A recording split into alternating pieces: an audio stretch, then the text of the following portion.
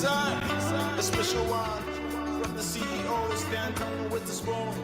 And your boy, Friday the South and Band. Charges on the beat. On the spoon to get your information.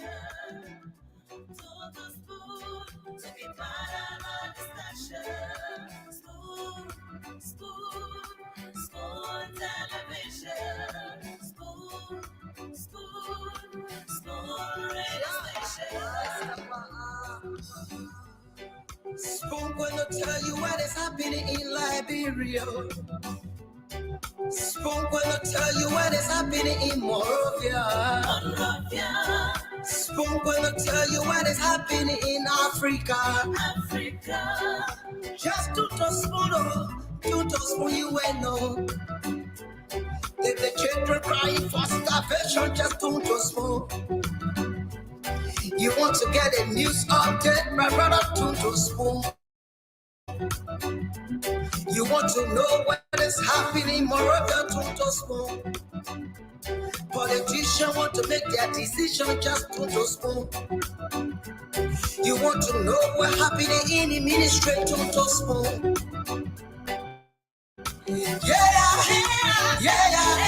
To spoon. To spoon. You from Funjama, Maryland, to spoon. To spoon. If you eat kepa, congratulate my brother, to spoon. You got a spoon TV, you got a spoon radio, to spoon. To spoon.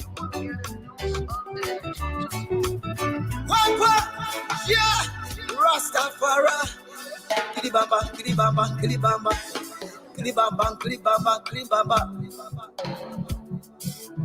What I want? This one you back today. Spoon TV. This one you back today. Spoon TV. Spoon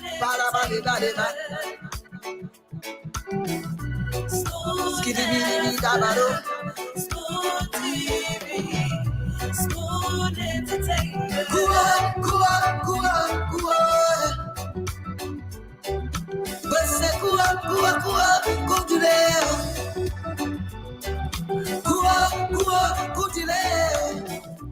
On the spoon to get your information. On the spoon to be part of our discussion.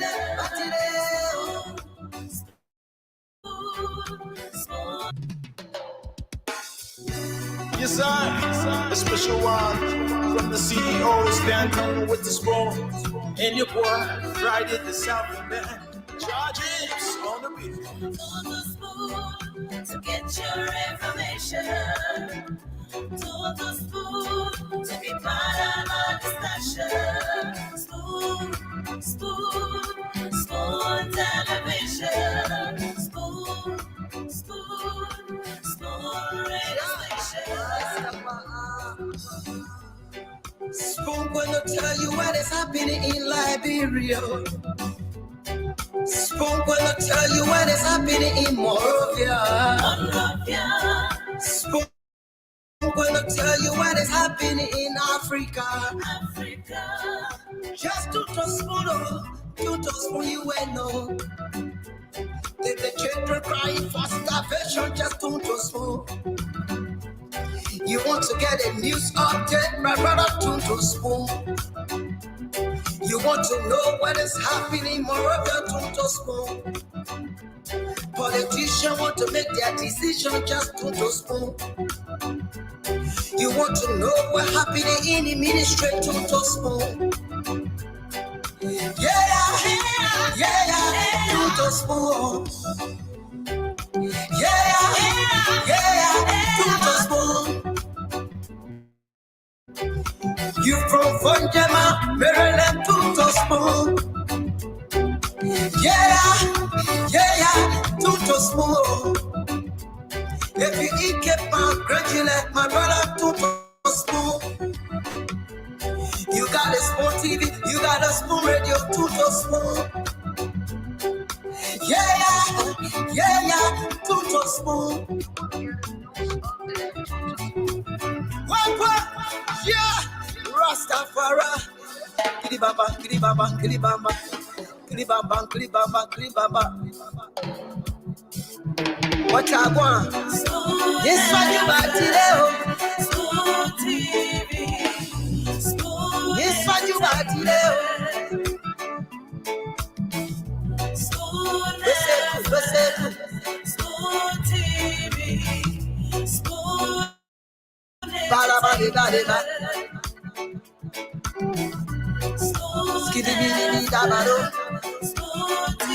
TV. School entertainment.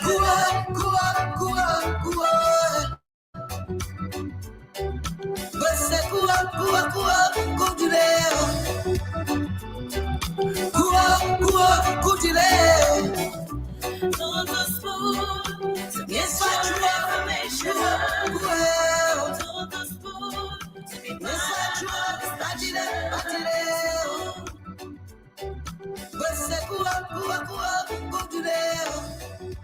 I didn't come to hijack politics. 2029, I'm going to be 63. I was 1 year old when my uncle and some of my uncles were involved in politics. Today, some of them are 80 years old, some of them 90, and they're still holding on and running beyond politics. You are not going to drag me into your politics. I want to retire at 65. If you are not invited on the 22nd of January, if you are a sedition, please stay at home and cook your dry rice and eat. The same way it was good for us in 2018, and we celebrated, we sang, we drummed, we did a lot of things at the stadium, we enjoyed ourselves. That's the same way it should be on the 22nd of January 2024.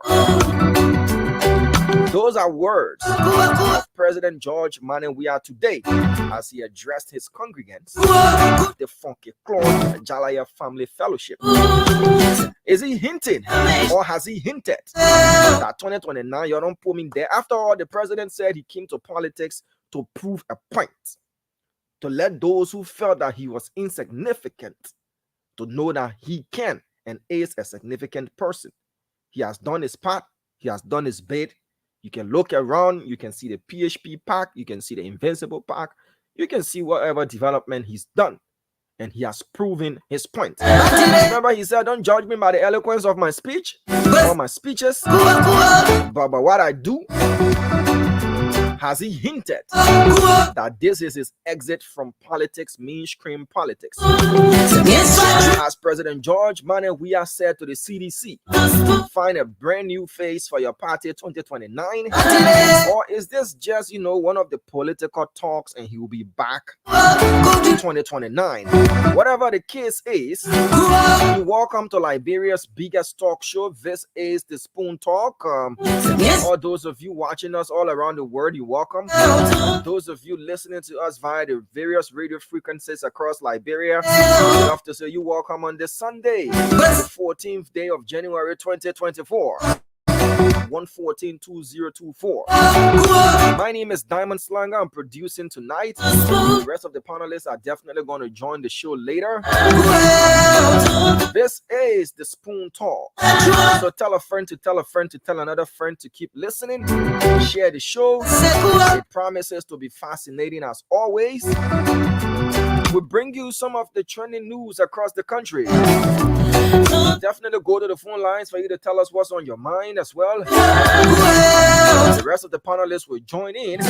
Spoon Talk is going to walk you through the rest of your night. So once again, I'm Diamond Slanger. Go for a short breather. When we get back, we'll definitely sharing with you some of the latest information from across the country. The CEO is standing with the spoon, and your boy right in the south and back. Charges on the beat. On the spoon to get your information. the spoon to be part of our discussion. Spoon television. Spoon radio station. Spoon gonna tell you what is happening in Liberia. Spoon gonna tell you what is happening in Monrovia. Spoon gonna tell you what is happening in Africa. Just to spoon you will know. If the children crying for starvation, just to spoon. You want to get a news update, my brother, to spoon. You want to know what is happening, moreover, to spoon. Politicians want to make their decision, just to spoon. You want to know what's happening in the ministry, to spoon. Yeah, to spoon. Yeah, to spoon. You from Vonjama, Maryland, to spoon. Yeah, to spoon. If you eat keep on gradually, my brother, to spoon. You got a spoon TV, you got a spoon radio, to spoon. Yeah, to spoon. What? Yeah, Rastafari. Kilibamba, kilibamba, kilibamba. Kilibamba, kilibamba, kilibamba. What I want? Yes, I do, but Spoon TV. yes, I do, but Spoon TV. Spoon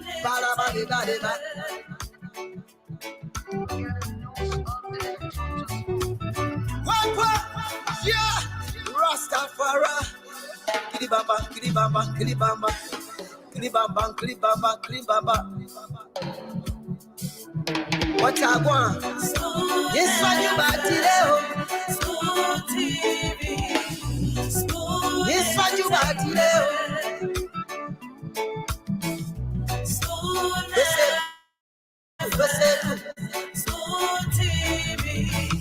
Spoon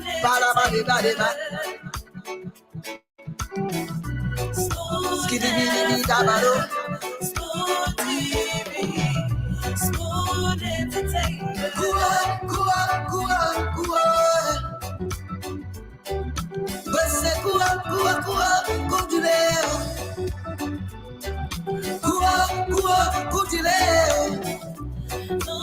Okay, folks, welcome back from that musical interlude. This is the Spoon Talk. My name is Diamond Slanger, as I said earlier, and we will be having the rest of the panelists on the show. Let's just go into some trending stories making waves across the country. We kickstart with the sermon today at the President's Church.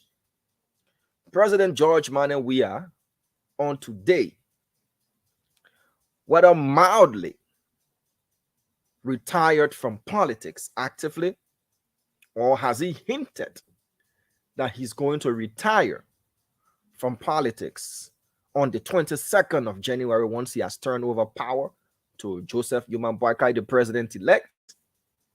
We did see that come from President Ellen Johnson Sirleaf after her 2 terms. She turned over power to George Mena Weah. She, resigned or retired from active politics, though it has been, speculated, hinted that she's still working undercover. Well, I don't know.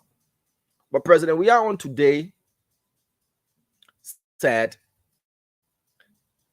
he entered politics to prove a point. Remember, on several occasions, President Weah also said that, look, I'm not a politician. I'm not a politician. I'm not a politician. These people brought me into politics. I'm not a politician. Today he said 2029 he's going to be 63. And he wants to retire at 65. He said, I enjoy his life and just be playing, allow me to enjoy myself and all that. And he does not want to be like other politicians who in their 80s, their 90s, some of his uncles, they've been in politics since he was 1 year old, and all of that. He doesn't have the energy to be taking like blood problem and putting it on here at 63, 64, 65. He's 57.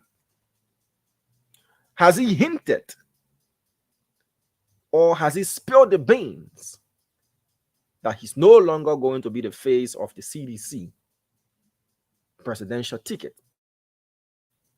And they should start looking for an alternative? Or is he just saying this and later on, 2025, 2026, 2027, he's going to resurface? Whatever the case is, President Weah has said 2029, 209 get it. They're going to be running here and there saying confidence repose in me, confidence you took from me, you repose it back in me, all that. They say, no, I want to walk away from the scene, remain peaceful, and make sure he continues to support peace and democracy in the country. He also used the opportunity to tell his partisans, seditions, coalition members, that 22nd of January, if you get nothing to do at Capitol building, you get nothing to do on the streets and all that kind of stuff, sit at home and allow the victors to enjoy their day. Seem as they were allowed to enjoy their day 2018 during inauguration. They should do the same. Don't go cause power, don't go cause confusion. If I find somebody talking to you in your community, say, just don't mind and just walk away. Go call your drivers and eat it. But don't cause trouble. But the president also made a revelation in that statement. According to President Weah, the tape for which we will play, he's in all of the government chat rooms. But for those of you in chat rooms and they can call him spalo. You know, you can just be spying, silent member. He said he has been seeing talks, messages being sent back and forth of people trying to, ruin the 22nd in whatever way. He has called on them to desist. So has he said, or did he reveal that there are still plans by bitter losers to disrupt the day? And he has cautioned them to abandon such a quest? And if so, who are those? But that is what the president said today, amongst many things that he said at his church today. Yes, so the video will be played. We'll definitely play the video and the audio for those of you listening by the way of radio. Tomorrow, the 54th legislature will be dissolved. The 55th legislature will come into effect, and there will be legislative elections. Pro tempore of the Liberian Senate, Speaker of the House of Representatives, Deputy Speaker of the House of Representatives, and chairmen and chairpersons of standing committees. But for the Senate, you don't do a donkeys. Because according to former pro tempore Augustine Che, I should say, there was a resolution that was, signed, and tomorrow is just going to be a formality at the Senate. Senator Yombli Kanga Lawrence of Grand Bassa County is going to be elected Senate pro tempore or President pro tempore of the Liberian Senate. But at the speakership position, it still, it's going to be up for serious contention. We know the United Party's candidate was in the studio yesterday, Representative Richard Nangwekun, District 11, Montserrat County. He's going against Jonathan Fanati Kofa, councillor, representative there, Grand Cru County, and it'll be a face-off. Different numbers coming out from different reports. We saw a story in one of the dailies that 26 senators have been bribed with allegedly $40,000 United States dollars at their retreat at the Farmington Hotel. 5 other senators were given $10,000. That makes it 31 senators. Remember, there are only 29 senators that are going to vote because Jeremiah Poon, has been elected vice president, so he cannot participate in the voting process. So are they saying that 31 senators were bribed? We only have 30. Are they also saying that Yombli Kanga Lawrence was bribed to vote for herself? That Abraham Darius Dillon was also bribed? That Jonathan Boakai Singwe was also bribed? That Boto Kanen was bribed? Amara Kanen, was bribed? And the rest of the people. So we'll be following up on that story. But, whenever these things happen, we hear a lot of speculations and all of that.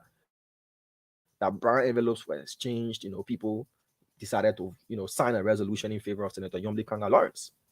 But according to that report, multiple eyewitnesses reportedly said they saw 40,000 in brown envelope changing hands. But the same multiple eyewitnesses again said like 10,000 for some people and 40,000 for some people and all of that. But whatever the case is, these things are bound to be heard of.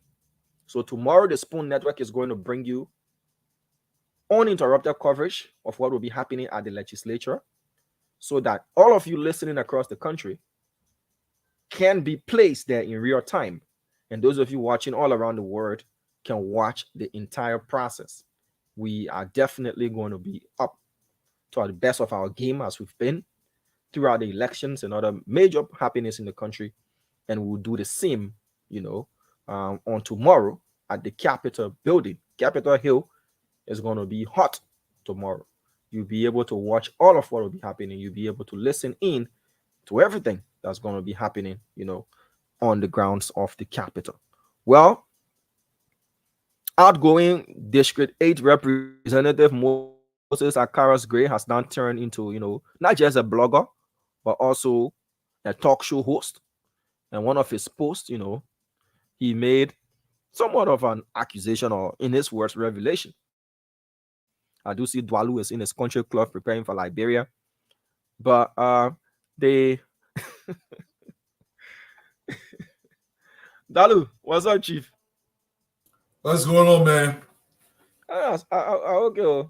What money me? What's up with you? I can't complain. The country club here. I'm from grandpa to meal. So yo. Oh, look here. Okay. Yo. What's family? Yeah, like inheritance. Inheritance. Yeah. Passed down from one generation to the next. Tip from bombing. Weah one. I think and the one you can disappear like that. Yeah, the hand them where maybe disappear like Oh. Yeah, like yeah. But how are you? I'm doing great, my man. We can't complain. We are the fortunate few, Hey, my brother Momo Johnson, how you doing, brother? Yeah, I'm listening to you and listening to the commentary. And for President Weah's church, I heard he's not running 2029 again. That is what he pointed to. Yeah. Yeah. Brother Weah said 65, you won't be enjoying your life. Yeah. You can't be here in on the radio. Joey out. No, you here for. But they may take it Google. Yeah. So how you not say? Yeah, in here for. For life. Yeah. Again, complain. But do you think, Chi? Are you listening? Yeah. Those are just some of the updates. The fact that outgoing representative Moses Akaras Gray has said JMB is carrying on $500,000 United States dollars worth of renovation at his house. And then the same JMB has purchased a $1 million property at Boys Town and using another $1 million to renovate the place. That is huge. Talking about $2.5 million. Very huge. But the Bobby not answer that question. I ever said the Bobby said, listen, I get that kind of money. I can go build new home. I can renovate it where. I mean, sometimes they gotta really be thinking now, okay. I can see you accusing him or something. Say, oh, the Bobby take money from here and there. But what they say, he buying. The Bobby want to buy house, saying paying government, saying a lot 300 years. And so this is a payment going for 100 years. Why he buy house? Else and now you can buy house. I mean, that people do different things. I got a little concern with my AFL people today. That's all. I just want to talk. Yeah, listen. I already know what it'll come, but I don't know. Sometimes Diamond can be all of content. What the hell you got to talk about Akaras Gray? Who is Akaras Gray? No. My begin. Every second on Spoon Talk is important. And that's Dwadu. That's true. Every second is important. Akaras Gray got defeated. They beat him. Yeah. Okay? He's a north and central. He's now corona time to say me no essential staff to say you. Akaris Gray is my friend, but Akaris Gray cannot preach that kind of politics that he used to preach before, because we beat him to his game. Yeah. It took a young man, in person of Prince Toll, come from nowhere and beat Akaris Gray, the general.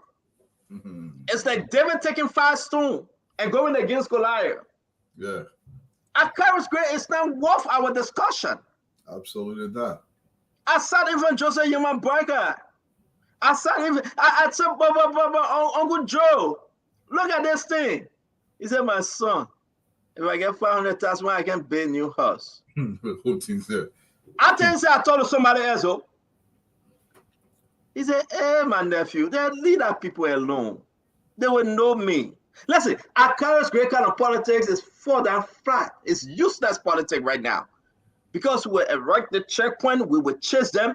We will chase them, Duadu. We will chase. Mama, I hear you. I know who you're talking to. You're saying you are not essential staff. That what are you saying? Well, the man is starting tomorrow. Yeah. The man is the man right now. We're trying to find some kind of PRN vacancy for the man as needed. We'll throw a man on all the radio station there. You go to Tabata here and there. We're getting $200, $300. I can't say nobody. My man, I read a kind of show, yeah, man. Don't bring me on the show too soon. When I bring you on the show? Yeah. Brother, let me say something to you, Duadu. We got Mama Bridge. We got Representative Koga. We got Senator Dopo coming on. We're going to talk about the speakership. We're going to talk about whether it's a good fight to go over and fight for that Kofa because they say he's a citizen. Now the man put his hand up and say, if I'm a citizen, I'll reach a coon. Fire me, I will resign. Can Fonati Kofa do the same? The document that they have sent Spoon Talk, the legal document of Fonati Kofa stood in church and said in the court and say, I am a citizen of the United States of America. The judge asked him when he becomes citizen. He said it. Fonati Kofa just admitted in the meeting that he was a citizen. But then can he tell the Liberian people that he renounced his citizenship? Can he say that? That's the question. Listen, this is not about Fonati Kofa being a citizen. It's about taking this law that was signed July of 2022 by Fonati Kofa and the rest of them, carrying it to the Supreme Court to make that correction. And nobody going to talk about Akaris Musa Gray, man.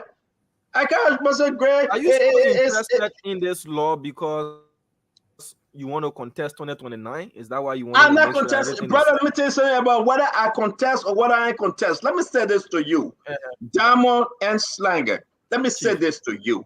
It is important for Liberian people to make sure that this law is clear to the teeth. It's not about Stanton. It's about the Liberian people. Those guys that were in power, they used their power, they used their authority to go against good-meaning Liberians, home and abroad. And they forget the same rope that were hanging the monkey can hang the baboon. And I'm 100% Liberian. 100% Liberian. I'm going to load it back. I'm a Liberian. I'll see what I'm talking for the one. I'm a boy in Ghana's red beer MTA. Yeah, but Chief, you haven't answered the question yet. Is it that because you're talking to your former CEO now? Watch it. I'm not on your interview. 1989. I went to Nukutan. You know, live the rest of my life in Nukutan. I'm a Liberian. Who will tell me say I'm not a Liberian? But can they one put a hand up and say no? You know, it's not only for Kofa though. We have received passport, real passport information of some UP senators and representatives who are U.S. citizens. Correct. We have received that document. I know 4 of them. My man, I am telling you, I'm in possession. It's not about Fonati Kofa. Can Richard Kum be Fonati Kofa with all the passport issue? It's up to Richard Kum. I got nothing personal against Fonati Kofa. But the fact is that they must take this law to the Supreme Court or any court and make this thing, put it on paper. That is a useless law that was signed by the very same Akaris Gray because he received money, by the very same Fonati Kofa because they were able to push their agenda. They decided to sign this thing and send it to the president. Senators, judges, they are United States citizens. We have the information. They don't get us started. You think we sit out here we blind. Mama, hold on 1 minute, but before you if I send me your picture, your football picture, I'll send it to you. you see, don't I like you. Whenever you come on the show, you make my day. When I was delivering, when I was being the captain of the team, I'll send it to you right now. So many goals. Look at that my exposure. When I was scoring so many goals, people think I was a joke. Brother, let me say this. It is important for us to understand. But Damo, you went 0-2 on us. Well, let me say another Damo too. Yeah.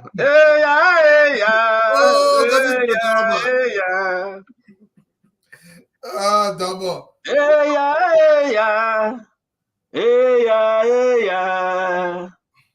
Well, I used to play football. Where Granny? Let Granny come back. Where Granny at? Granny, you want to church today? I mean, Donnie got to be giving Glenny the lingo to find Glenny number high on my phone. Okay, I'll forward it to her. I think she got it, but she doesn't have it. I'll forward it to her right now. Yo. What? Say no. Yeah.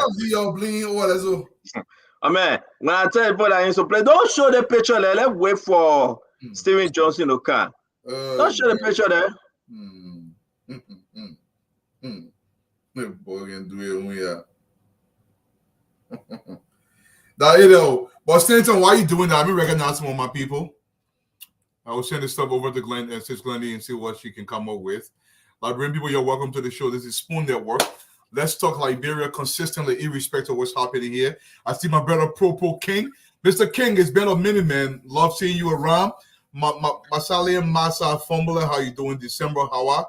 Staggatorius, I think so. Jusu Tijuana. I see Dempster Greer. How you doing? Alberta Ensa. Over here, I see Handful A. Cully. I see Rufus. Oh, that went by very fast. I see Charles J. Young. Mr. Young, how you doing? I see Myers Mantigo. I see Bali Bangba. I believe that's Norman Dennis. How are you doing?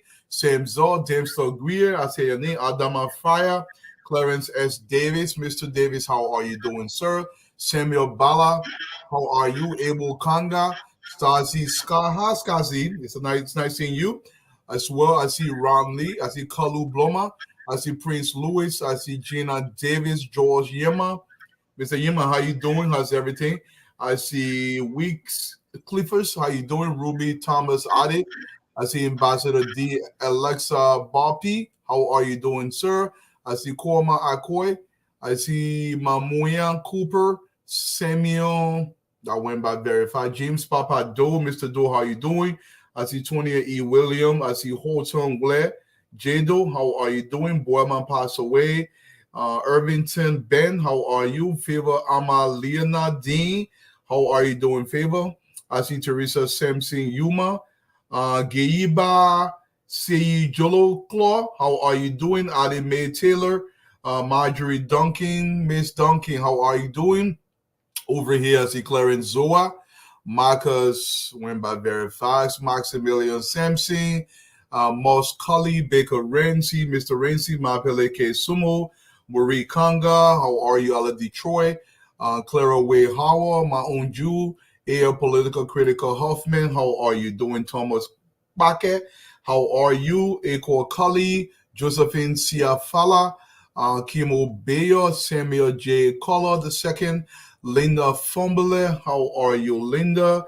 H.E. Emmanuel Gomuya, Lawrence Butler, Yawala Jala, hi Yawala, how you doing, ma?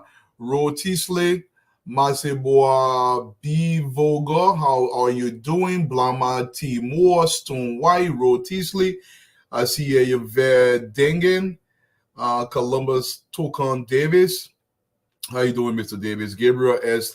Lautner, UJ Clark. Hey, UJ, what's going on, ma? Everything. Christina Okara Davis, A. White, Joseph Tupa, Austin J. Jacquard, Veronica Sa, Lorena Pay, Keto Morba. How are you doing, Keto? Patrick Smith, Precious Tupa Kuya, Mary M. Walkie, Nathaniel Kazulu, Joseph Saki, Kato Kaba, Marcus Manusho Myers, Ruth Samuel Kier, Zoe F. Robert Thomas Bake. How are you doing over here? I see Dempi, is that Cooper?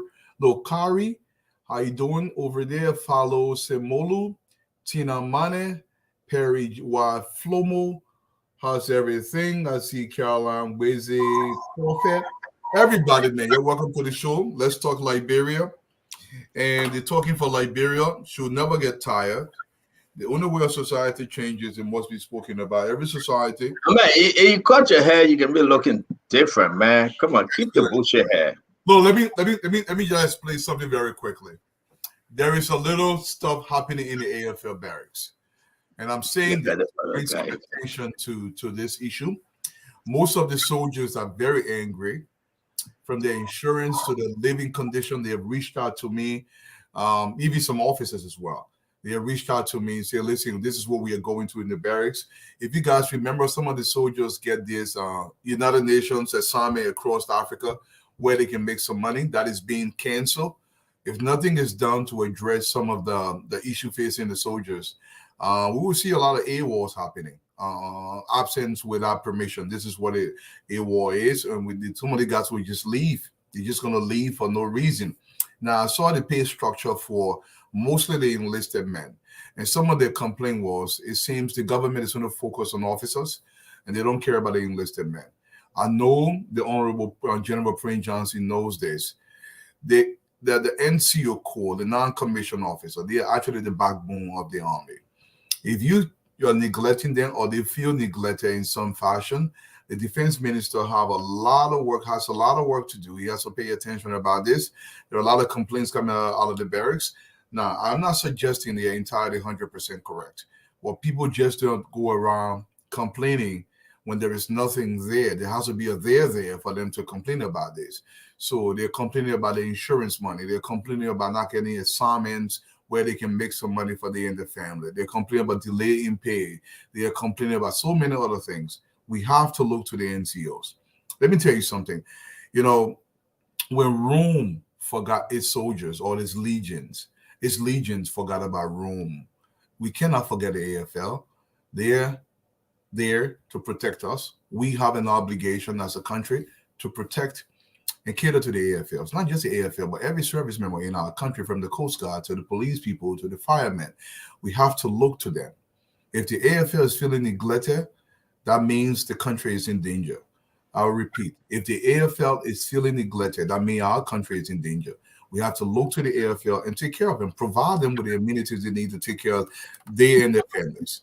So this is something I'm just ringing this bell. A few soldiers have reached out. The next time I try to read the pay structure here from the AFL, since I have the time, Center is doing that, I'm going to read the pay structure to let you know what the AFL actually makes. We can have a whole program on this thing, you know. Okay. So yeah. After, go ahead. So it's just something to put forward a little bit, because I saw the pay structure and I understand, people saying, oh, and that's what the government can afford. But guess what? The AFL has to be taken care of, my people. You cannot neglect the soldiers. For me, I have a massive soft spot for the soldiers. So that disclaimer is going to come forth, because I believe without the soldiers, we cannot have the kind of Liberia we want. We have to take care of our soldiers. They go through a lot, and they're getting paid almost near nothing for what they do.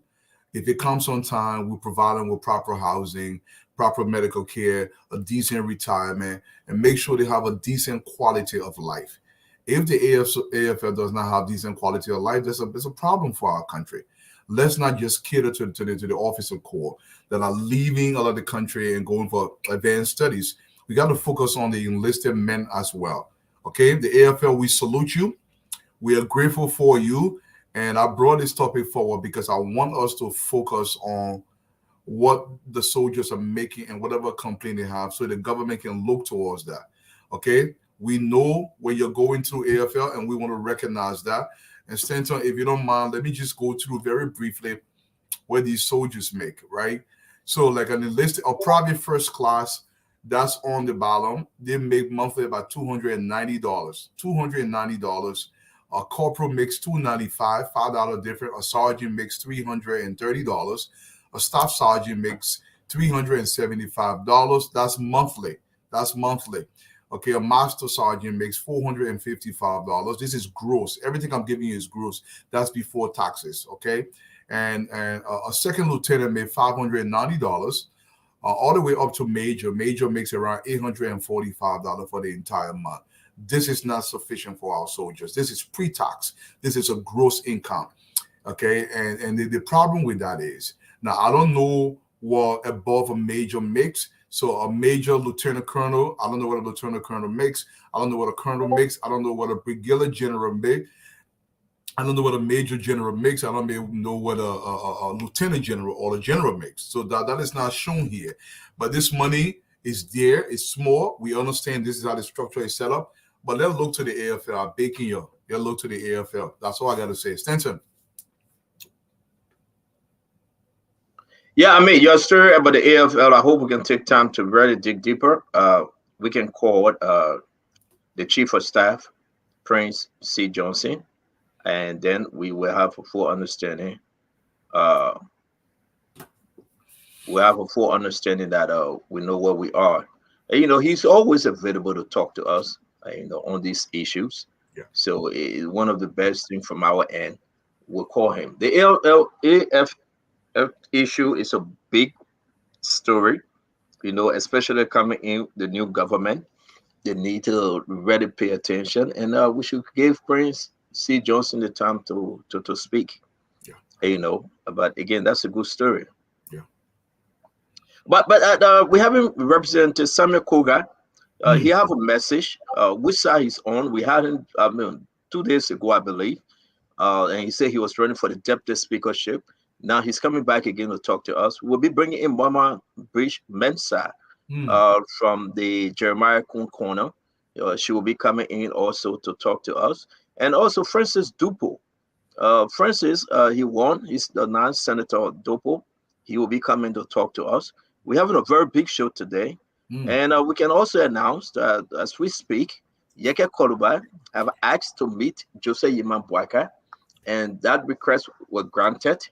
And he met the president-elect, and everything he has said, he begged to meet the president-elect. That's what he was crying for.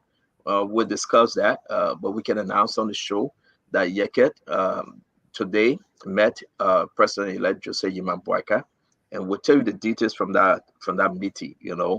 His anger was fixed on the fact that he never had a chance to go meet. Dwadu, what say you though? Because you never met the old man, you start crying. And now you meet him, you're laughing. Come on, Dwadu. Yeah, I mean, some people, in Liberia, I just want in the meantime, because for me, I want to get Honorable Boakai, President-elect Boakai, every single opportunity to succeed. And if that means having a meeting with the likes of Yekes to make sure we all stay on the same track, I think it's good for Liberia. Talking is better than, going out there and causing unnecessary noise. But by the same token, we have to understand, let's let the Papi take his seat, that he start making some national decisions before we start placing being blamed. I understand the urgency associated with this. It's a lot of pressure. I don't want to be on the block like you at this time, but some people, that's what it takes. That's Liberia. They got to get a point across. Say, yes, my people, and not just a salary, my people, it's also the living condition. But let me say this to you, Eduardo. Stephen, Fagon, everybody coming out. That's a big show. That's the end of the whole thing when you talk about the speakership. But hey, man, it's just a phone call. You're still going to meet JMB. You went ahead and started insulting everybody and lying on everybody just for the meeting. Just for the meeting. And now you get a meeting, you wrote a letter after you lie on everybody. I mean, we should understand this. Joseph Boakai is not George Weah. No. He will still live with you. Yeah. He will still talk to you. That's what you should do. That's what you do. Joseph Boakai is not George Weah that will keep speech. And, I would say, I will not meet you. No. Joseph Yiman Boakai is different. He will sit with you. He will eat. He's a traditional dude. That's what they call him the elderly statesman. He bring about the good, the bad, and the ugly. He's all about peace. But we're talking about that meeting later because, it's something that we need to just, put this thing in perspective of that if you want to meet it, so what? I mean, the puppet door open to everyone. That's why he said, think Liberia, love Liberia, and build Liberia. Everyone, even Akaris great, that lying up and down with the money he got. He can go meet the old man will talk to him. I'm a Liberian citizen. I mean, he said, I'm a president for all Liberia. All. That's what the leader does. It's not a president we are cutting speech. Now, I know I'm picking dumb on your own, but hold on 1 minute. We got to say this because I know Representative Koga is in studio. But he said, I am a president for Liberians home and abroad. Liberia in Sierra Leone, in Guinea, in Ghana, in Nigeria, in America, in Europe, all over. I'm a president.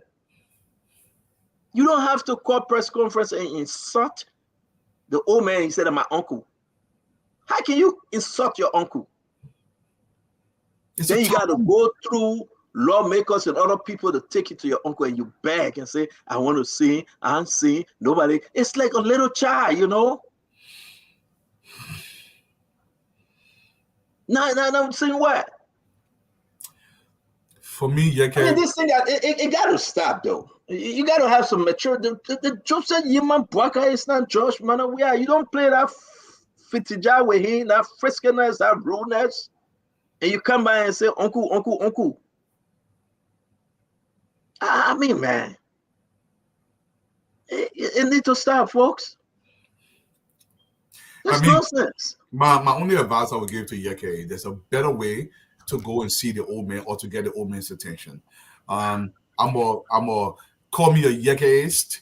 I'm a big fan of Yeke, always have been. Because I'm not saying my brother-in-law. I don't know which one to find that, man. Forced relationship on my web. No, but me, Yeke, that's the way he read it. Yeah, then he read it, your classmate. Yeah. No, it's not a thing, Dwadu, right? You can cost me. Yeah, no problem. Yeke is not the only person. Crossing Dwadu, Fagon, well, you know, that's your PTSD. We understand. Yeah. But going to insult Joseph Yeman Boakai, I mean, you have taken this to a whole another place. I mean, number one, not because of the presidency. You calling your uncle, he's an old man. Yeah. Traditionally, you cannot insult an old. You know where we're coming from. Even if I see my daughter standing up on the bus, I would get up while I'm seated and she would have to sit down because she's a lady. That's the place we're from. So you cannot insult the old man and say, yeah, that's my uncle and I come back again. To say what? Like, come on, man. Glenny, welcome to the show, man. Dwadu, welcome. I want to hear from Representative Koga on this one, man. You know, this thing got to stop. There's a reason why, you know, the people should have had a good rehabilitation after the war. Yeah, get off talking. I'm you. Yeah, I mean, talking. Because you will be there next tomorrow morning. No problem. The man that calls me, what else he was saying? Let me say my own too. Yeah. You know, this thing is not right. Oh, go ahead. Let's bring in the honorable to introduce himself. Koga, welcome, sir. Yeah, good afternoon on that side and good evening. Yeah, in Liberia, or good night. Yeah. We have come this evening, and we would like for this platform host to please give us an audience which may not involve any interruption till we give what we have come to provide to the public, at which time, if you have any inquiry or comment, then you may please come in. I am not controlling your show, but it is my sincere apology because unlike today, previous discussion we have had here, we have been intercepted somehow, and it creates some level of psychological effect when you in speech, and then that you can forget. So there is a big platform, so we have to take time to address situations so that we will not be considered one way or other as someone who suffering from phobia. We're time pressed. That's all. Just consider that as well. I mean, we don't want a long, honorable. You at know least, man. At we least, don't want a long talking no, honorable. I can't know. At least, you know the time when you get out of high school, when you went to Boakai High, then you go to no, university. I feel with that. Yeah. At least at least 10 minutes at most 15 minutes. For what? Talking? Okay, so what do you suggest? No. You cannot. No. Not bagging on the discussion before I come in. Yeah, but hold on. We like give you. me your official time. Then I will speak. Yeah. But all depends what you're talking about. First of all, we shouldn't get into the purpose in which you are here for. I know you are here because of the speakership, and we say welcome. Let's address a little bit this Yeke issue from you as a lawmaker, you as a representative. You know, we may take this and laugh with it and run, but it's not a laughing matter. You may insult any talk show host. You can talk to us. You can insult us. It's okay. For me, I have thick skin, Honorable Koga. People have said the worst about me, but I say eat and drink with them. But for you to go ahead and insult Joseph Yema Boakai, the president-elect, and 2 days later, you're crying to meet him, and he grants you audience and say, come and meet me. What say you? Traditionally, Honorable Koga, the Liberian tradition, I want you to speak about this. I know he's your colleague, but this is my smart. You know, before going to the tradition in the first place, the House of Representatives is a rule-based institution. The comportment of a lawmaker, they are checkmate.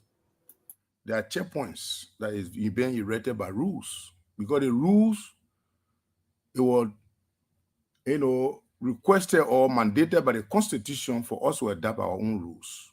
And if you check the rules, House Code of Conduct, Rule 40, you talk about honesty and transparency.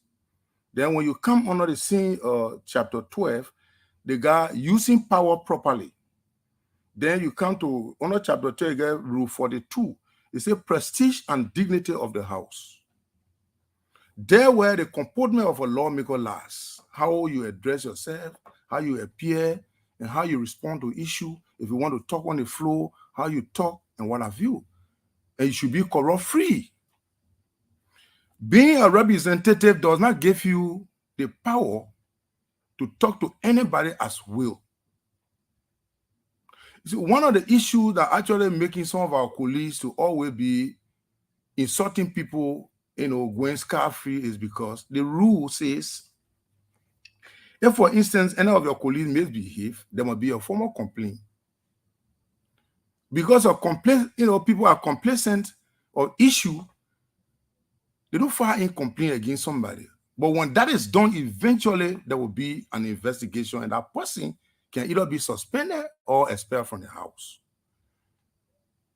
And when it comes to our African tradition, even if you are a young gentleman or a lady sitting down and you saw an elderly woman coming, you will leave at maybe 10 to 15 feet and wake up to stay until that elderly person arrives and sit. But these days, the mother or the father will come and the child will be sitting down. They say, "Ma, you want to sit down?" How will you tell your mother, say she wants to sit down, and you know fully well that you're supposed to give her courtesy? Because that's the only way you will get blessing. When my brother and friend Yeke started this thing, I was one of those who spoke against it. He once came about with blanket statement. He said, the former president, the outgoing president, have continual Liberian dialogue, 500 bills at a house, and therefore they are looting the economy and what have you. Because as a lawmaker, any statement you make is a policy. Children or whosoever, they will say the representative say, it's not they say. So when you are not saying the truth, then you are not using the power properly. That misuse of power.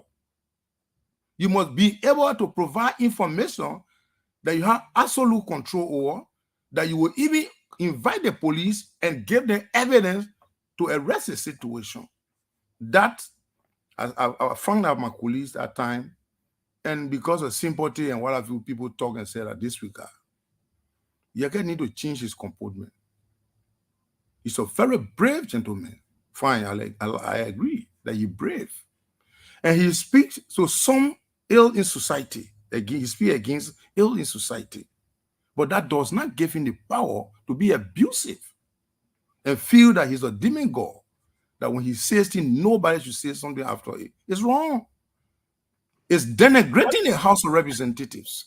Because if a member of the House of Representatives is using profanity. Again, thank you very much, Honorable Koga. I think that whenever Yeke get broke, he take the opportunity to insult for somebody to give him money for him to shut up. Whenever he's broke, whenever he take his 30,000 to Ghana and he come back and run his mouth, that is immature of Yeke. He's not a giant. He's a coward. Discuss the issue. And I would say this, and I can pick up the phone tomorrow and call you and hear myself and yell and argue. Jose Ima Boakai is not Josh Weah. Jose Ima Boakai from Lofa. Yeke from Lofa.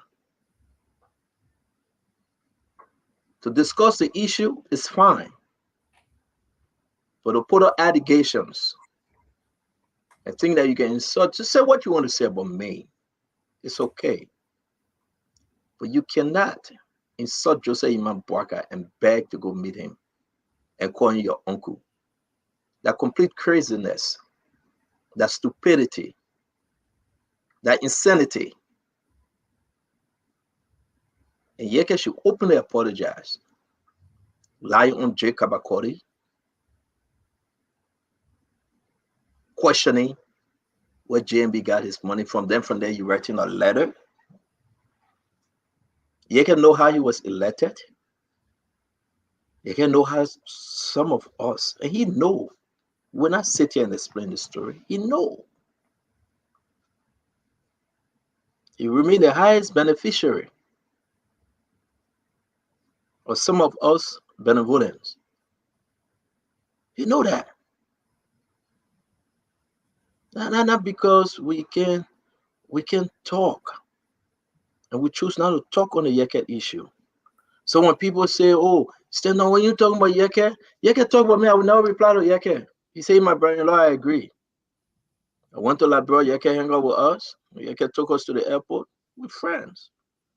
But how stupid you look, Yeke, to put your mouth on Jose Ima Boakai. How dumb you look. You look at somebody that never complete the rehabilitation process, the very step. They get step in rehabilitation. And I think you need to go and ask their own for permission to go and take one of those rooms and go in their own rehab program. This is wrong. Wait, if Jose Ima Boakai do something wrong, clearly, we will come here and talk about it. I have looked in President Boakai's face and I've said this to him. That's why I don't need no position in the government. That's why I am not a UP partisan. My love for Jose Ima Boakai did back wrong sense. It's not 6 months. It's not 2 years. No. But for you to come up, look at the old man. Joe Mana, we had a cry. Joe Mana, we had a play man. Look at just JMB. You think must he suffer to say I won't be leader for the country? For what? He's just trying to correct the different, nonsense that President Weah put us in. You, Yeke, you refuse. And I will end on this to bring my colleague in. You refuse to stand shoulder to shoulder with Jose Ima Boakai. You always between. I'm opposition. I will comments. I will Boakai. It's okay. You came on spoon every evening to make your case. We fought the opposition that were against you. We spoke to some of them directly and said, drop off, and gave Yeke a chance. People came from different districts and different counties asking us. And we went ahead to say, vote for Yeke. And we said, vote for Yeke. The Then you go take small money from CDC, you running your mouth, yeke. Then you alone know how to talk. Don't let us talk it all, man. You say, I want to be rest giant. But the 11 people that you taking money from, that they all controlling the rest market, that's suffering Liberian. You talk about them though. You're a lawmaker, you didn't fight against them. You saw that they gave them $11 million and you're idiot. You didn't say anything, yeke. You didn't fight against them. But for a Liberian want to be part of the rest market, you got problem. Where am I coming to be part of the rest market? If I had an opportunity to get happy, if Duaru want to be part of the rest market, I said, thank you, Duaru, Liberian, do it. If you can take over from the Liberian people, we elevate you. How dumb you are, Yeke, to start talking about Liberian want to be part of the rest market. I mean, somebody got to help Yeke. He should have completed his rehab program. But because he went in halfway, so therefore that's the result we get. He didn't complete his rehab program. So sorry for taking off. I'm happy that Jose Yiman Boakai meeting with him and putting some sense in his small head, because my head is bigger than his head. And he can come on spoon talk and we can talk the rest of it. Because if Yeke want money, he create problem. You give him small money, he goes shut up. You know, and you know, that's my friend. He say he my brother-in-law. Maybe today he will come and say, you know more my brother-in-law. But Yeke, he acted dumb on this one. That's been so dumb. You're not fighting for your district. You're not fighting for the Liberian people. You are fighting for Yeke. Until he can stop and fight a better fight, we'll continue to check him. Because the insanity must stop. And the people of District Number 10, Musarado County, deserve better. So you guys, thank you for giving me the time to address this Yeke issue. And I say thanks to the President, Jose Yiman Boakai, for even listening to him. We'll always listen to him. Mr. Duaru, our sister Glendy, let's have a wonderful show today. We got Samuel Koga in our midst. We got Mama Bridge Mensa. She will be joining us. Francis Dopo, the senator-elect. Now he will be senator starting Monday. He will be joining us. We'll talk about Fonati Kofa speakership and the deputy speakership. And we'll go back to Samuel Koga. Why is he here? Samuel, why are you here, my brother? So let us go back to the drawing board with respect to the time. So I will really, because I want you to give me, I said 10 at least, 15 at most. So if it is too much, you tell me how many minutes do you want me to talk? Then you can come in with Curry. Go well, a real dialogue. Not me going to give you that. Anything can be spoken about in 5 minutes. Oh. Anything, yeah. Why do you know? Because nothing, once you can put it's sort of compartmentalize it. But when you start stretching it, because you're not going to repeat the same thing over and over. 5 minutes, I can almost give you any speech in 5 minutes. Anything about any subject. I agree. Yeah. So, but how know you what? We're going to ask you the question. Now that the vote is taking, you can't fight against a vote. You can. Yeah. Well, once again, I am somewhere going with Koga, Representative District Number 5, Nima County.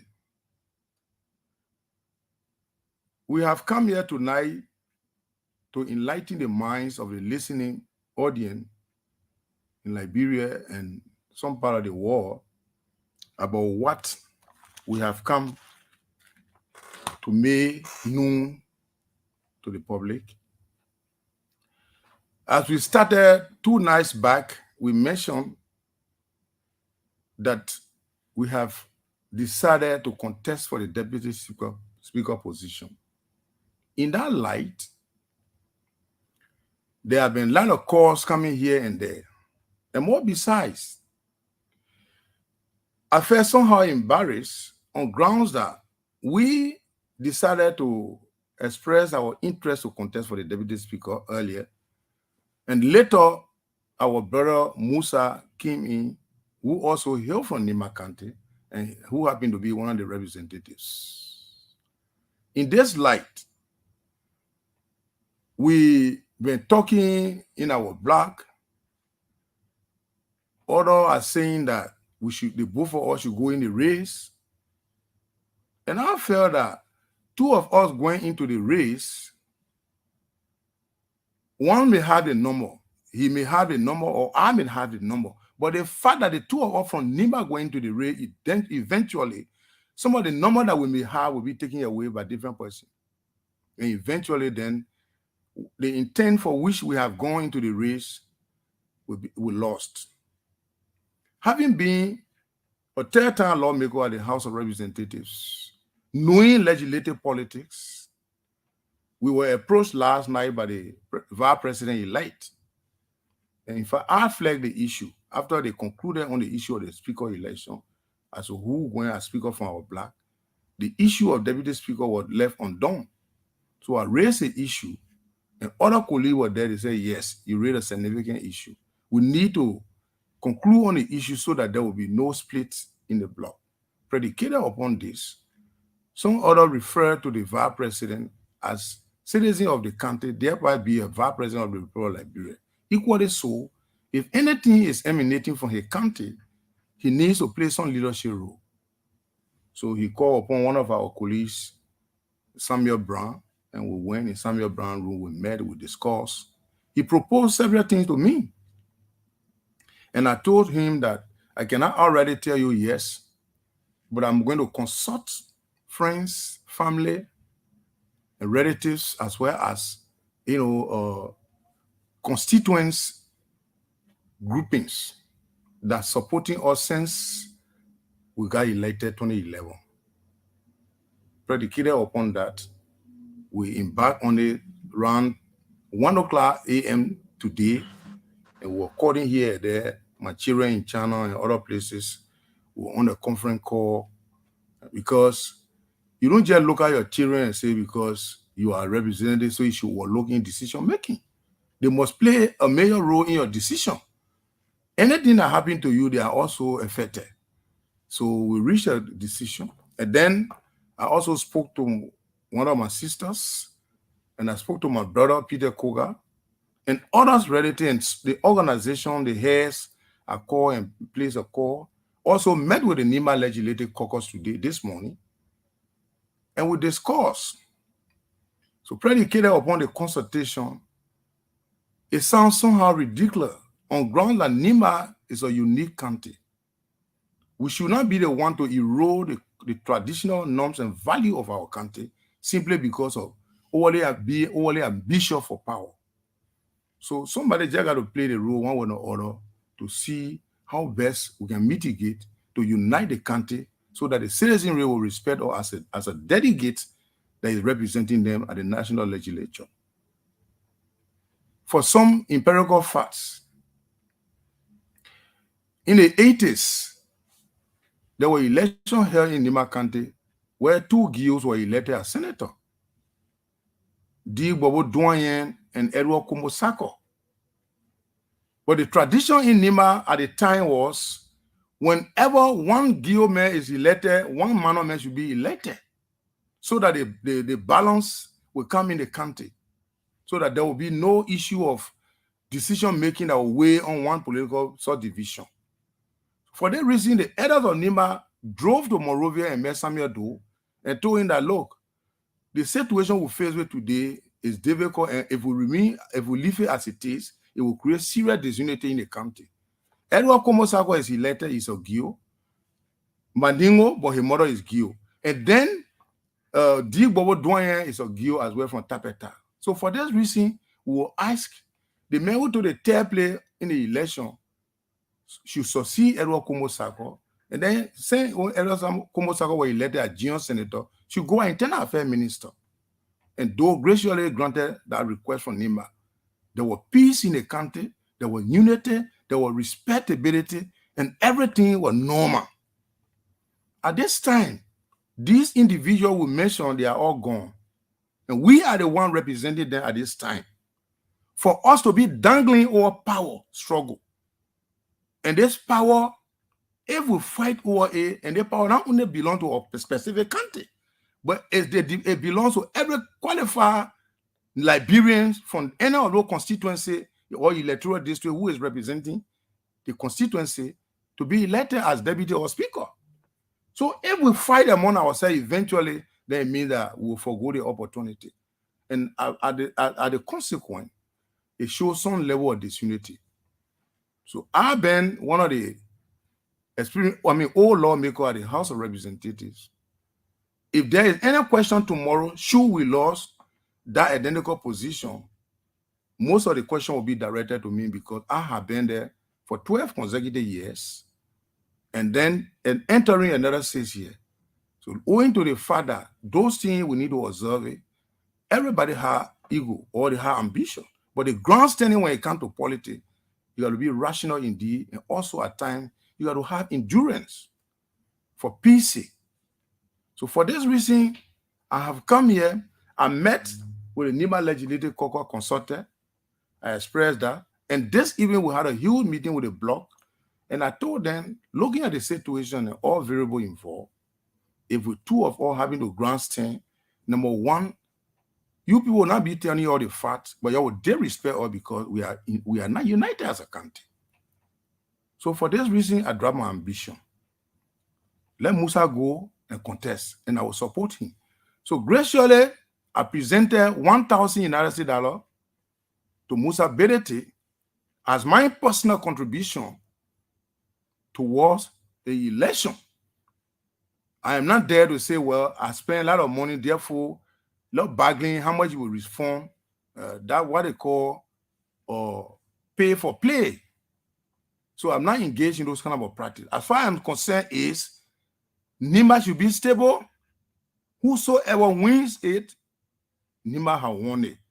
So I have come to let the public know that I wish my brother good luck,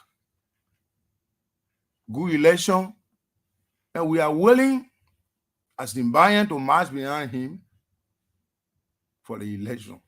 It's a tough decision, but at times you got to respect the culture. And you got to know the norms and value system of your culture background. It takes few to take the decision we are taking.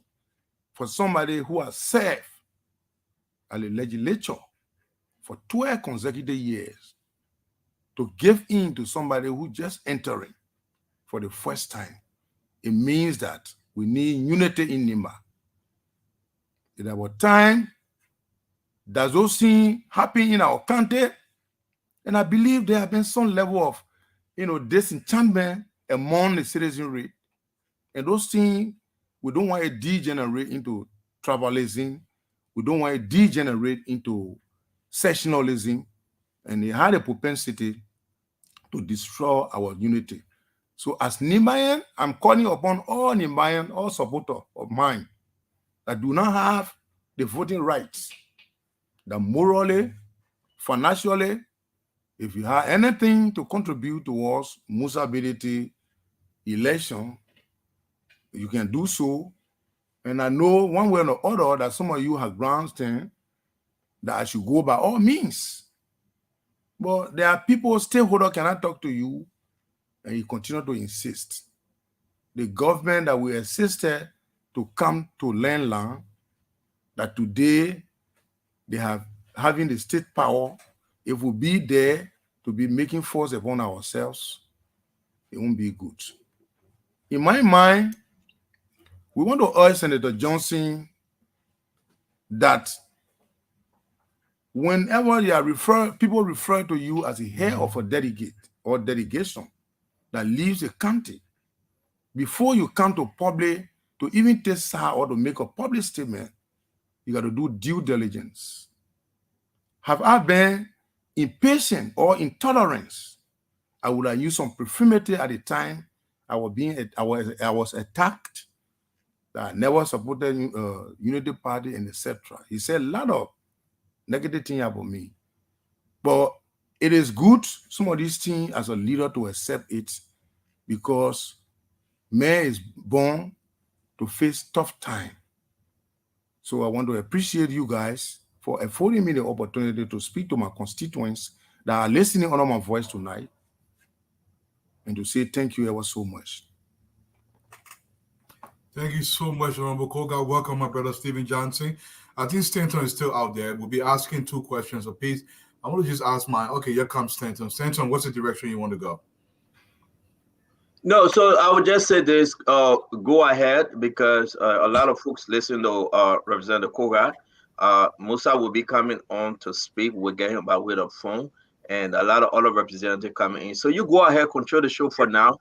All right, thank you. All right, so Honorable Koga, I thank you for your explanation. My thing is, I don't know how tribal apportionment of positions benefit a county. If I were a Gizi man and I live in my county, where do I stand? My county is not for Guios or Manos, it's for Liberians. How do you respond to that? Well, if you look at public policy evaluation, we got state-centered approach, we got societal-centered approach, and we have a psycho-political approach and intuitive rational approach. In every society, the Lofa, they have culture. So if you are in Nima, you must be part of one of the cultures in Nima to join. You either be married to a Mano woman, married to a Mano man, or you either be married to a Mano man, either be married to a Loma woman, and etc. So once you live there, you are considered. So the culture basically this is how it look. So it's no semblance of tribalism or sectionalism. And you are entirely comfortable with other tribes within Nima County being entirely isolated because they are not majority. Now, I want to stress this point though. This is a democracy, and for me, I think it benefits Nima County best if Nima County choose whoever is most prepared to occupy the position and deliver to the people of Nima County. If we are limiting it to the two majority tribes in Nima County, I think it disadvantages everybody else in Nima County, Mr. Koga. Culture aside, democracy. No. The issue of contesting, it has to do with normal majority view, where in an event where a president is elected and has a responsibility under the Constitution to nominate, there where the issue of Article 5 come in, where you talk about taking into consideration regional balances and what have you. But elections depends on who voted for you and how many number of votes you got. I'm speaking in the context of that. But in Nima, other tribes have become senator, other tribes have become representatives, and others have become, in the event, what we do at times, if you from the Gio tribe are in the legislature and the Mano is in the legislature, we look around and say, okay, this time around the superintendent will be Maningome.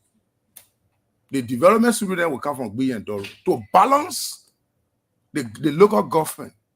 But in general election, you don't question the ability of the electors. They decide who. So can you imagine, Edward Komosago is a Maningome because his mother is Gio. Yes, I see your point, but I think it's bad for Liberia, that approach. Just Lenny, go ahead, your turn. Koga, how are you? Fine, thank you. So I wanted to just clarify on the position that you're handing over for Musa to run. Is it for deputy or for speaker? Because when you were here the other day, you said you wanted to run as speaker. So if you could just clarify that position for me first. It is Stanton who always prefer perhaps presumably a few weeks or months from now I will be a speaker of the house. Because each time he approached my issue, he said, Senator, he said, Speaker. Precisely, I was intending to contest for the deputy speaker position. And I'm not turning over the position because the position is not in my hands. I'm only backing off so that one person will come from Nima to contest and from the black also, because the black had a consensus. So in order to have consensus bill, two of all hail from the same country, it will be an embarrassment for the black to make a decision. So it was necessary that one of us give chance to a friend. So it was predicated upon this, that decision, my decision was reached. Okay. I don't know whether to describe you as being selfless, because the other day during the interview, you clearly distinguished between you and Musa as to him being new, him not having experience, him just coming, needed to wait for his term. I'm a bit confused as to how now you're coming here and saying that you want to turn it over to Musa, and you also relinquish all those things that you at the time felt he was not qualified for. But now you're coming to us and saying, I'm going to allow Musa to run because it's now a counted thing. How do you explain that factor that he had no experience, but now he suddenly has experience that you are recommending to the people? The issue of political or any manifesto of a political party or of an institution who happening to be contesting for the position, you will express your qualification and other things. And you will also narrate about your opponent. So that does not negate that under no condition that you can say you can't give in. So my point here is, as I said, many have approached me, stay with us. I don't know from what point of view that they decided. Now, if I say no to authority, it will be another challenge. I don't want to go deep into the nitty-gritty part that led to this decision, but let us treat it at the surface that I have given in for Musa. Because the state actors who are the authority come in to say, well, you need to do XYZ. You got to do it for experiences so that, there will be smooth existence. Anyway, it's your decision to make, not my decision. My other question would be, what do you want? You are a leader, having served in the legislature for, this is your second term, correct? Third term. And I'm sure Yes. there are young people who have wanted to, they've used you as a role model. Here you are now. If this was your dream and your vision, you're suddenly giving it up. What would you want a young person to learn from this experience that you've now shown us? To ensure that whosoever that is young that coming in, you who are the ODS or experienced person that have served in that area should serve as a mentor to that person to know that it is good to give in at time. That does not mean that you are weak, but it's a matter of peace and democracy. So I think my role in this case would be giving mentorship to the legislature one way or other. There are other colleagues, the Tomo Fala, to give mentorship to the legislature. I can even be a floor member, that doesn't matter. If I'm requesting to say, well, I want to be this, then it means that I actually desire to get something. But my actual aim and objective to become deputy speaker is to bring my experience on board and see how I can work with my colleagues. But my proposal got disposed. And I don't want to fight. And I don't want to go in a way that people will look at me that, oh, our president, the person talked to the man and he insisted, and what have you. I don't want to go that route. So I think a hint is quite sufficient to a wise. Mr. Johnson. Thank you. Good afternoon, Representative Koga. Good night. Yeah, it's good to see you again. Yes, sir. Representative, in politics, consensus building par excellence is very important. People build consensuses. People do trade-offs. You can express your ambition and then you can drop it off. You can take up new ambition. That's part of politics. So that you decided today to relinquish your ambition for somebody else, I think it's all part of politics. My question is, what's your new interest? I don't think you just dropping this totally. I think you there's a trade-off. Do you have any specific interest in the leadership of the legislature, of the House of Representatives?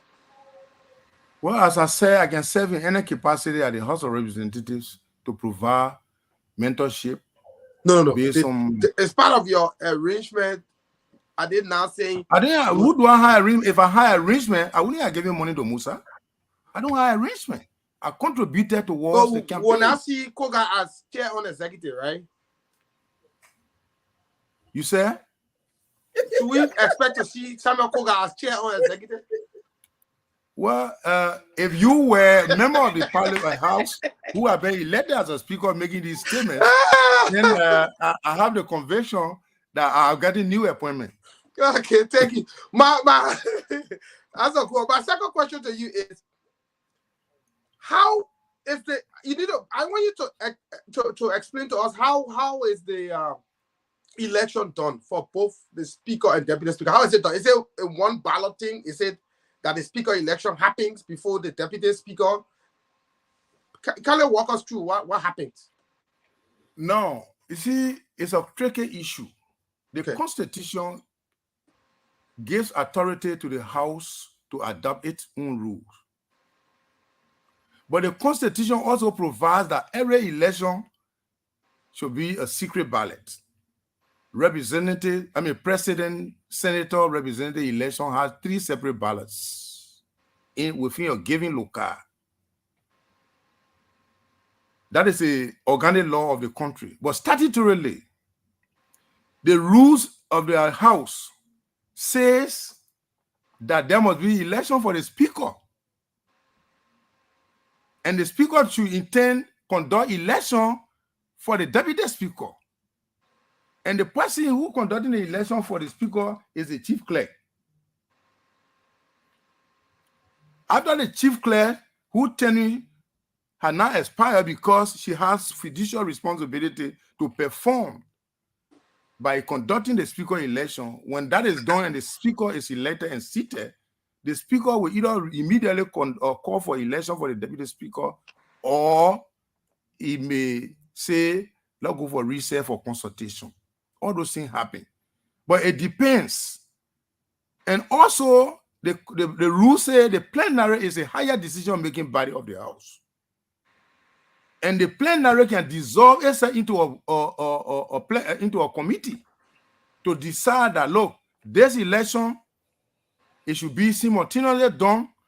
Therefore, there must be a vote taking. The plenary also does that.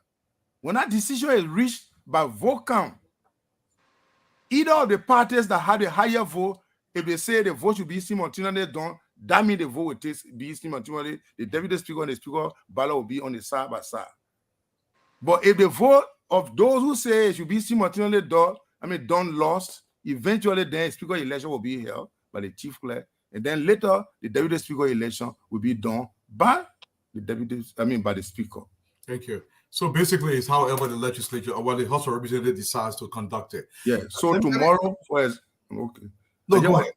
So tomorrow, for example, the 54th legislature will be seated. And if because they're currently Buffer Chima and Williams are in this re-election, rerun, something like that.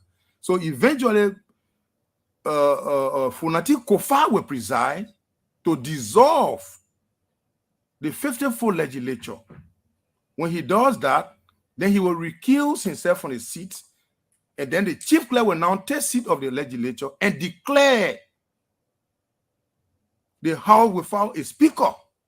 That's good. Then the election commences. This is how the procedure goes. Thank you so much for the clarity. After that election, then the speaker will mandate the chief clerk to write the Senate and the executive that the legislature representative and the senator is now in legislative assembly, and they can do business with the Senate as well as the executive. Thank you. Thank you for that clarity. We learned something new here today. And I hear a lot of representatives say, floor member. For me personally, I think it takes away from the importance of the job of the legislature or House of Representatives.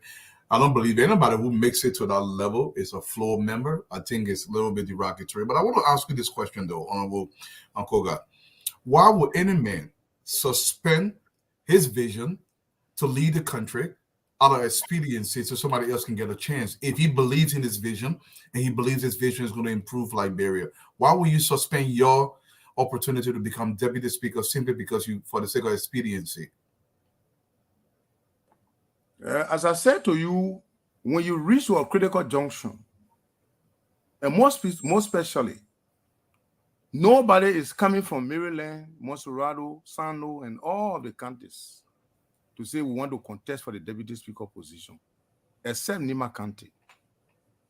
And then, unfortunately, it became 2 persons. Everybody grandstanding. I thought it's expedient that 1 person just gave in. Giving in does not necessarily mean that you are weak, but you're doing it because for the sake of the country to benefit what the position will provide for the country. Let me tell you something. If anybody say that the person who will be giving all may be weak, you will be lying. Because, for example, if the two all went into election, the other opponent will win. Because within our camp, the people will first of all say people they don't love each other, and besides, they don't have leadership ability. So giving them power, any of them, if any one of them get the power, eventually there will be confusion because they are two brothers and they don't understand each other and they're always a loggerhead. So for that reason, I prefer giving my foot to the other side, and in our black, I will vote for the speaker. I don't want that to happen. If it happens, what will I explain in the Makande tomorrow? Thank you. Well, I don't think that suggests that you're weak, nor am I implying that. It's just a question because I don't know if I'll be willing to suspend my vision for Liberia simply for somebody else who believes, it will bring a little bit, no. But that's your decision you've taken. Here's my last question to you before Stephen comes. Before you come there, let me just give you some practical example. When the current president-elect was scouting for somebody to be a running mate, there were several needs emerged. Because of Senator Nyomli Kanga's patience, because majority were focusing on her, because of her patience, today she is now, tomorrow she will be becoming president pro tem of the Senate. A position she had never dreamed about. So these are things that maturity does. Honorable Koga, how will you respond to somebody who said, Honorable Koga is relinquishing this opportunity because he's been influenced or induced somehow? How do you respond to that? If being Samuel Koga was induced to relinquish, he wouldn't have given money to Musa. It would be a mockery, and Musa would take it as a challenge. He would say, well, I get a man money, they want bread, who want me to pretend I do this. So to be transparent, look, moral, the character is involved. And those places that I have worked in Liberia, you check my track record, it will tell you who I am. I don't take my yes for no. You can even ask Musa Bility. Pepper made candidate say, I'm not taking for him to say, I will leg the candidate because I'm giving you position. Never, ever. Thank you. Thank you, sir. Sis Curly. Austin, you want to come in? Yeah, you're joking over me, like, I'm on the show. You're on the phone. No, So come in. Let me say this,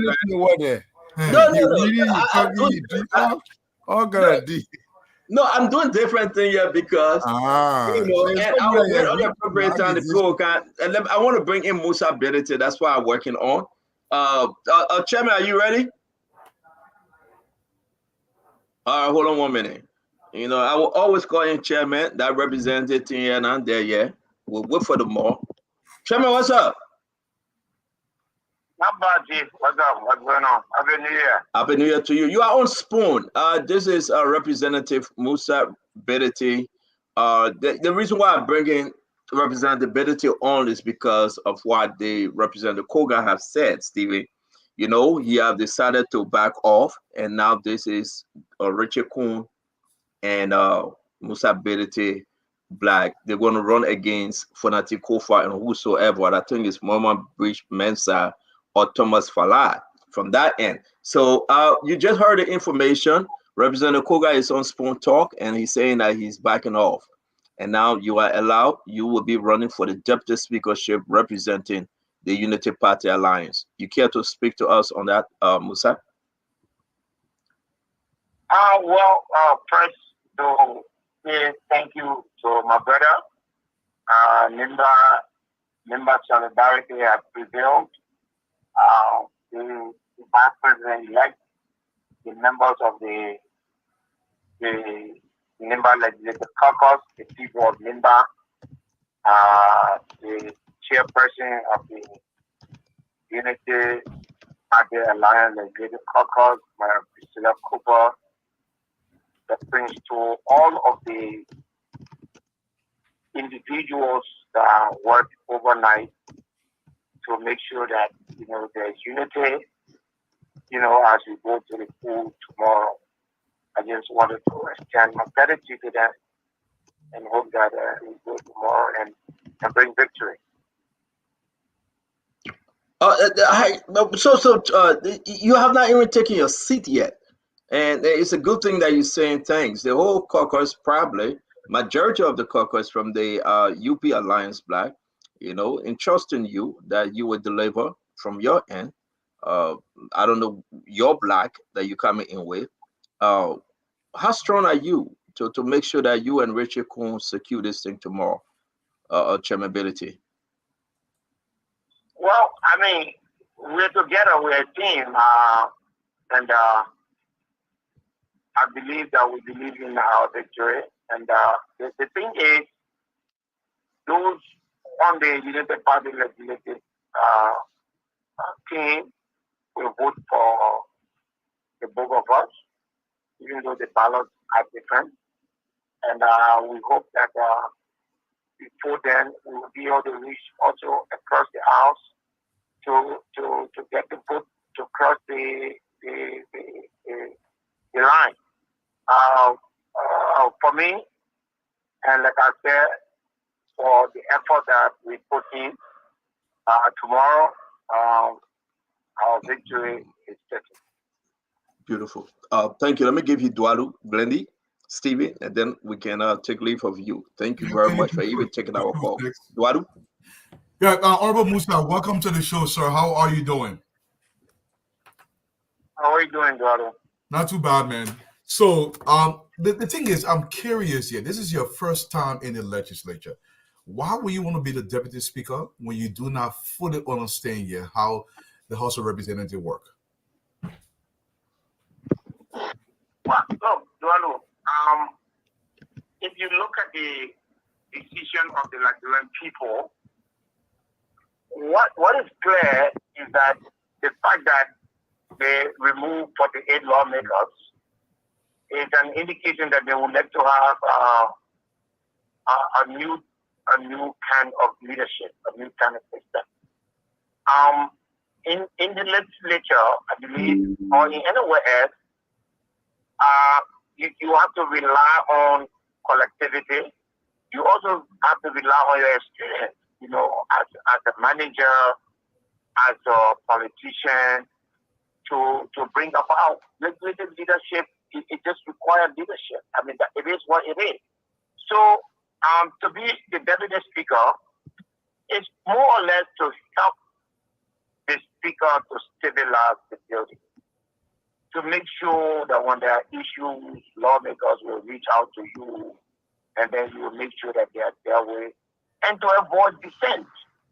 And so your job is generally like that of the whip. So you are there to make sure that you move people in line, you get people going. And I think I'm able to do that. So it doesn't require, experience. Everything you do, the question we're asking today is that's what the Liberian people ask for? The answer is no. I mean, if that's what they ask for, they would have kept the people with experience there. So the fact that they changed 48 people, it means that they definitely want something different, something new. And I think we're prepared to make sure that those things happen. Okay, Honorable Bility, thank you so much for the response. My last question to you is very straightforward. A lot of people believe, and I'm stressing this word belief, whether it's true or not, you can determine that. The Honorable Musa Bility is extremely antagonistic. He's confrontational. Do you believe, with that characterization, you will be a great person to form alliances in the legislature so easily if people believe you're confrontational? I didn't hear your question properly. Can you please repeat it? They say you left fighting Billy. Musa Bility hard to deal with. Do you believe they say you hard to deal with that position good for you, or you will make it work? It depends on the issue. Dwalu, I'm coming to this building for very specific things. I will not compromise on this. Number one, budgetary transparency. Number two, legislative leadership in terms of, for God's sake, the building that we operate in, how that is managed, how our vote will become transparent, how the decision will make the money we receive from Liberian people, how the people don't have to struggle to ask her to make that report. How there must be an audit, at least of us, our period, meaning every quarter, the legislator has to tell Liberian people how it spent its money, how it operated, how it voted on all issues. People should not struggle to know what position you took on a national issue. Now, if anybody wants to compromise it, yes, you got to be ready to fight with it.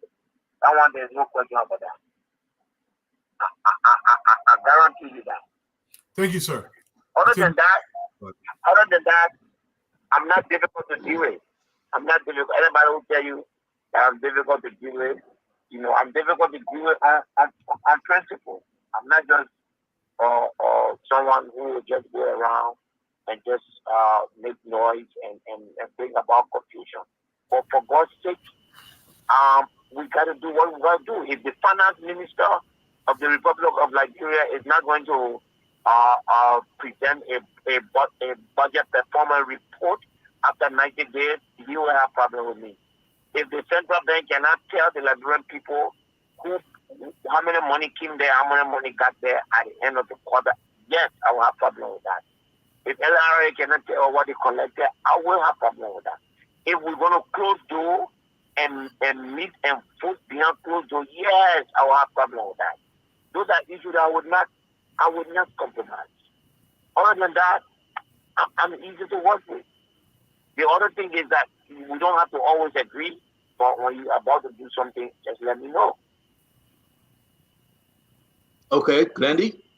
So, Honorable Bility, I wanted to there's an echo. I wanted to ask you, because I see that Honorable Koga give in. I would like to consider it as giving in easily to you. I want to flip the question to you.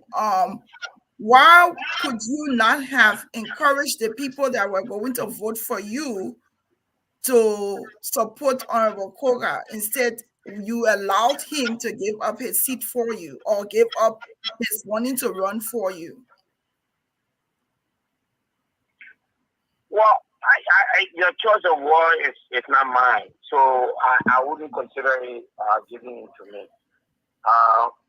We have resolved this issue. I'm grateful to Koga for allowing me to be the sole lone candidate on the black ticket. I don't think that the reasons should be something that I want to dwell on, but I'm glad that you did it, and for the sake of Mena, for the sake of the club, one of them had to. It could have been me, so it didn't matter who did it. It just one person had to. All right, my second question is, with all of the news that's going around, we anticipate that Yombi Lawrence will become the Senate Pro Tem tomorrow. I want to hear from you what your collaboration or your working relationship will look like with Yombi Lawrence if you are elected. Well, first of all, nobody should bring their personal issue to do anything to prevent the country from going forward. That is first and foremost. And then secondly, now that we're all going to be in the same building, we will, as Liberty Party, work collaboratively to make sure that we bring about unity in our party. I think at some point in time, we've all committed to that. And that is the ultimate goal. The goal is not to keep the party the way it is. We need to sit down and make sure that, ultimately, we unite the building. But as lawmakers, as pro tem, and as deputy speaker, I will definitely, under all circumstances, work with her, in the interest of the country. Thank you. Stephen? Hello, Musa. How are you? Yeah, I do, Stephen. Great. I have a question. Well, first, I'll make a comment. I was thinking I was thinking that by now you have resigned based on your own statement the other day, but I'm happy that you are in this and you want to contest. Thank you for asking that. You better mess to laugh. No. Yeah. So let me go to my question. Musa, I like when you talk about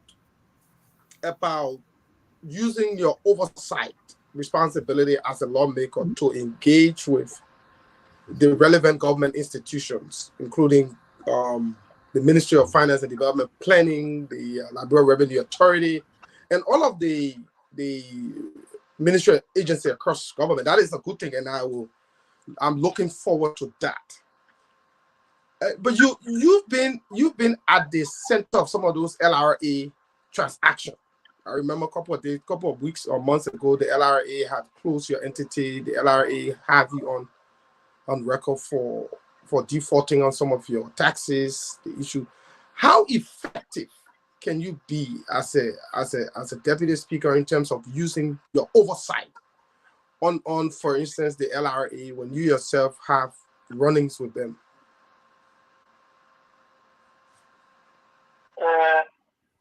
Steven, I mean, the question is, I don't know what to make of it, but let me say this.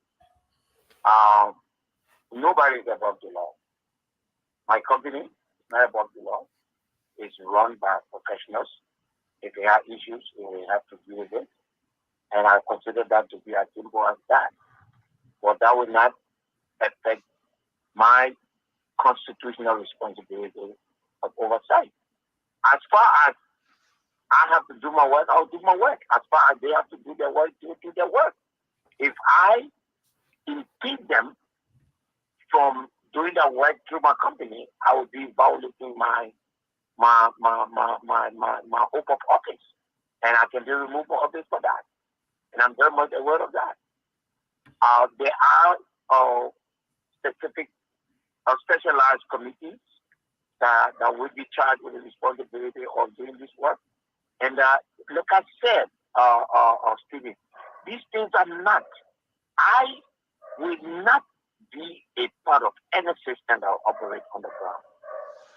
So my encounter with LRA will be public, and that the LRA encounter with any company, including my company, must be public. So at the end of the day, we are going to operate an open government. So there will be 73 people in that building. I don't know how many power one person will have to tell a legitimate public institution not to do its work. No. If I force LRA and use my authority to force them to report, they should use the authority to force any company, including my company, to take care of their legitimate obligations. I don't think that they conflict in any way.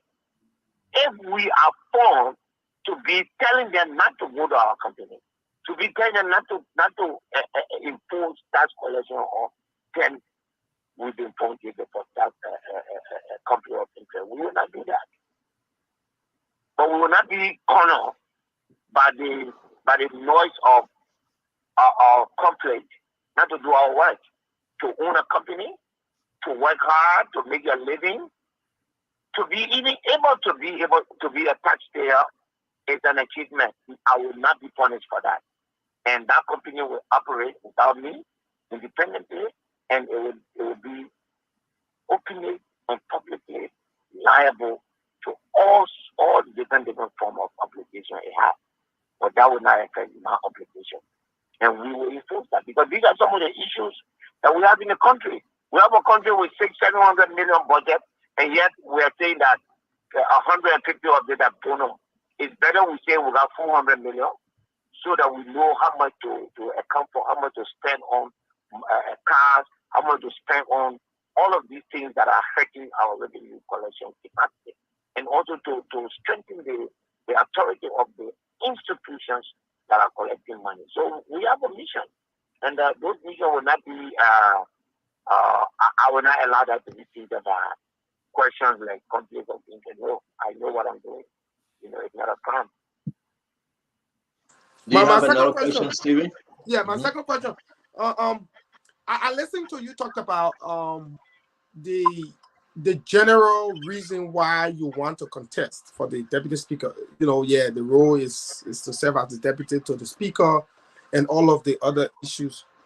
What is the specific reason beyond why you want to be deputy speaker?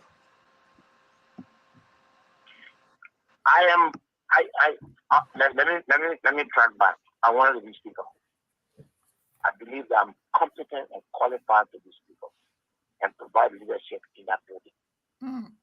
The Unity Party Alliance asked me to join them and team up with them, which I accepted.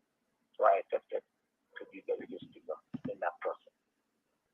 And as part of leadership, is to provide leadership, is to ensure. I just named some of them. Can you just want to be a speaker for one reason? Yeah, maybe that's how you look at it. I don't look at it. There are several reasons why I want to be the speaker.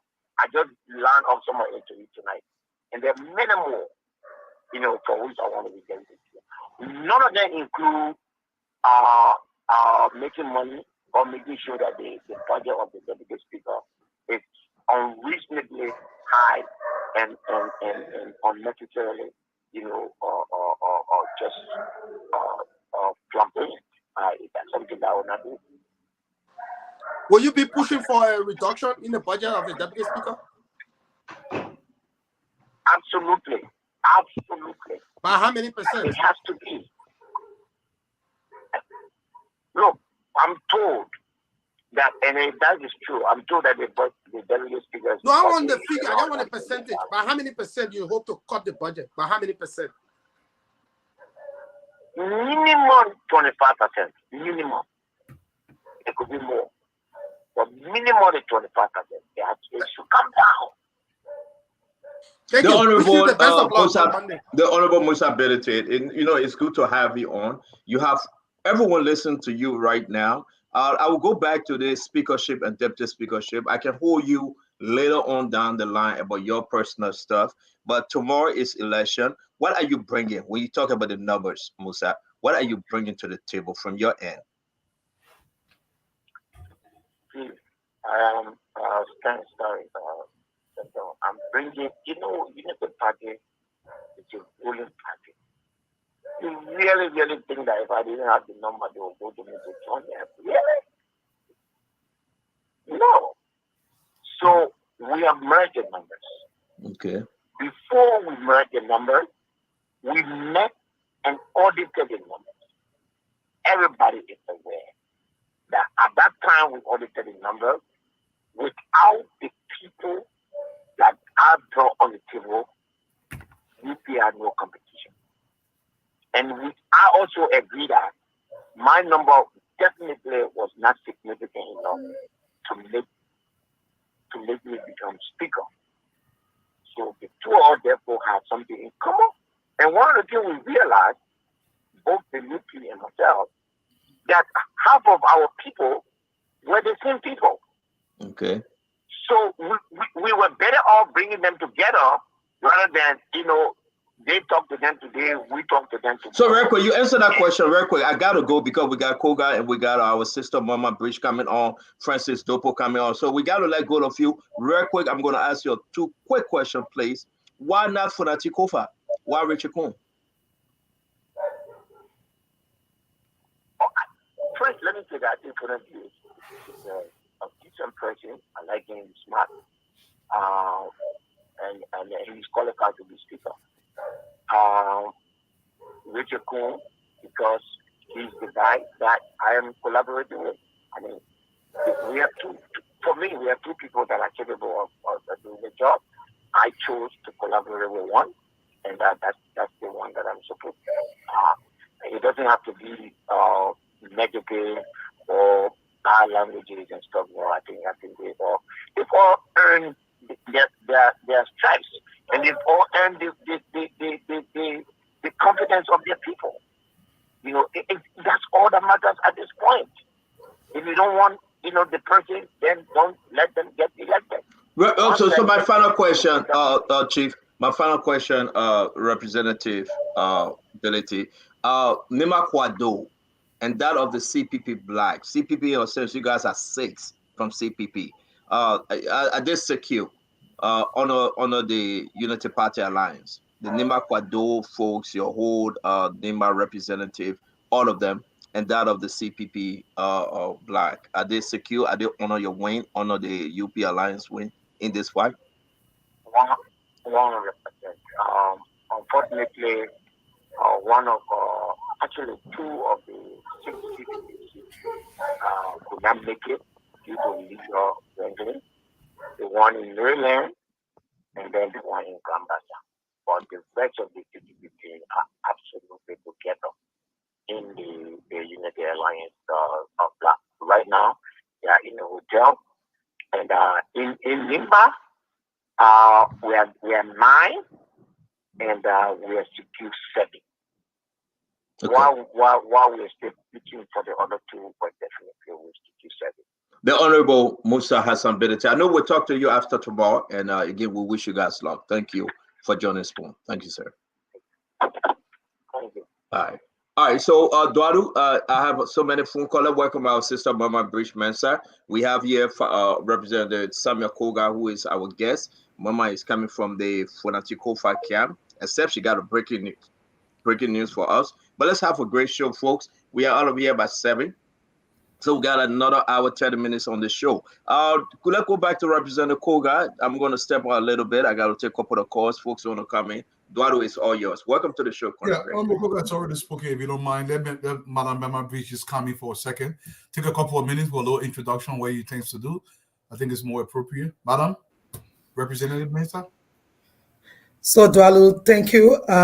Before I go forward, let me just observe a moment of silence for the lives that have been lost in my district.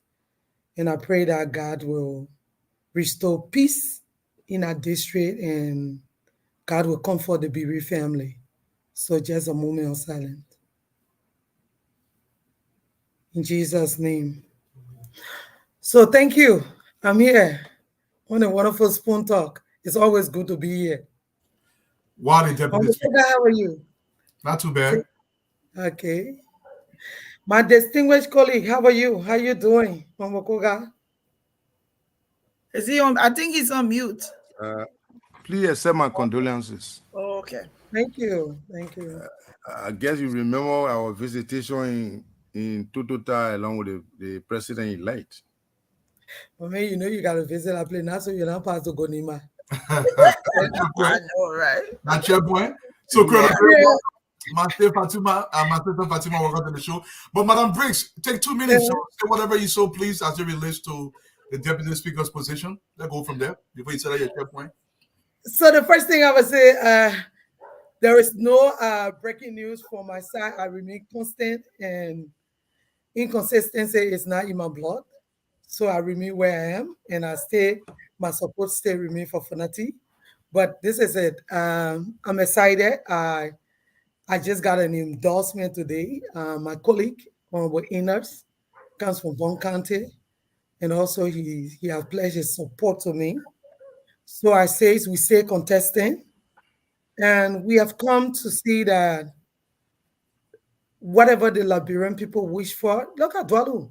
The Liberian people, they wish had been a decentralized government. Today, when you look, a decentralized government in a rebox legislature. And today, when you look at Lofa County, the president comes from there. Nima County, the vice president comes from there. And the protein will soon be coming from Grand Bassa. And then last 10 years, and the 2 speaker candidates come from the Southeast. And then last 10 years to come from Bon County. And this is it. If you see the 2 containers that I have, one come from Lofa, and then one come from Nima County. Does it speak to what the Liberian people want? And most of the time, it baffles me. Because some of the names I'm hearing, the reason I'm even going to be more consistent in contesting is, some of them, they are the ones that stop our roads and other money being seen properly. It could not be utilized. When you talk about the road fund, they're not clear today. They spilled our construction of roads. When you see some of the names, they are the one that bring it today, the legislator people painting that we corrupt. So nothing can maybe step aside for any of those people. We contesting the Liberian women, we got to count, and that is why we are coming 3 calendar points. The first thing is the Liberian people. The Liberian people have wished over the years that they want to see a robust representative or House of Representatives. They want to see legislators that are going to do their constitutional duties with transparency and accountability. We can do business as usual. We sit in our chambers and we don't allocate time, and people pass judgment on us that this person is bobo lawmaker because somebody come out and just speak. When they finish, the other people, they don't listen to them again.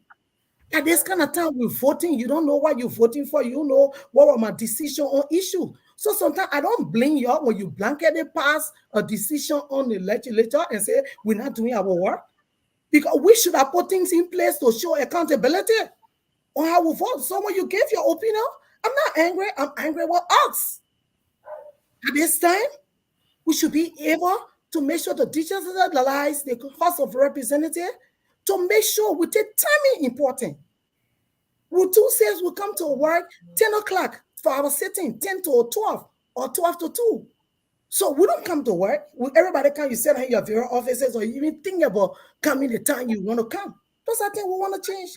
We want to see the well-being of our colleague. Budgetary allotment will not be for few to be super lawmaker and the other people feel that they are the best. No. Everybody, they have to cut their cross. And then the third one, the Liberian women, we're not just there to be voting for these men.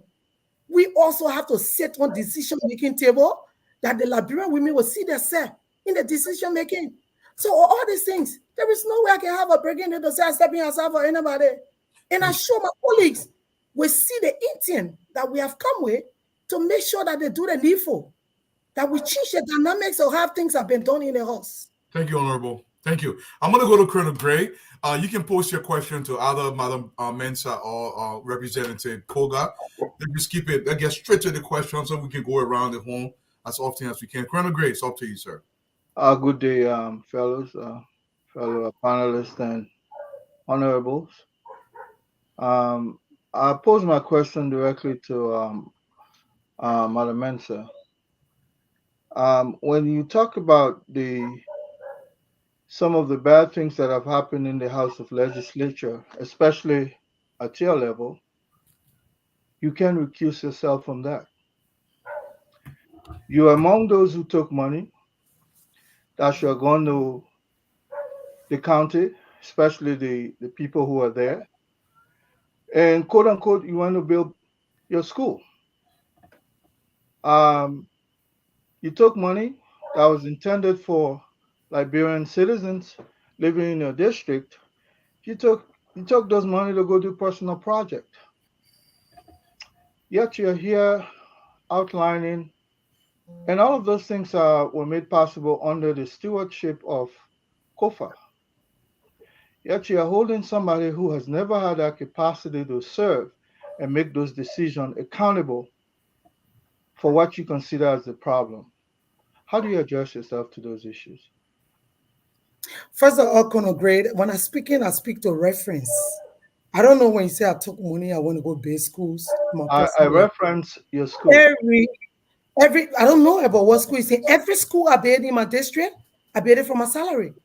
I didn't take money to go and build schools. And I can take you to every one of them that I built to make sure you see it. And Honorable Koga can tell you, when legislative projects were there, they were getting like 71 or 61,000. I never received any of that. But today I got 67 personal projects to my credit from my personal money. I didn't take money to go and build my school, and that's not my school. You mean that $30,000 that were allotted to you guys? To me, first of all, the house people vote upon things. And if it can, if my district need it, the only thing you should be asking me for on the accountability level. When the 30,000 were being received, I went in my district, I sat on the radio station there, and I told them there's a 30,000 for legislative engagement.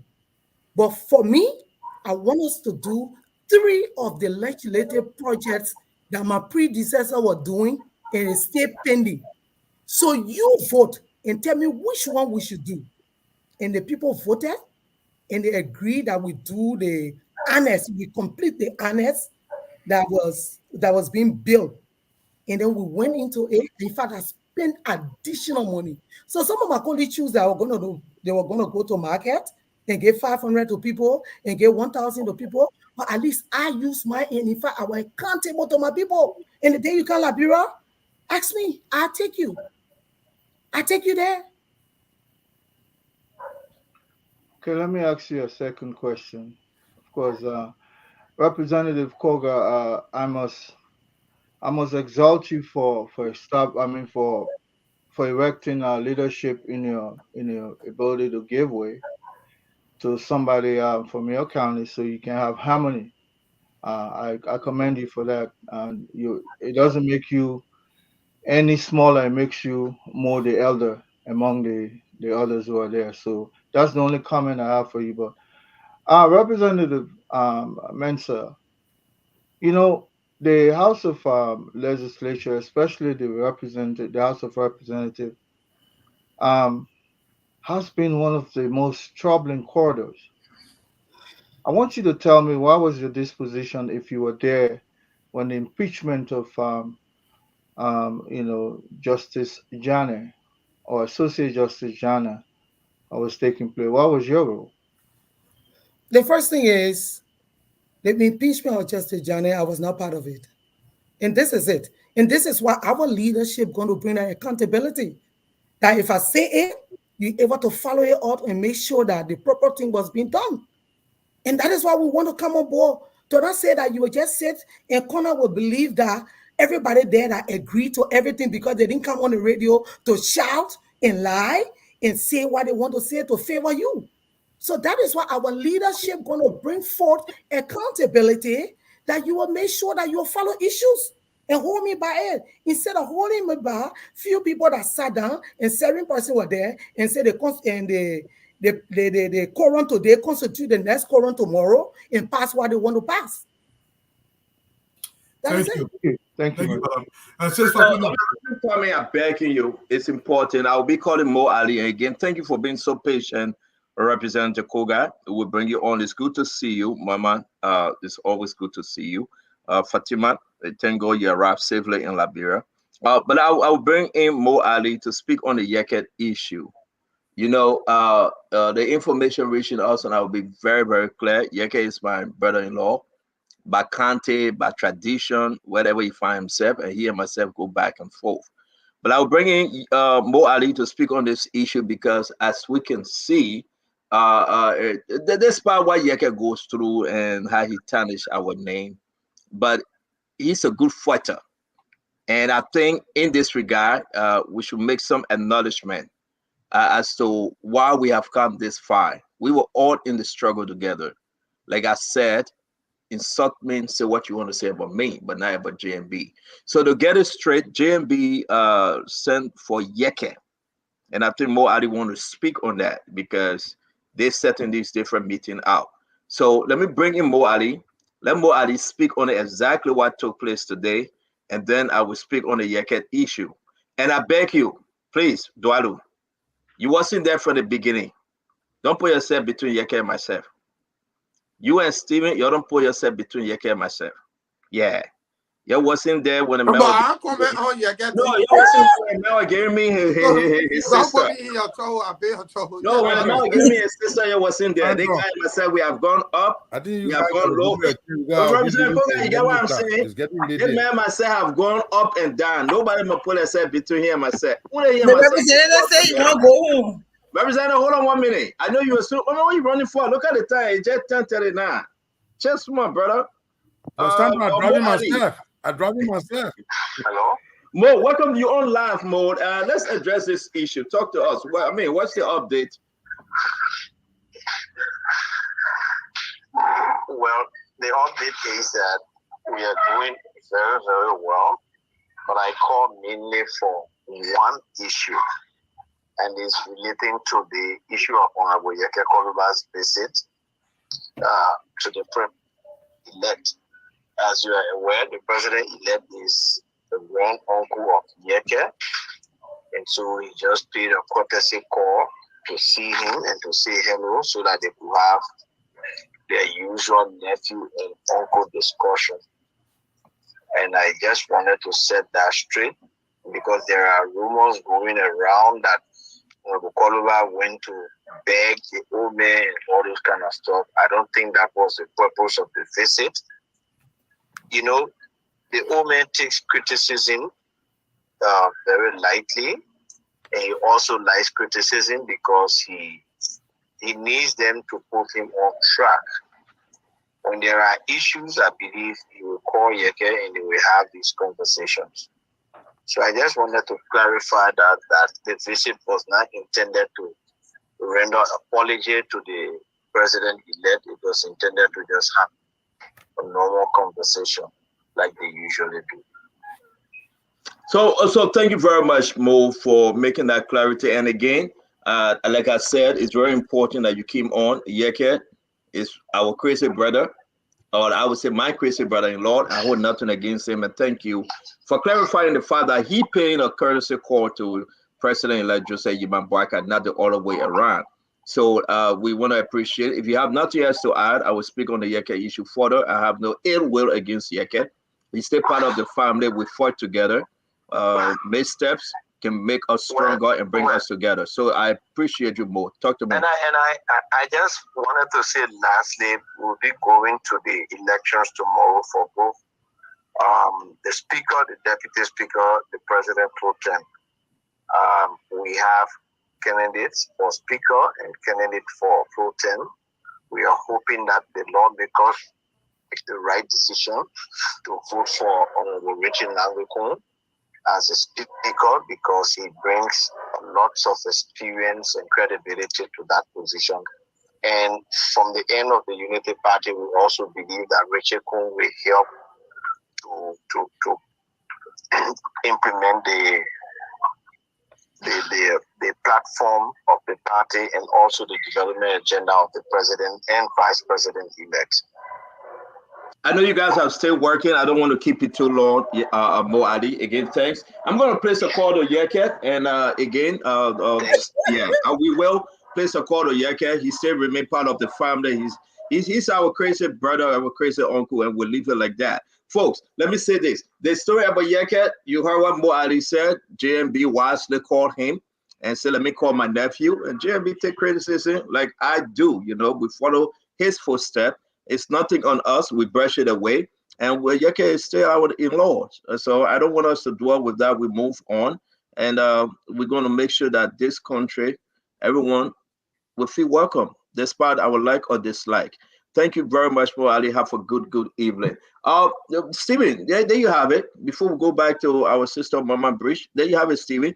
I think it makes sense to just clear this thing up and move on with this Yeke issue.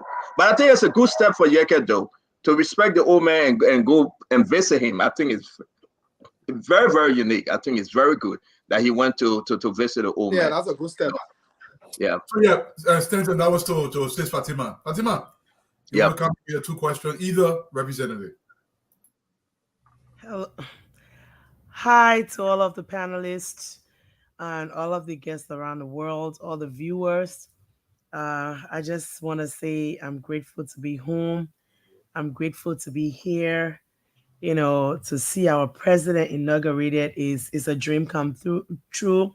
As you all know, this was my first election ever to vote in Liberia, and I did this with my whole heart for Joseph Yuma Boakai. Notwithstanding, I'm one of those who believe in women power, who believe that women should, lead. Women should be in leadership positions. So I would like to ask my sister Moima Briggs Mensa for deputy speaker. What would you bring that is different? What are your plans to do to work with? If I'm hoping that our Kun wins to become a Speaker of the House of Representatives, how would you help him to ensure that the president's agenda of arrest is accomplished? That's my first question to you. Thank you, my sister. I heard you say you wanted to run. So thank you, my sister Fatima. But no, I'll speak my Liberian English today. So, I'm speaking Liberian English. Fatima, apart from our rule says 8.1 that the deputy speaker will act in the accent of the speaker. And then point 8.2 also says the deputy speaker will also assist. So like maybe I'm presiding or co-presiding, and the speaker is there, I should be able to assist the speaker on other things that is necessary. And the scene 8.2 says I should initial every documents, especially financial and bill and everything. And then the same thing, I'm an ex-official on all committees. So this is it. With the rule, it's already applied there. So we come in with those qualities to make sure those things are done in compliance with the rules. I beg you, I have to interrupt you. I beg you, Mama, please. I have the Honorable Yeke Koluba on the phone. It will be good for the sake of the conversation. Welcome to the show, Honorable. Thank you, Honorable Waters for. Honorable Yeke Koluba, I must say your brother-in-law. You are former brother. So you take your sister from me? You can't be liver cola. But remember, how many times I pay cola now? My head and lead that plenty of time back. I remember, Yake, again, let me say this openly. Listen, you're my second go up and down, but you know I have full respect for you. And thank you for the fight. You know, if I said something on the show, you know, I was in your spirit and in your mood. So let's just move on. I'm saying thank you for visiting our pop, Uncle Joe. I want to say thank you very much for that. All right. Thank you. You know, let me say good evening to my colleagues on your show tonight. Deputy Speaker Brian Love, Koga, and my woman Mena Priest. So my woman and my in-law want to be Deputy Speaker. I don't know which one I will vote for. You missed the news. Yeah, they listen to you. Also, Representative Koga stepped down. He stepped aside. He just gave us that breaking news. But yeah, Kat, again, we just say thank you, man. Where are you? What's your strength right now for the Liberian people to know? Don't tell me I'm still running. Why are you telling me about my own? Some of the speakership first. We want this. We will vote for who we want to vote for tomorrow. We want this president to succeed. Okay. You know, the Liberian people, we all decided to bring a change. So we must protect this change. Maybe sometimes the way I can say you know, is some harsh or is some rough, but that's the way I can speak. And I'm not going to change it before people say I've been bored in the process. We want this government to achieve. So if something is going on and I feel different about it, it's better to bring it out in the public. Then people will be able to get to President Boakai to tell him, say, look, this is what's happening.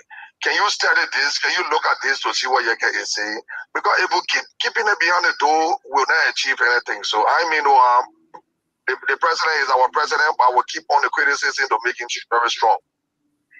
Again, everybody know you for that. We want to say thank you. Let me see if any one or two individuals here want to ask you a question, Yeke. Again, my man, you got to come on the show after tomorrow. Don't run away from me. I'm begging you.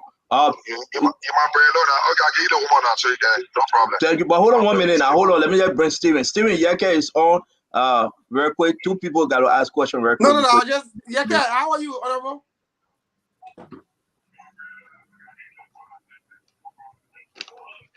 Hello, he's there? Yeah, Steven. How are you, my brother? Yes, I'm doing very good, Steven. I'm doing very, very good. Good to hear from you. Good to hear from you. So where do you stand tomorrow? Where I stand tomorrow will be knowing tomorrow to the Liberian people. Oh, you want me to declare my vote on the show? But why you can't declare your vote? Yeah, you never scared, Yeke. You never scared. No, you're not afraid of anything. I hereby declare that I'm voting for Fatima tomorrow. Hey! What do you? First time I said, yeah, you got a friend to talk with. But yeah, you know the woman in Labro, so like rest me you all. She in Labro. She already, so she got my vote. See you. Can I say something? See you. I wanted to just speak something to Yeke real quickly.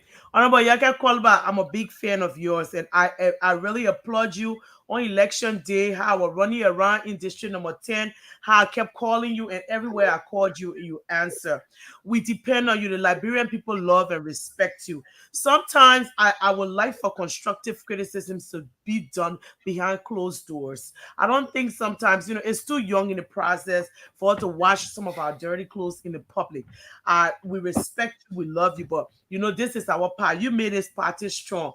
On election day, you encouraged me, you made me to be strong in district number 10, and we got this win. So I was a little hurt these last few days, I gotta admit. When I heard you talking, I was a little disappointed. But I will come meet you tomorrow and we'll fix it. I'm coming to you. You go meet him?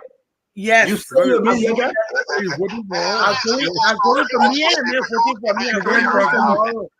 Yeah, I in a district. I live in district number 10.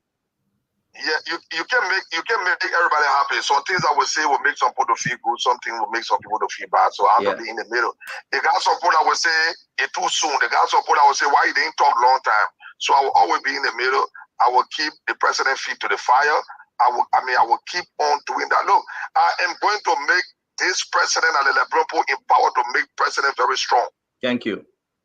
That's nice. I don't want it to be seen that I've insulted him. I just want to make him strong, because people around him will not tell him what they need to tell him. The surrounding sport, George Weah. So I don't want to surrounding the sport president Boakai that the people empower me to go all counties, the Liberian people empower me to do it. We don't want to reach that point. So I will keep criticizing him. I know you got to go. We want to say, I know you got to go. We'll see you tomorrow. I know you're coming to studio, but we said thank you very much. And again, thanks that we can break the quota on the show. I appreciate you, Yeke. No, I got no problem with you. Like I always told people, I said, look, what I have benefited, you can pay me wisdom. The people on your show can pay me wisdom. What I have benefited from Waterspoon, I have not benefited. Even TT, your manager, your CEO, I have not benefited him. I have said this on 10 I'm not a deceitful person. And I will not be deceitful. So you can say anything you want to say. And I will always say I have benefited from you. That is why when you get problem to your radio station and other places, I'm there. You know that. You know that. Yeah, that's why you're my brother-in-law. Will bring me down. Yeah, we are brother-in-law. Yeah, and I love you. Thank you very much. I'm not a big brother about Bobby. Yeah, cola, that's more cola. I'm thinking, you think that's fun. Yeah, thank you very much, brother. Thank you. Okay, all right. I'll talk to you. All right, folks, there you have it. Again, we want to say, listen, Eduardo, this is who we are on Spoon. We can call anyone, and I appreciate the fact that you can pick up this call. I knew he wanted me to call him, so I did, and he answered, and we appreciate the fact that he was able to meet. Let's move on the show right now tonight. It's very important. Answering my question. Okay, Mama. So the second part is how am I going to support this government and other things? I'm going to do it through my oversight. It's clear. There are elected officials that are going to be in power. We have to have our oversight for them to do the right thing.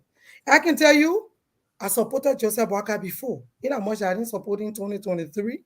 He mean that when he's in power now, we're not supporting. I was supporting. I'm going to support his agenda once it's in the interest of the Liberian people. So that I'm sure about it. And let me say to you, Fatima, I hope something will allow me to speak the vote to you. I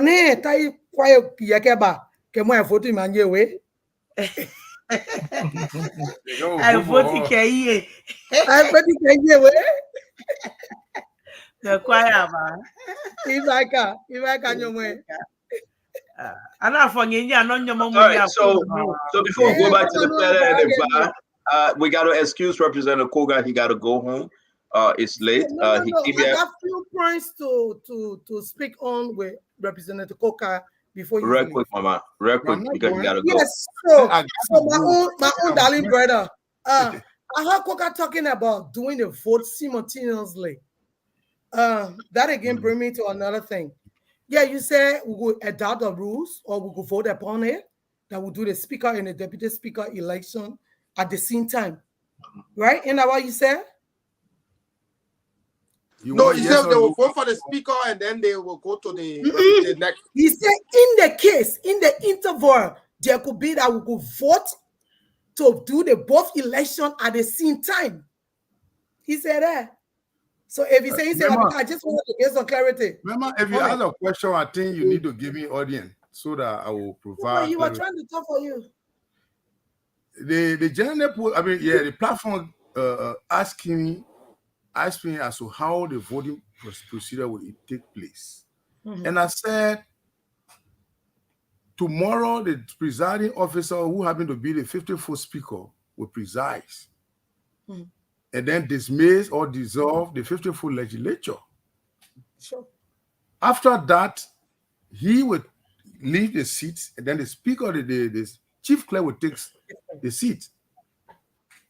And when the speaker, the chief clerk takes seat, according to our rules, the rule says there must be election for the speaker, the deputy speaker, and the elect officers. But the chief clerk is the one who conducts the speaker election. And then after the speaker is elected, he also conducts the deputy speaker election. But also there's a tricky issue that one could raise on the floor.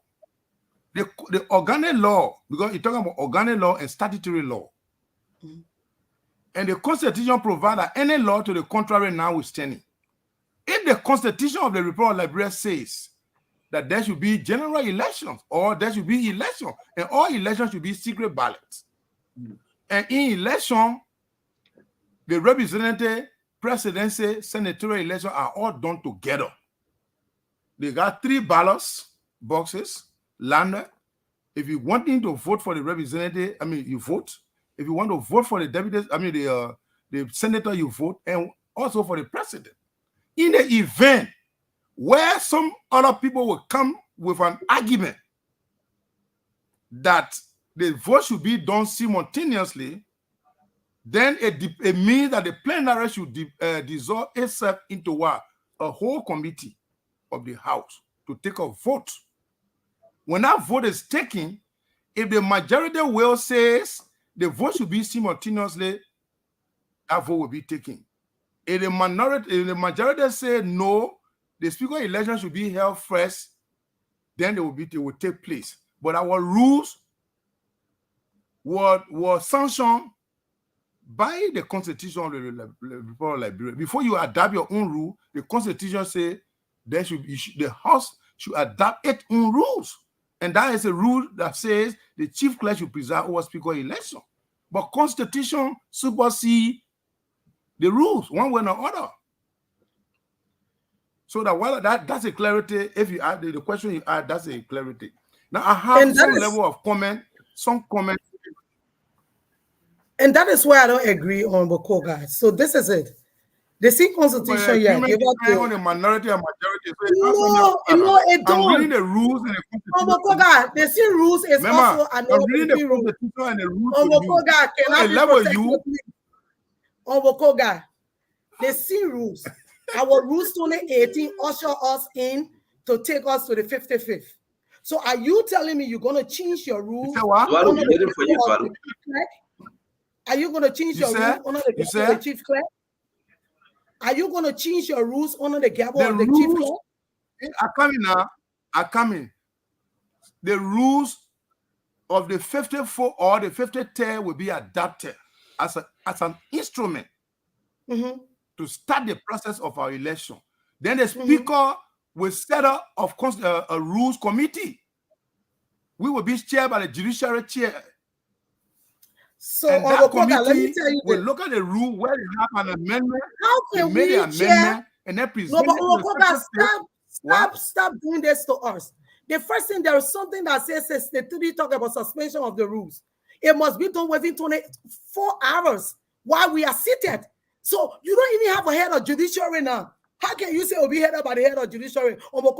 That particular thing you want to bring in, it can't work. That's not it. No. You see that? No, stop it. Remember, you been operating with the rule through the rules. You never commented in the 54th. Is it now that you want to argue on that? Because we were seated. We are not yet seated. Are you telling me you choose the rule? You are not arguing on rule. So let us tomorrow you guys should follow the debate. Tomorrow, the society pushed up. The society pushed down there. So they made that decision on Tuesday. Yes, tomorrow, that Tuesday. Honorable Koga, you want to take 1 minute to close? I'm going to send you the rules. Sometimes I'm going to send you guys the rules and everything. I don't want to forget. Mema, I don't want to forget. You mentioned 2 cardinal issues.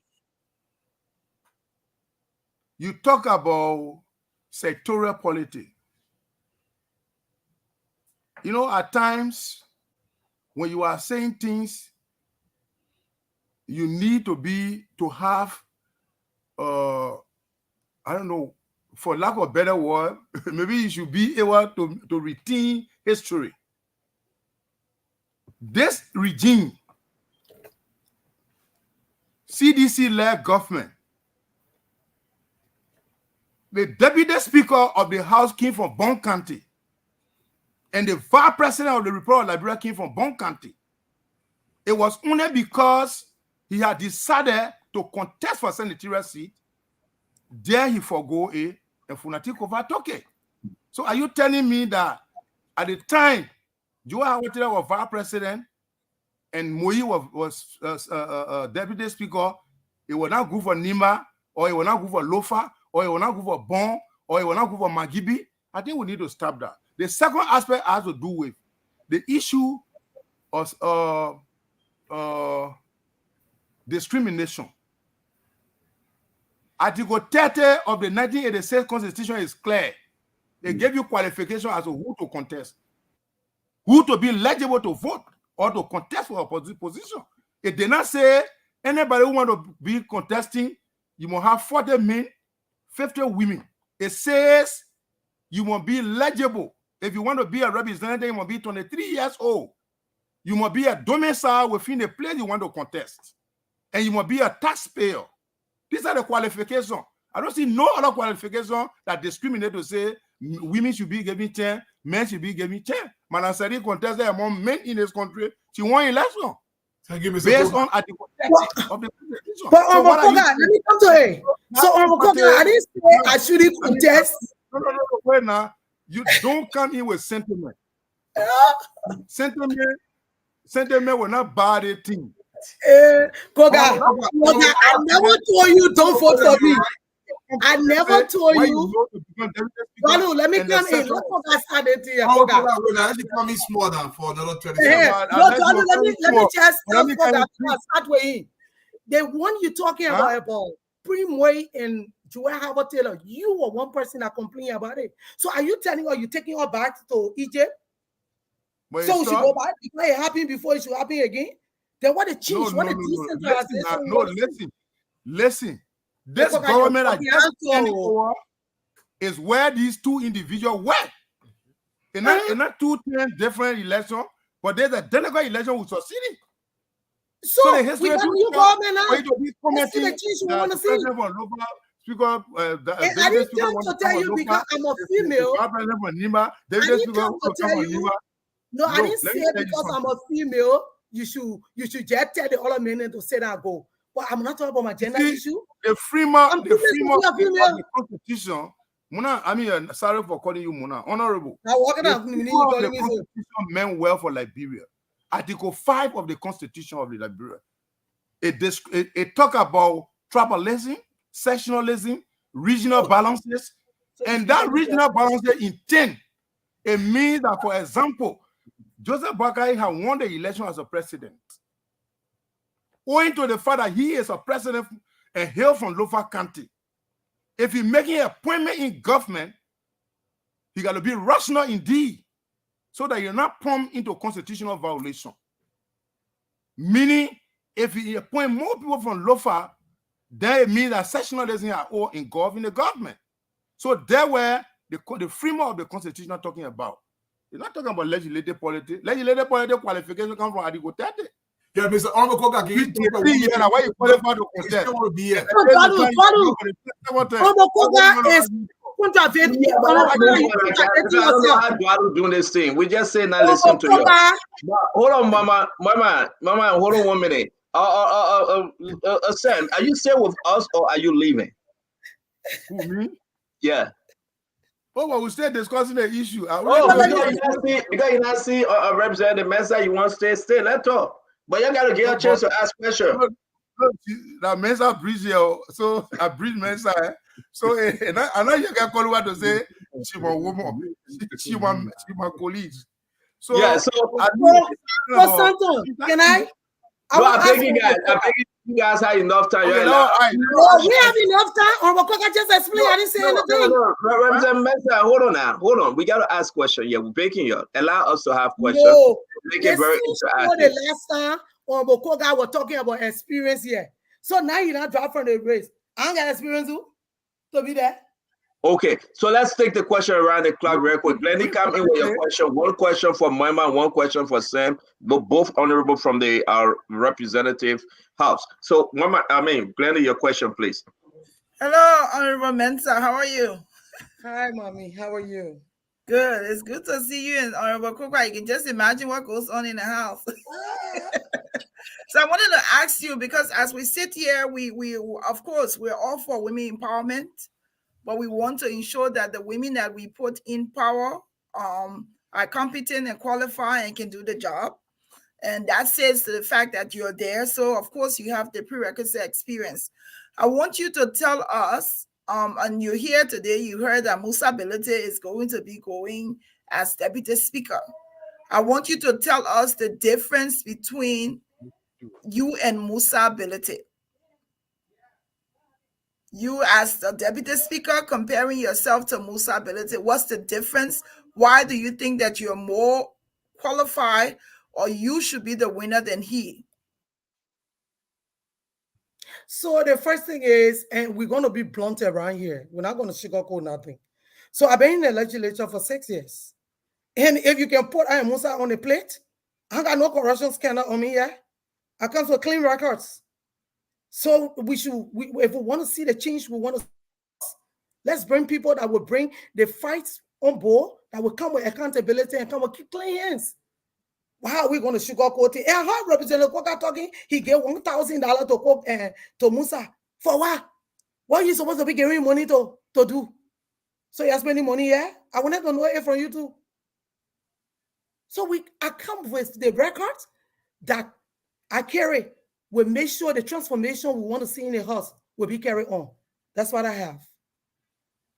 So I think you already, you kind of follow up on my question. That question was going to go to Koga, because we also want the 1,000 you're asking for. I was going to asking about it because openly you were saying to us, well, should we consider that amount as a campaign finance if it's a legal thing to do publicly?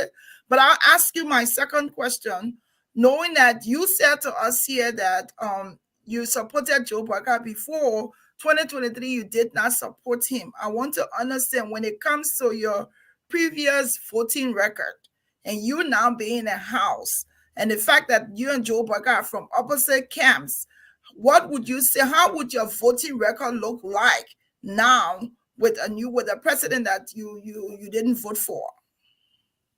So the first thing, I'm cross. I'm an independent candidate. I contested 2 times as independent candidate, and I won. My political party is Salala District. The people of Salala District, the one that elect me every day. Joseph Boakai is my daddy. Once everything he comes with is in the interest of the Liberian people and going to benefit the Liberian people and going to see the change and the think and build Liberia we want to see, sure, I'm going to go for it. I'm going to work with it. Thanks, Senator, I'm my time to go in. I'll go with my 2 questions. No. You not go 2 times now, my man. I'll go here. I'm not answering the question. I've only been giving you a question. I'm answering the question from the lady. Yeah. Oh, you want to see me? You can go. I've been going here. Go ahead. Oh, okay. You know me, Madam, in the first place, the question you asked, what is a campaign funding and don't open it? Yes. Constitutionally, they said no foreigner should fund us any campaign in Liberia. Am I a foreigner? I'm a Liberian. And besides that, Musa is my brother. When it comes to money, Musa got wealth. You got finance than me. But our traditional require. You understand? And if you go into an election, you got to invite police to talk to. You will buy water. You got to buy soft drink. You understand? It is my way of telling him that I have clear heart. This is why I provided that. So it's not illegal. It's very legal. I mean, I think we can look at legality. I don't want to keep us here long on this issue. No, it is. It is legal. But I think with you being a part of the House and seeing that Musa is also running for a position in the House, I don't think that was expedient. And everything you do was correct. I don't think you doing that and making a donation for the same House.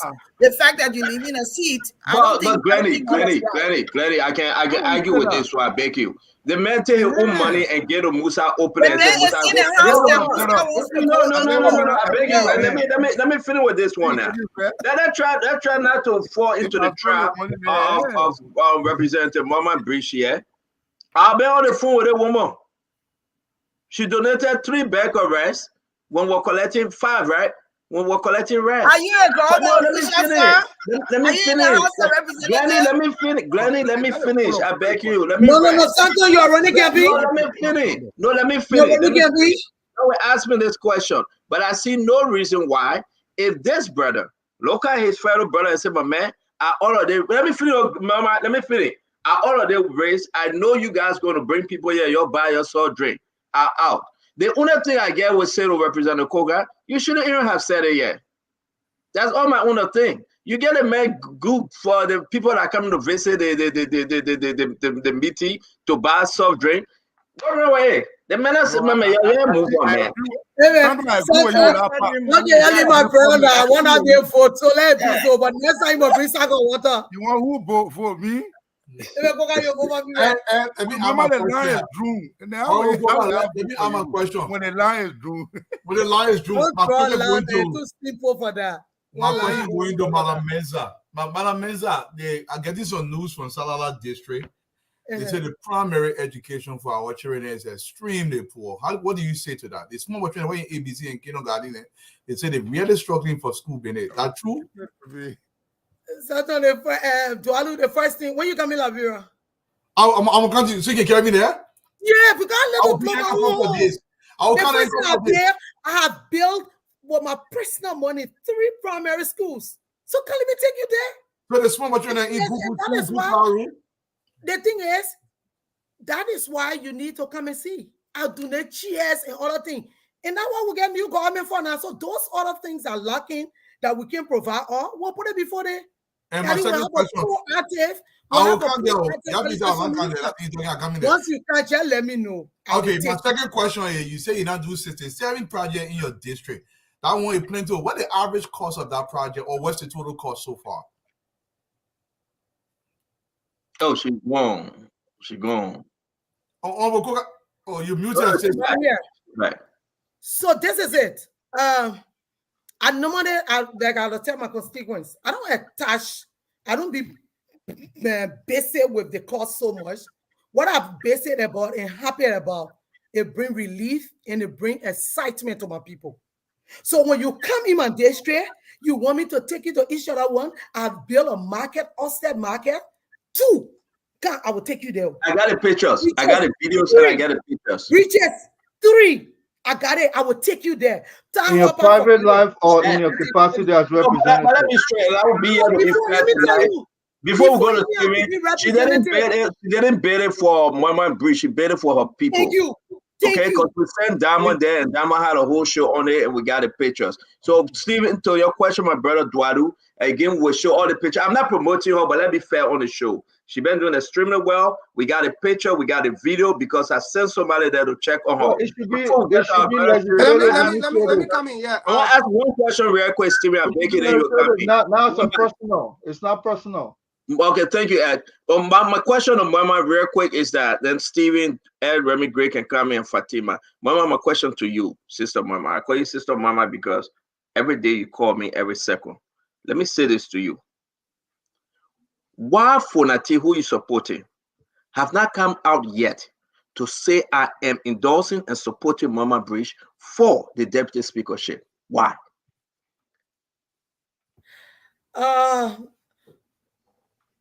Something I do think with my conviction, and I think you should be asking for nothing. I found out no. I'm supporting him because seeing he's supporting this government. And his ideas is not about doing anything that would be different from the Liberian people. What's lacking? Why is he not coming out? You came out openly. Look at Representative Koga. Representative Koga said, I'm already saying I'm supporting Richie Kun, I'm supporting Musa Bility. Now the person, and let me say this to you, Richie Kun was very fair. He looked in Representative Koga's face and said, if I have to cast my vote for Musa Bility, I will. It wasn't right to Representative Koga, but he accepted it. I meant to man. What is lacking? Why Fanati Hari? He's not going in public, but he in Jade telling you secretly and say, I will support you, but don't say it. Why he can't come out openly and say it? No. The first thing I tell you, Sonati told me in secretly he will support me. Because he didn't say openly, that's why I said I'm not asking. I found my concern. I'm counting on everybody's support. You have not asked Fanati to support you? Fanati is just one vote. No, that's what you right there. Did you just say that you have not asked Fanati for his support? I'm asking everybody for the support. Why would have you asked Fanati for his support? Sure. Did Fanati say he will support you? No, not yet. Hey, Siri coming. I mean, this is listen, I mean to pin you to the wall, but let me friend with our Liberian people. What is lacking? Stephen, you went out to support Fanati Kofa openly, but as of today, less than 24 hours to go, Fanati cannot say openly that he's supporting you. I'm troubled by that because I love you too much. I am troubled by that. Stephen Johnson. Thank you. Thank you, Stato. Honorable Mensa, I'll just ask first pointer question. Then, do you have a website for your district office? I only have an office Facebook account. I'm trying to create one. I think you should, and this goes to all of you. Besides the legislature website as a body, each of you should have, because it solves most of these problems. You've done 67 projects. I have to pay my way to come to Bon County for you to drive me around. It's on my Facebook page. You can go on my page. Yeah, but I mean, a website is better for you to advertise what you're doing for your people on your website, your county, your district website. And just it saves you a lot of headache that before I come on this show, I'm able to log on, view what you're doing in your county, be able to know what the project is. Go to my office page. You're going to see a lot of them there before you even talk about website. Yeah. So let me go to my question. Office of Representative Moima Briggs Menza. Check there. You're going to see. Thank you. But I hope going forward, each of our lawmakers can have an active and interactive website so that that's something. That's a direction I'm thinking in. Yeah. Thank you. My question to you is I have two questions which are pointed. The first one is, I'm a big supporter of women in politics. I think women bring a lot to our political space, especially when they are qualified, when they are competent, when they have the integrity. And I'm one person who will hold women to the same standard I will hold a man. I don't see gender as a division between man and woman. I just look for qualification, the expertise.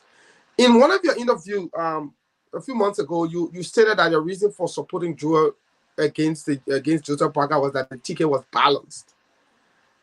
I didn't hear much from you in that interview in terms of what has been Joel's contribution to, let's say, your county, since she's from there. Should the conversation go beyond just the fact that we have the same gender to more specific about what we're being able to do for our people? Or should we just support people because we want to have a balanced ticket in terms of gender? So, Stephen, this is it. Everybody that contested for the election, they were qualified. Something must motivate you and also direct your support. Today, Nima can't just do about Jeremiah. Because but it was not about gender. Oh, it was not about gender, but I didn't tell you it was only about gender. I gave you 3 reasons. I told you I supported Weah because she came from Bon County. And the next thing was because she was a female, and also she has spoke on issues. She's on record. So it ain't got nothing to do with her contribution to Bon County, right? How you call contribution? She didn't contribute to Bon County the way you let her for senator up to vice president? Of course, yes. Of course, how do it? Yes. How do So do yes, that? yes. And we've seen it happen in Liberia times of our number. There are different reasons why people get elected in Liberia. Some get elected because of the contribution to the county. Some get elected because of the affiliation with certain godfathers from certain counties. And we know that Joe Howard Taylor benefited from Bon County because of a connection to Taylor, not necessarily because of what she's done for Bon County. I was born in Bon County. So when you match apples for apples to Joe's contribution to Bon County, it's nothing. And you know that, Honorable. Even listen, Honorable, I will let you learn. Even of recent, when the fire disaster took place, and I know within your heart you're disappointed to a large extent with her role. I know you're disappointed because when other people were rallying support to go to Bon County to identify with the people of Salala, she went there in passing. It was not her intent to go there. She went there to dedicate a pump and made a brief stop. You know, and this is wrong. This is wrong. And I know deep down within your heart you have an issue with that. But I know again, she's from the county. She's there. But I just thought to make that point. Let me go to my second question. What will you say was wrong with the leadership of the 54th, the leadership of the legislature, the 54th? What was wrong with it? So the first thing, when it comes to the Salala disaster, I'm disappointed in Joy. I'm not pleased with her about it. And let me tell you, if you know me, you're gonna know what I stand for. I don't sugarcoat it. Let Koga tell you. And this is it. Joy Howard, if you check her record, when it comes to Bon County issue, she has done her best. The Bon Technical College we have today, when she was on the caucus, that money didn't come. Representative? No, it came on. People play with it at all. The people ate that money for the college. You know that, Honorable? Okay, so listen now. Don't pretty much show what you have been able. Let me just tell you, you can't hang on me like that. You gotta let me finish talking. The first thing is the money can't because everybody was elected the same way. So they put a play with it, they only report there. We'll soon be bringing it. Think we got serious money government now. We can't bring someone all the things that been in share 13. We'll take it from there and bring it up. They know who they ate the money. Then we crucify them and passing judgment on everybody. So one of the things you talk about the leadership in the house. And this is why you see me today. I'm standing to say, let's make our own person. If it left I alone, 2018, 2017, when we got elected 2018, I was never going to vote for Buffer Chimas. I won't. But because we were being influenced by the same people we saw, and then the party, United Party, and other people, and then the independent at that time were not in numbers. So we were able to agree for them to do a merger, which so for us, because you know what, you know why Buffer Chimas were committed to the CDC and to George Weah? Because I hear they won't put him there. So you think we are going to be committed to? And this is why we tell you, stay on the thing. Then you let our leader when they don't do the right thing. Why are you supporting Fonati when you just read the rules that says the speaker and the deputy speaker, one support the other, the other one affects their signature to all of the different bill or something passed. The other one, which is the deputy speaker, is an ex officio on all of the committees. If we're accusing that leadership of doing the wrong thing, why should we give Fonati power? My dear, election is when you interact with people and you know they stand on issues.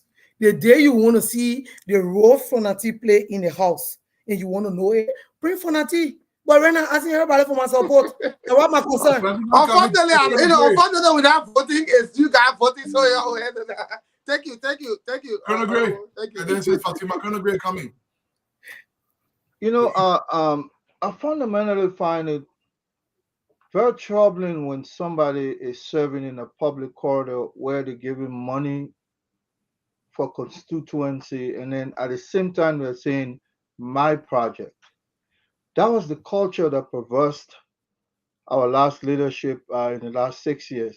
They empower individuals, the likes of the Thomas Fowler and Sir Joseph, to go carry on personal project in the name of public project.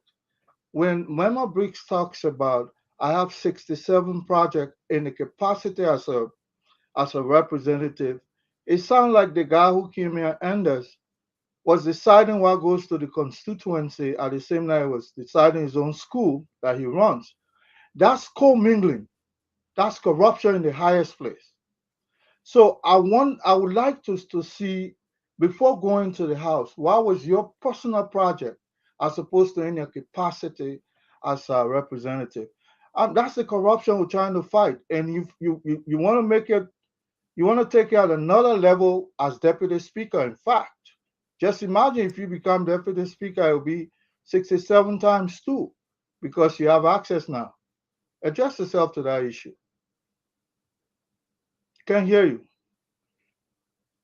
Sorry, okay, I was muted. So this is it. It's good now that you got a government that you have ushered in, so you will be able, when you request for any documents, you will have it and you will speak to the fights. I sat down for 6 years. The only money I received for project was the 30,000. Go and check. If you found out that I received any other legislative project money beside that, then you can take out your issue. And this is it. Go and check. Before I could be representative, I went to towns that I saw that people were sitting under the kitchen and they were sitting under the trees, having meetings. They were going in the people church houses and we would go to the people church building and talk their political talk and they lie to the people and they can't even get offering on Sunday.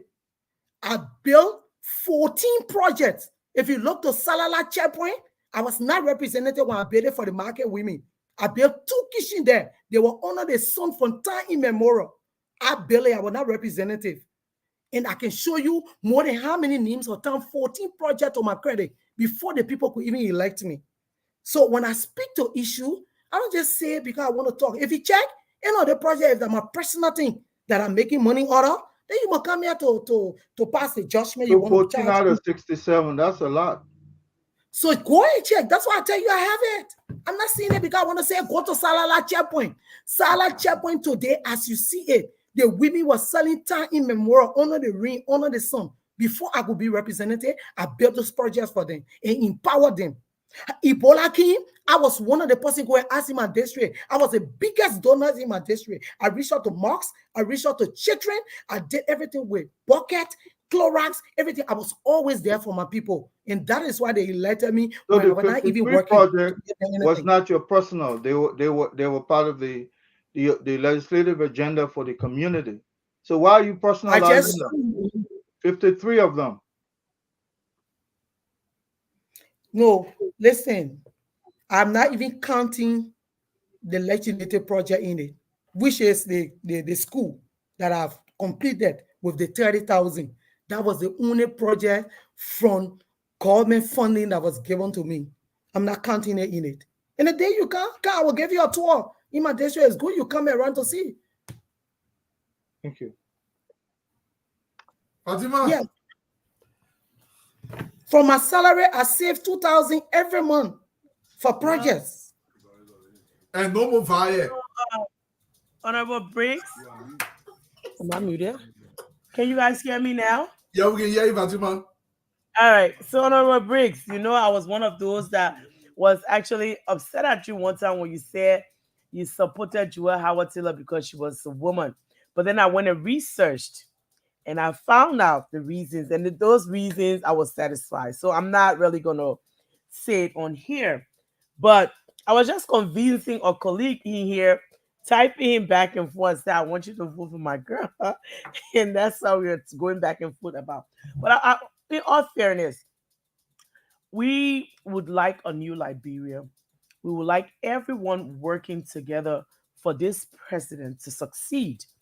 And in so doing, we would like Liberians to come together in the House of Senate and the legislatures so that they can support the president's agenda. And I asked you earlier if you would support the president's agenda and you said yes. And I've also, my second question now to you is that if you are supporting the president's agenda, to what extent won't you go? Because you said you are independent.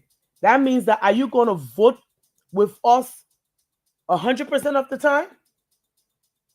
With the with the senators who are the representatives, who are in favor of this president? Especially, you said when, if at all, it benefits the Liberian people. That's what you said, right? Because someone just sent me a message and said she built all these things that Duadu have asked her, but she did use her letterhead to ask business people to help her build whatever she did. He said, so I'm just saying, you should understand that she didn't do all of these out of her pocket. Her letterhead was used to influence people. So let's answer the question now. I'm just saying to her what the person texted me. The first thing was somebody say I use my letterhead to business people. Let it bring the letter, then we can look at the content and see. So tell them, if you're in Liberia, it's easier for you to get it, right? So tell them, say bring the letter, then I will bring it, and I will bring the representative back. And this is it. To what extent? To the extent that the Liberian people will benefit. And let me tell you this today. Let me tell you, every day I sit, it hurts me that I didn't support Joseph Boakai 2023. But I was doing it because of Bon County and because of where I come from. I will say this to you. I never supported Weah Taylor because of anything I want, but I have to do it. Like Koga sat down today and said that Kingsman, I've been hearing Kingsman been from Nimapu. Well, I will support Joseph Boakai because I know I've sat with Joseph Boakai. I know his intent for this country. And that is why even when Yake made a mistake, I came on him. Because I think it's just too soon to start passing judgment on somebody that not even said in your office yet. So my stand for issue is not what if I say I'm with Fatima today. And today there are people who supported they fighting us. They can't even allow us to make history. They can't even allow us to work together for us to make sure we bring forth the brain that we want to see in the House of Representatives. So Fatima, I will support Joseph Boakai agenda because I know it's going to be of the Liberian people. Sis Grandy, do you have any question for them? So I just I think she just said something that I wanted her to probably explain a little bit more, because into Fatima's question, she said she voted for let me say it correctly. She voted. Please, you're trying to pose your question so I can go a big girl.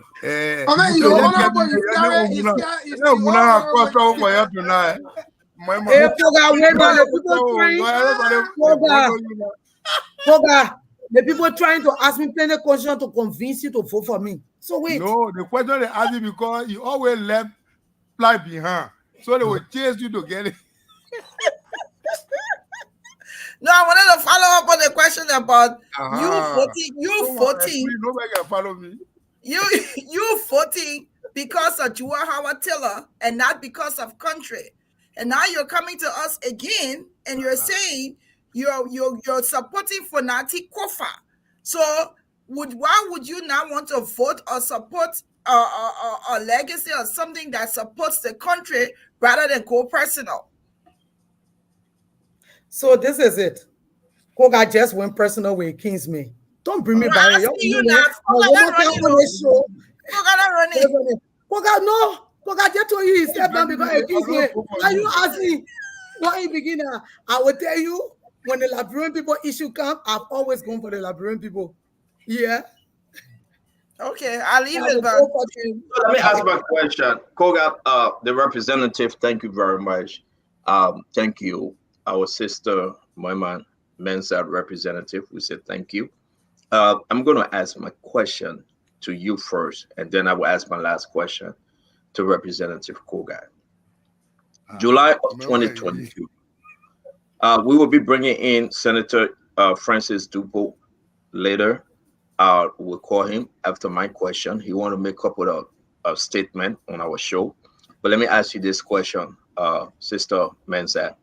July of 2022, the president signed into the law the dual citizenship bill, information coming out is that is Fonati Kofa is a citizen of the United States. It's not only Fonati Kofa, but a lot of Liberians in government. I will not pin this on Fonati Kofa alone. They are citizens of other country. Do you think it would be fair for Liberians home and abroad? And whosoever that would take this thing up to the court, you think it's appropriate for the court to interpret that law, whether they will uphold or whether they will support the fact that Fonati can run for speakership while he remains a United States citizen? You have heard the argument, whether it's Fonati or Richard Kuhn or whosoever. Where are you on this dual citizenship argument, Sister Mensa? So the first thing is the burden of proof lies on the accuser. Once anything that is right and legal in the law, I will back it. So my point is, if you accuse him, bring the fights. And once they come on the table, the law will be applied. The dual citizenship is clear. We pass it. In the period in which we pass it, there are, even before you become representative, you have to denounce your citizenship 1 year before the period. There are So you support, so you will support the legal aspect in this fight, whether so anybody has to prove speakership or whether minister, whether any elected individual, you will support the fact that somebody should go to the court and prove that Mama is some citizen, she's a citizen for America or for Guinea. Let's go to Sierra Leone. You citizen of Sierra Leone because you let Liberia. So then, if it is proven, then the law should be the law. Correct? The law should take the course, but not just mere allegation. Then I start to pass. We respect that. We respect that, and I thank you for your answer. And thank you for that answer. I think that's what happened into our country. A lot of folks there, a lot of evidence on paper in record. Do you think whether you're a representative today and you have lied to the National Election Commission, if it is proven that you're a citizen for another country, you must step down, correct? You will have to. If you lie, first of all, if you lie on an oath, it's a serious crime. So why lying would you? To the National Election Commission is on an oath. So I'm then, sure, so if you lie on that document and it is proven that you're a citizen for Guinea, you should step aside, correct? You should resign. Sure, and then first of all, if you say oath, we sign a commitment documents that we sign that everything we submit is true and nothing but the truth. So if you contravene that, the law will take a course. Representative Mensah, thank you very much for this honest answer. I'm going to go my last question to Representative Koga. Can you address the citizenship issue? We had you here the last time, but now it's evidence out there. People got document. They are marching to court after the speakership. It can be even Representative Koga. If you're a United States citizen, you think the law should be the law and that person must resign if proven that they are citizen for another country? It's not a yes or no question because you got to broaden it for the listening audience to digest the clear reality. In the first place, if you go to the law, the Constitution of Liberia, it says no two persons, vice president and president, should come from one country. The intent is the focus of development in that country will be immense and other country will be deprived. Then it also says that no somebody that mother from Guinea and the father is Liberian should be president of the Republic of Liberia. That is the Constitution. Now, with respect to the Code of Conduct, the intent of the framework of that law is because you need to make yourself clear so we can understand. We're not talking about the Code of Conduct. I'm asking you the dual citizenship law. Yeah, that's my question. The dual citizenship law, if you from another country, the law saying that you cannot hold any elected position, you must renounce their citizenship 1 year to the election. And under this condition, if that individual failed to renounce their citizenship and it is proven that they are citizen for another country, should they step aside? Should they resign? What law, LAW, is labor and weight. The facts should be exhibited. We agree, and I'm saying if all the facts are exhibited, if all the facts are you a citizen for another country? Are you a citizen for Guinea? Are you a citizen for Guinea? Are you a citizen for Guinea? If I tell you yes, and you prove it, what you will do? What I'm saying here is, if a go against the law, but when one is accused of a crime, you got to labor and wait, which is law, LAW. And if you labor and wait, it is established. Voila. When it is established, eventually it will be effectuated, and that person will be penalized for that, because it means that you are violated. Thank you very much. Thank you. So all the rather man go to Aruhinaka. But you are saying you'll be radical, so why they gotta be radical? No, Mr. Remember, I got one question for you. It's important. No, to Alu. Let's talk about the first person and the deputy speaker. Yeah, you finish with that one. Representative Koga, thank you very much for being our guest today. We will be there. We will be at the Capitol building tomorrow. We look forward to a beautiful show. Thank you. Remember, we'll stay here. We'll talk here about. Mama to her house. So she going. Mama is not to her house. So no, listen. She's not home. What's she here? Oh, she said I'm talking too much. I'm baking. How you sorry. Oh yeah. Mama, Remember, I got a question for you, and that's a serious question here. Do you believe, and I'm being very serious, do you believe if somebody asks you what you have done in your district, do you believe that's a fair question, or does that question disrespect you in any way? No, it doesn't. Thank you. You don't have to go in from because... No. Let me tell you this, let people know. My only point that I get angry when you pass judgment on me, we're all funny or what I've done. But it's your right. I'm a public official. What we do is a service-oriented job. And that is why I don't tell my constituents you must book appointment. Anytime they come to me, that's it. Anytime they call me, I will answer them. If I'm busy, I tell you I'm busy, please call me back. Ask him. And that's why I said, send Fatima and 10 Damo. So you can't ask me what I've done. If you're not convinced, you tell me how I did it and how did I generate the funding, and I bring it to you. Because you're not only accountable, that is why leaders think they can do things and go impunity. If you were only accountable, so the people are opening their mouth say they won't be deputy speaker, they were not talking. That was not true. Remember, let me tell you something, right now, for that reason, when I call on that bureau, I'm definitely looking for you. Let me tell you something.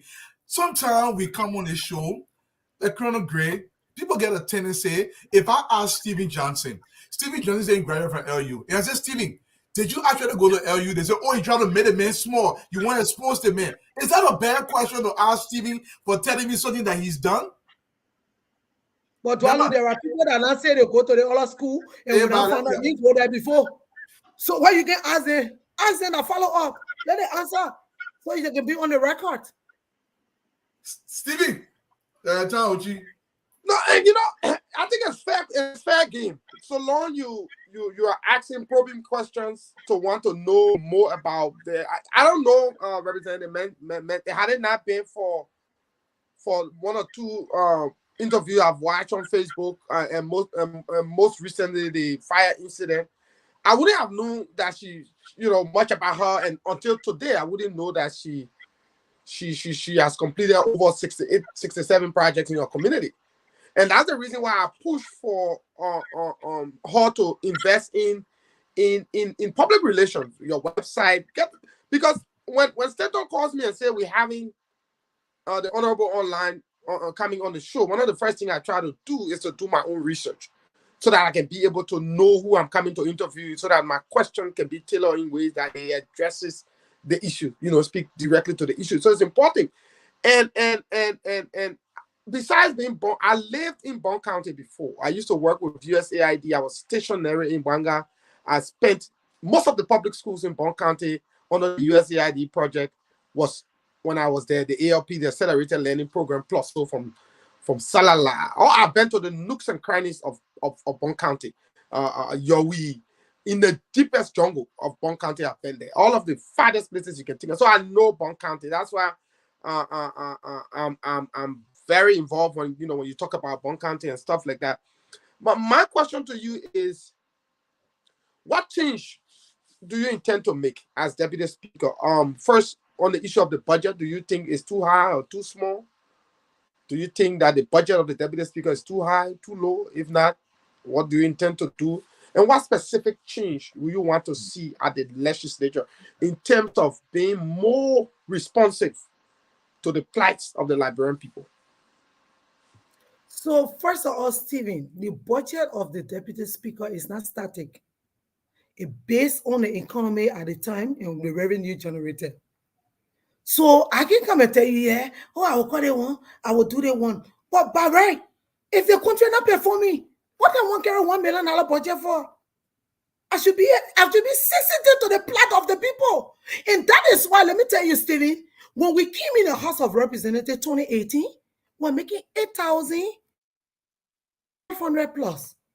When the harmonization came, and somebody said that God was angry today, we're sitting here. When the harmonization came, we committed and voted that they cut our salary because they shouldn't cut health worker salary. They shouldn't cut teacher salary. So my salary came down. One person can have my salary. It came down to 5,900. All of that 5,900, I have to adjust and say, okay, I will use 3,000 for this, and I will use 2,000 because I came from a job that I was making 2,400. And I live and I manage myself, and I was not suffering.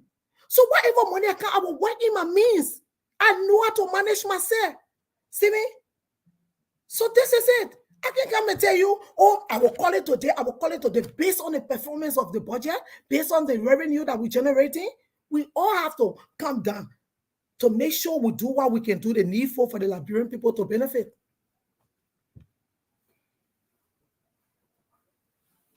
My second question is, you talk about integrity, and one of the things you also talked about was what distinguishes you from your competitor in these elections.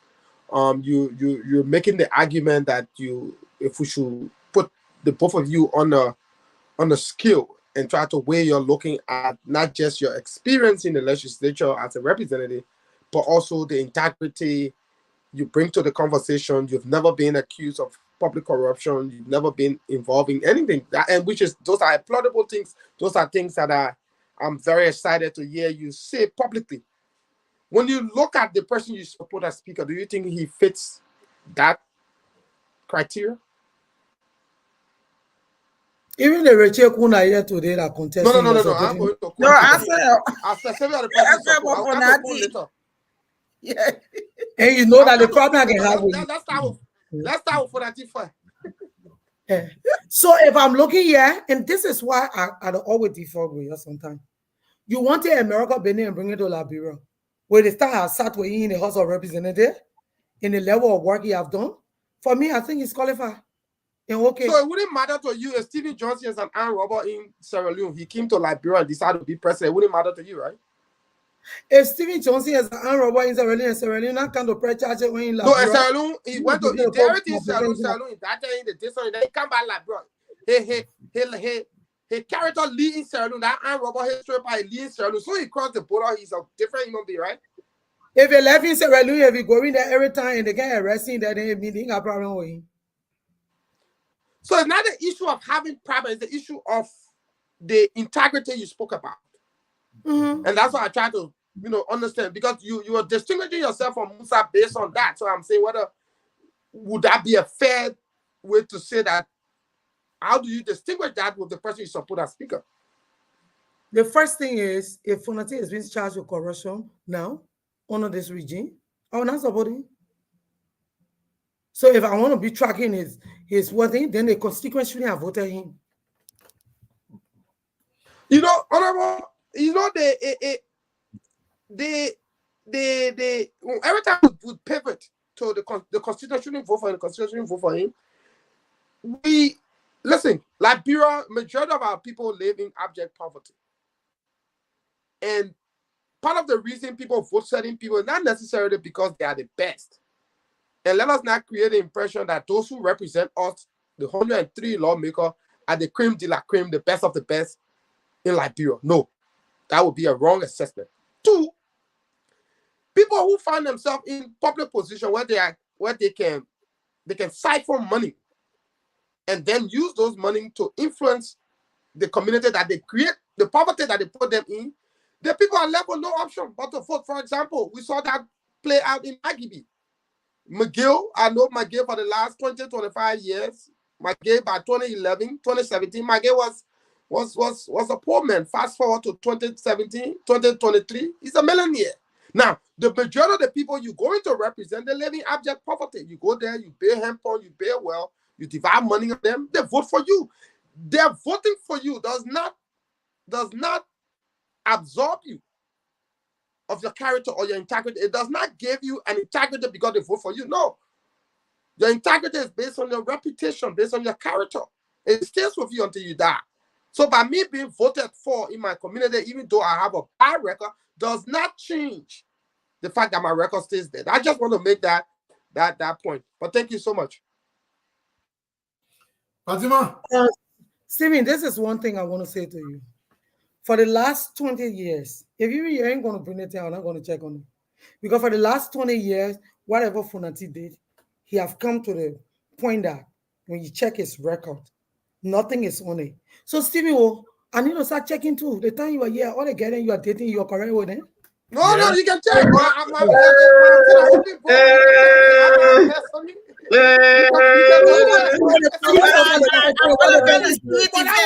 different things.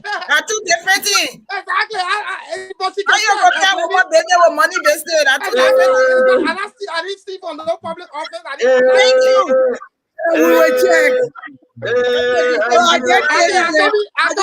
I'll be Boakai next week. To me get too much energy on that thing, I gotta break it down small. I'll be Boakai next week. I'll find you. So we'll go around. The Google say adieu. Fatima,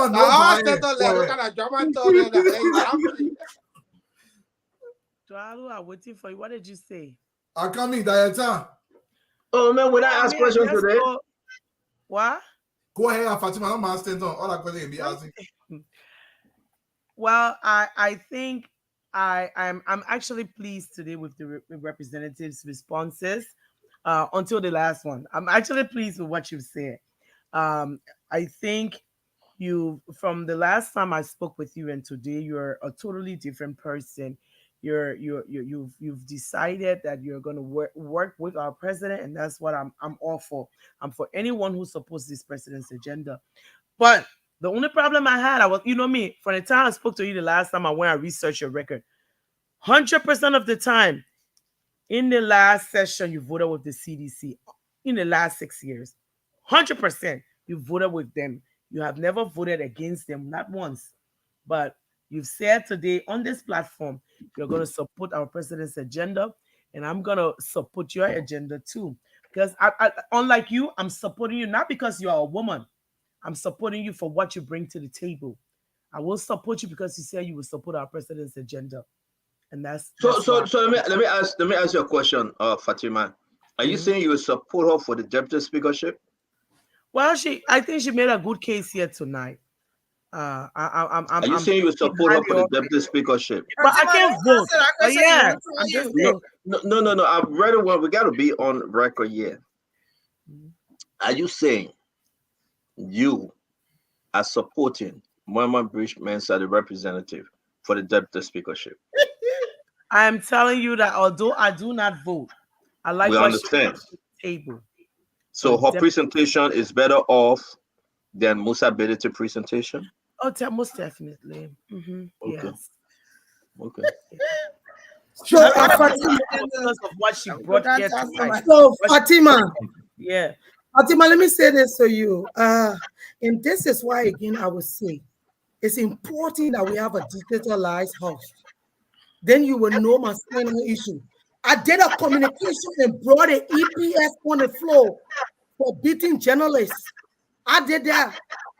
I did a communication for the central bank to come and tell us the money they said they were going to take out of the market is not yet done. And not everything I voted on that was for CDC. Even I was on I was on the concession committee. Go and check the last Big Mountain law. So we also honestly, let me come in with my question, Representative Mensah, because we gotta go. We got 6 more minutes. We gotta go. I got 2 questions for you, and I'm done. One, let me say this real quick. I'm very troubled that Fanatico have not come out yet to say he's supporting you. I'm troubled. I hope it's not. I hope seriously, and you know, I can tell you the truth. I hope it's not Vlad, because we still have Thomas Fala in this race. I don't know if it is not you, but he has said that he's supporting Thomas Fala, which is concerning because people send him in these messages that he is supporting Thomas Fala. But you got, why would Fonati not support a female? Thank you. Is Thomas Fala more qualified than you? Okay, what's happening in the boss camp that he must choose Thomas Fala over you? Thank you. Are you a seditious? Maybe because you are not a seditious, so therefore he's not supporting you. All these maybe is concerning to many Liberians out there. All this time around after the election, you openly declared to me, to Fagon on this set, that you are supporting Fonati Kofa. And I hope Fonati can understand that he must speak on this tonight as to whether he supports you or whether he will be supporting Thomas Fala, as folks are saying. It's either or. He must decide. Now, my second issue here is that this is the Spoon Talk. We wish you well, Representative Mensah.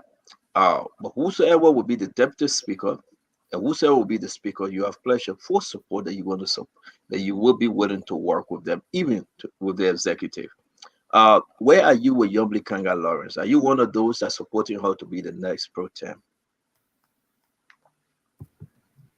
If you want me to vote for her first tomorrow before I vote for myself, I will do it. If it was being allowed, I will support her any day. I can tell you. She's a woman I admire. She's a selfless lady. You know why I started admiring? We close up, but with the decision Yomli took during the campaign, during the election period, any day I will stand for her and I will fight for her. So I support her. And I know she will be a very good. George Weah said we'll discuss this after you leave. We'll talk about the George Weah saying he would not run in 2029. He's tired with all Liberian nonsense, so he's not going to run. Let me bring in Francis Dopo, the senator elect from where are you from? River G. River says Francis, Honorable River G. Yes, you're live. You are live. Welcome to the Spoon Talk. Talk to us. Thank you, Mr. Waterspoon, and the rest of the folks. My colleague, Mema Mensa, the studio there, Stephen Johnson, Duano, Fatima, Mr. Gray, Connor Gray, I'll say, and N.T. Glendy. I want to Glendy, eh? Yes, I think I put that. I want to say good evening from my end. Well, yeah, How are you? I'm good. Yeah, so here we are. Tomorrow is election. I know you are not voting for the speakership, but you're going now to vote. You have declared yourself supporting Yombly for pro tem. Thank you. Congrats to you guys. You guys have won this thing. But let's talk about the speakership. Where are we with your colleagues saying you're leaving them? What do you think? Richard Kuhn, Fanati Kofa, who's leading? Sorry? I said Richard Kuhn, Fanati Kofa, who's leading? Where are you? Well, I can tell you clearly that it's going to be very decisive. Frankly, as you know, Honorable Kuhn numbers were down from the beginning. As we speak now, there is a point where you can still say that it will be breathtaking on tomorrow. We are hopeful that indeed Honorable Richard Kuhn will be the Speaker of the House. It's going to be a breathtaking movement. If anyone tells you that indeed it's going to be an easy ride, I can tell you as a consultant, being working with the team, looking at all of the numbers, I think you cannot say that it's on a fair note that indeed you're going to be a fight. Why are you giving us a discouraging news tonight? Folks were in high spirit, Senator. No, it's not discouraging because I don't be fair to you that indeed from the beginning you saw people taking photo of 44 persons. Later it became 39. Now they have photos about 28 persons. And they are claiming to have 36 and 38. So I'm giving you a point where I'm telling that as you are coming down, someone is going up. And we are at a point where there will have to be a deciding vote. That's a fair note. And before tomorrow morning, I can tell you, because if I tell you that Richie is full-fledged in the league, I'll be misleading. As I speak now, there's a deciding vote to make the difference. There'll be a magic vote tomorrow. What's that magic coming from? In whose favor? In Richie's favor. Okay. At least you said something close to that now. So, Glenny, Fatima? Yep. Glenny, you got a question? No, I don't have any. I just wanted to make some clarity first. Yes, sir. Go ahead. Before I take Fatima. The clarity I want to make, I listened to Honorable Briggs Menza and also Honorable Koga. I just want to say for the record, because we come from the legislature, and when it comes to the rules, I think Honorable Koga is in error when it comes to the rules of the House. The rules are very clear in the section 6.1. It is the chief clerk that presides, because the chief clerk tenure has not ended until a successor is elected. So the chief clerk will preside, and that there can be no time where the election speaker and deputy speaker will be held together, because the rules of the House are very clear.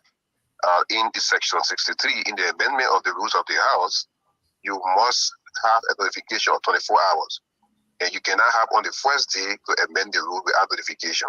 So that can't happen. You want to say that.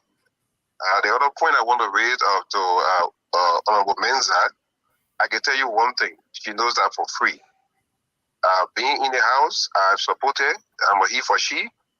And if Honorable Kofa support he for she, if Honorable Kofa is a he for she, then he should be upright, clearly to say to Honorable Menza, I support you, with no fear or favor. If he can't do that, then she herself knows that clearly that he doesn't support her. That's true. And the point of her argument that she's bringing to the table some reform as a deputy speaker, it contradicts the role of Honorable Kofa as deputy speaker. Because if she believes that she can bring a reform, Honorable Kofa has said that the position is a nominal position. How then can she reconcile that? In his press conference, he compared that position to a vice president position. So if you can bring a reform, and Honorable Kofa was a deputy speaker, he could not take on a reform that you want to bring in the House, then why would you support him? You do that. If you can bring the change, and he could not carry on that change, then why would you support him at this time? I believe what you just said. You can bring a change. There are a lot of things that can happen in our House from the end of the deputy speaker. But Honorable Kofa did not demonstrate that in 3 years. Then why would you want to make him speaker? That's my concern for that point from her. Okay? So I cannot wait more. Thank you very much, Senator Dobo. Thank you all. Representative Mensa, you have any comment, question for the senator? For me, I just want to comment to the point that my honorable brother said, how would I bring my reform is the speaker? If you have a good speaker that's going to give you the leverage as a deputy speaker, you can achieve what you want to see. And let me tell you, the rules, some people sat down and maybe they didn't initial documents that what they're supposed to do. I'm not going to do it. They said the deputy speaker is ex official on every committee. Do you think I'm going to say that one thing later in committee room that they will not come up with a report and I will not find it and bring it on the floor? I will for sure. And left for the working ability of the deputy speaker to do what they can do and push the negotiation power to push your agenda. It's why important.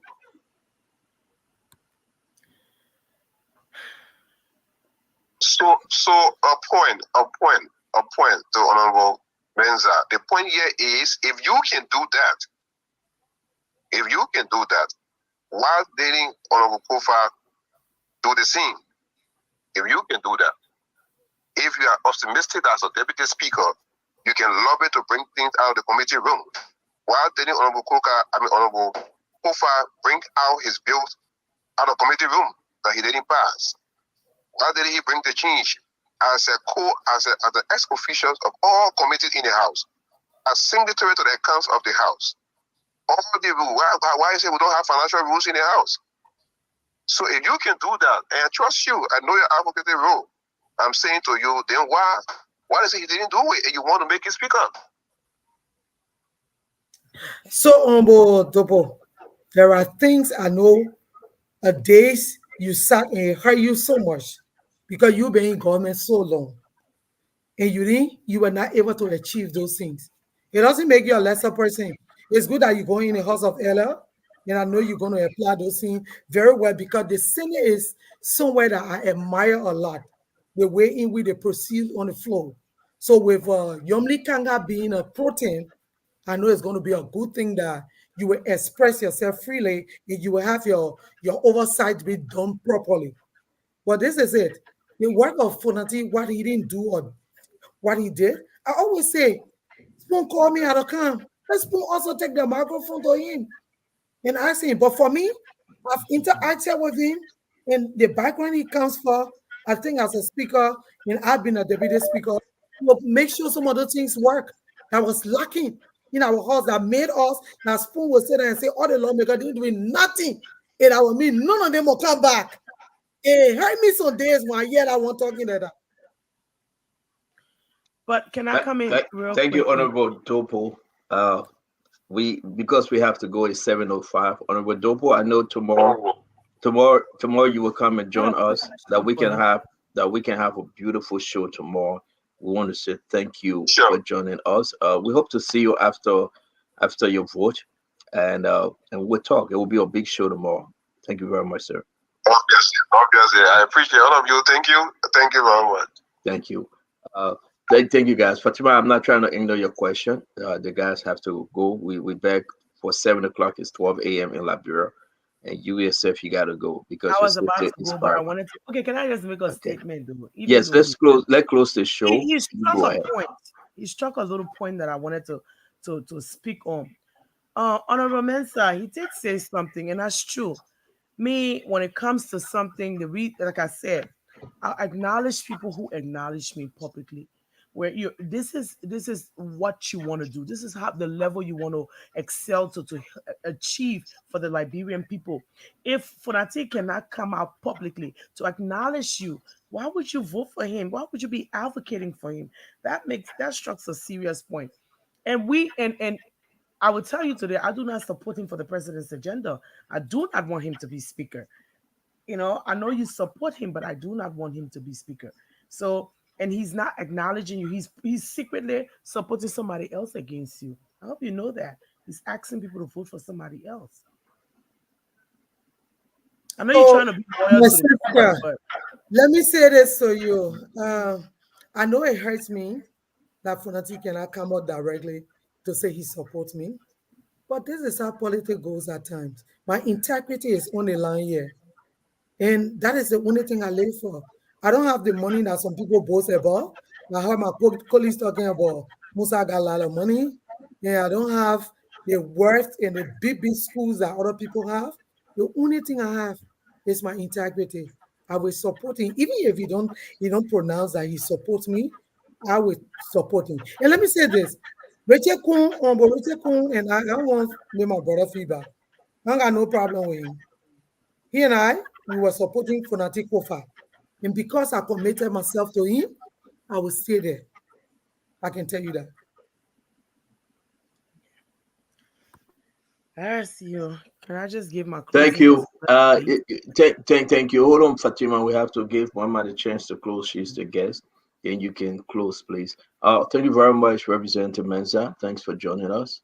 If you have anything further, you can speak to us and we move on. Say that again. That's it. We are closing the show now. You want to give your parting statement? It's good to have you, though. So first of all, I appreciate the fact that I will be here on Spoon. I say thank you to my two sisters. No, my one sister and my other auntie. I'm coming to first skin to the woman.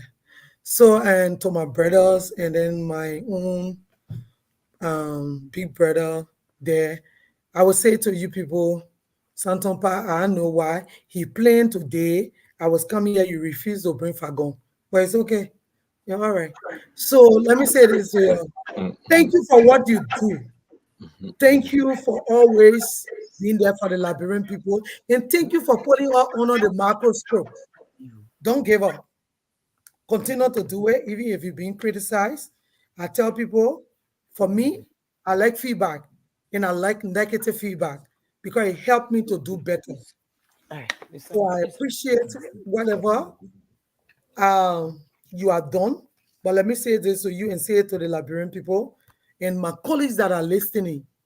If we say we want to see a new legislature, that we will do things differently and help to make sure this country get better, we must make sure we adapt to the system of seeing the unit, the AMC, the fixer, the keen way that they want to fix the country. We must adapt that attitude. The CDC, the proper agenda and the best one, we must take it also and adapt it. Then we come to putting our hands around the rescue team to make sure that we all rescue this country. And in doing that, we can't have business as usual. The two deputy speaker candidates plus me, they're making it 3. I asked them to put it under the microscope and tell me if these are the 2 people you want to see in leadership right now. So I just counting on them for the vote and counting on everybody to be part of the process tomorrow. And let's say this, any rules that we want to be biased and do things differently, we're not going to do it. And I'm asking them to make sure that when I come back on this platform, I will come as the next deputy speaker for the Republic of Liberia. That I can tell you. So let me ask you, with less than 24 hours to go, do you think if anybody talk to you, any way to squeeze you the back, I know you are on a very, very tight security monitor. Do you think going down there to vote secretly, you can secretly vote for Richard Cohn? No, I just saw you about integrity. No, just asking. But nobody know that you voted for Richard Cohn. If you try to do that. I will ask Richard Cohn to secretly vote for me. So that one will talk behind the back. But I also this close for you that found Lapao. I bought it from one girl named Fatou. She don't bring things in the country. Now Bama called it. That's fine. Thank you, my sister. We'll work on you tonight and make sure that you do secret vote. Thank you. And thank you, everybody. Thank you, Jalu. Thank you, everyone. Stephen, take care. If you didn't get his Steven in trouble, then he said, Steven, take care. No. Get out of here, man. Come on, man. Get out of here. Oh, man. That's my sister, my bridge. I love that woman, seriously. Wow. We can joke, but you know what? It had to talk, Glennie and Fatima. The man said they were more open and ask for Fonati, but Fonati cannot ask for her. So that's she's a better woman. She's a better woman than me. Me too. Yeah. But let's go ahead, record. While we're doing our closing, you can incorporate in your closing. Seriously, George Mena, we have said today on the video that he had no intention of running again 2029. Yes. Let's play that video. Then we'll start with you, Fatima, because I know you got to go. Let's play. They'll know that Koga, I cannot perform a certain duty when I'm old. And what you're talking about in 2 years from now, I'm 57 now. Our retirement age is 65. I'm 57 now. 6 years from now, I'll be 163. And I cannot work for 2 years. So the best thing to do is to promote peace and prosperity for this country. So you're not going to drag me into politics until I reach or 90 years old, or 75 years old. So I'm just telling you, because right now, you know what we face with? Our parents that were in politics when we were young. Our 1 year old, when my uncle was in politics, some of them can't even walk. We're seeing how we can take them to the hospital to survive. So when they are 80, they are 90 years old, they still running their politics.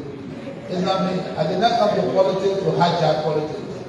I think the politics to play a part. I think the politics to play a part. Maybe you can say, well, I think he wanted to prove something. And then I will agree with you, yes, I wanted to prove something.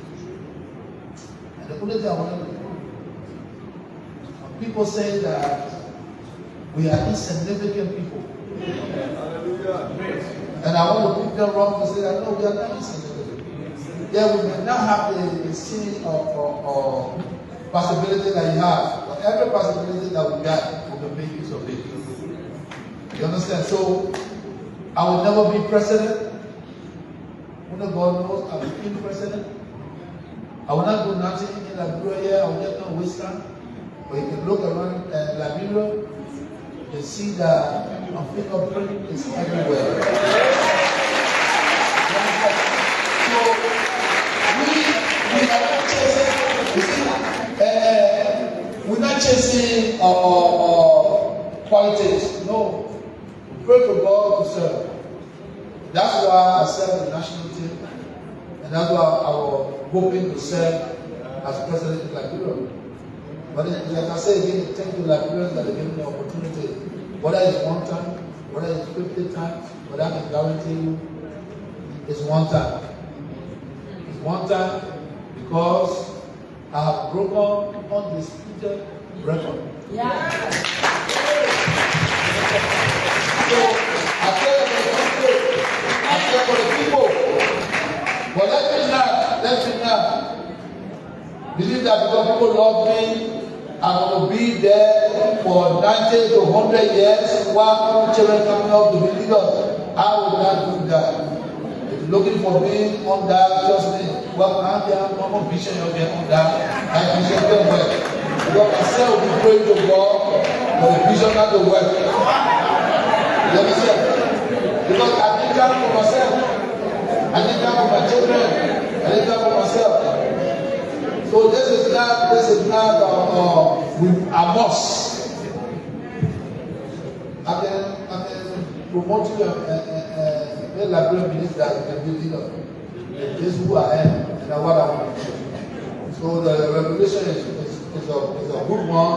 I hope the next government that come in will take that responsibility.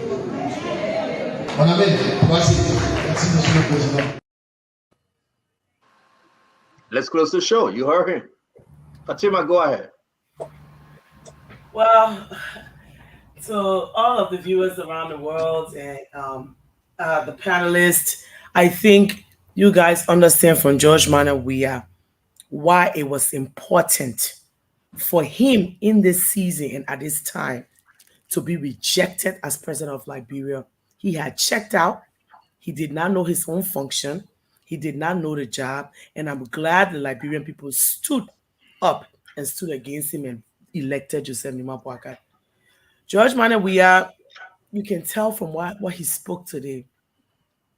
He was just there because he said this. He wanted to prove a point. The highest level of government, the presidency, is not a place where you go to prove a point. It's a place where you connect people together for the good of a nation. Not to go and talk about, oh, I can do this. They say I was not going to be, so I did. They say I was not going to get, so I got.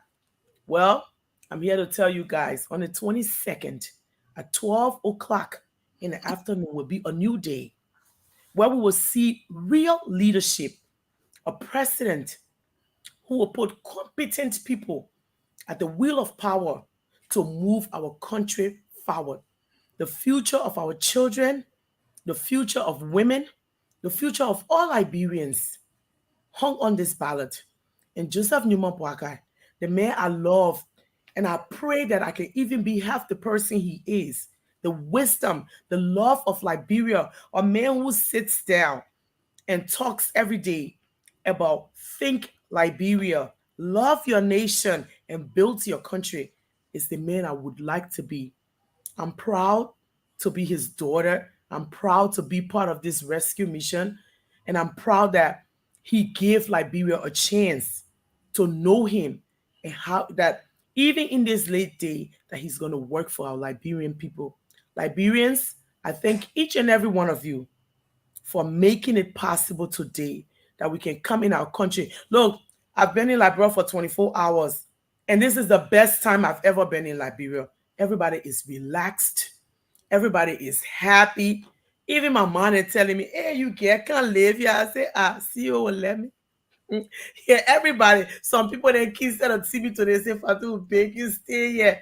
How important our country but is. wait, me, I'll let you. What my business have to do with you? No. Steven, we can't let it slide. Why you always calling Steve? No, because he hiding if he laughing. What my Steve, business have to do with you? Oh, you got nothing to do with me. And I'm on the network.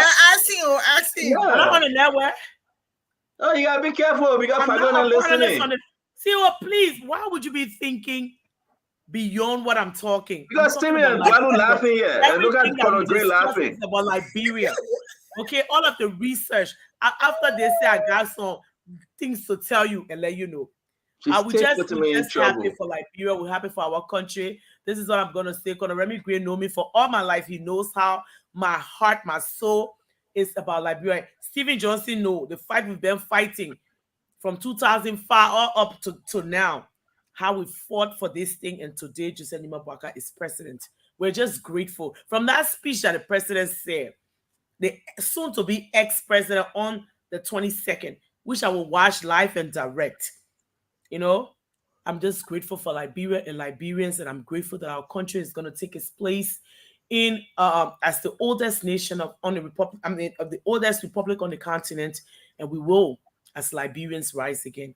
I thank you guys for having me tonight. I thank all of the panelists, and I'm grateful to be in Mama Liberia. Today is the first time I'm truly grateful to be a Liberian. When the president who makes history, he literally does everything he does. He makes history, and he did make another history as the first young one-term president, where a group of people like you and I sat down, and we knew that he was not able to cater to the affairs of our country. We fought hard, we worked hard, and we removed him.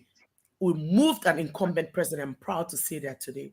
I thank you guys so much. Thank you, CEO. I know you're talking what I think there, but you know you mean well. I thank you guys. Duado, I love you, baby. I love you, baby. I thank you guys. You made me so happy. They want to on you. They want to on you, Center. Me my whole heart, JMB. Me a hotel with my whole heart for just send you my boy. With my whole heart. Fatima, thank you. Me a hotel with my whole heart for Jeremiah.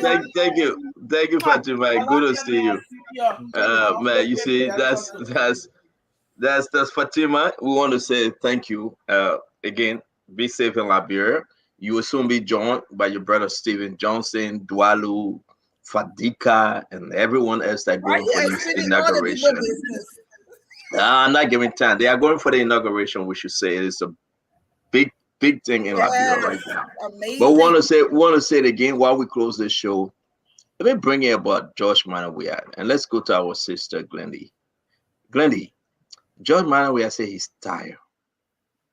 Where is CDC? St. George Mena Weah will not be running again. Why you do your closing? Please answer my question. I cannot answer to that question. I'm not interested in CDC. So are they dissolved? That's it for them? There'll be no. I guess he told them, he said, don't look at me. If it depends on me, I'm done. In CDC right now can take the mantle and say, yes, I will be the next leader. That's for us to see. Maybe the people from the other side who voted for CDC, maybe they'll pick up the mantle. We don't know. They may have a new sense of direction. We hope they do, but he's already said it. He's made it public. And the thing about him today is that we already knew. So it was an obvious pronouncement. It's something that we knew, something that we expected he would have done years ago. We already knew that President Prezzo was not really functioning. He wasn't really doing anything. So to come up, I think today, the reason why he said it was to the benefit of his seditians. Those people who still believe in him, who still will probably want him to run in 2029, he said, let me just come up front and be the first to say. But what is sad about him as a young man in his 50s is to hear him say that, like Fatima saying, I want to emphasize that he was just there to prove a point. Being a president is not about proving a point. It's about your legacy. What did you do for your people? What did you do for your country? How did you help poverty? How did you improve education? But that wasn't his concern.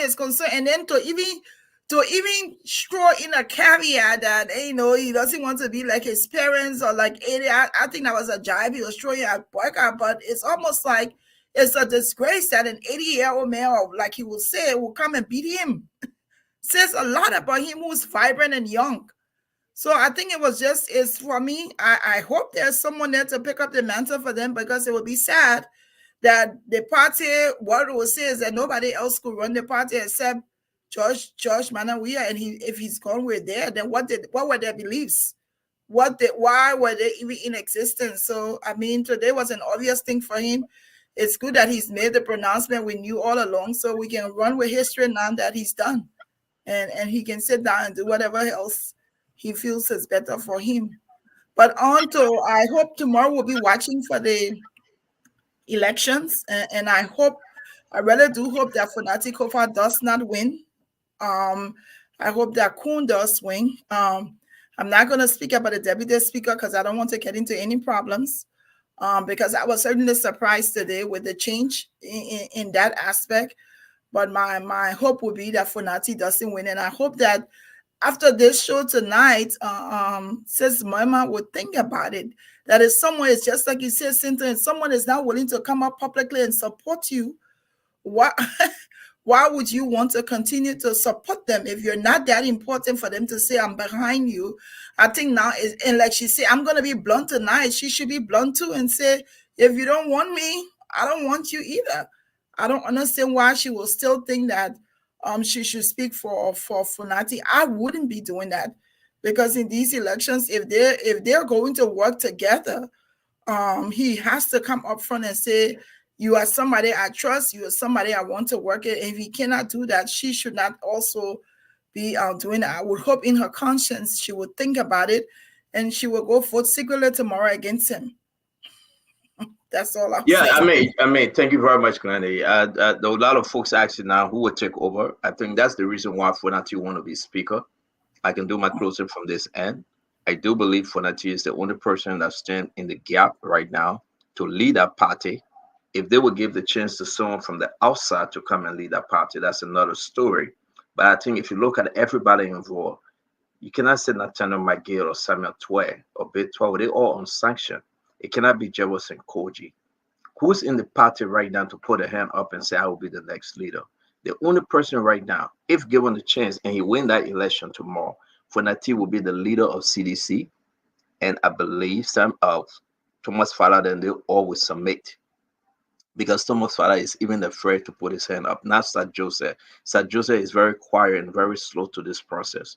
The only person that will fight right now to lead CDC will be Fonati Kofa.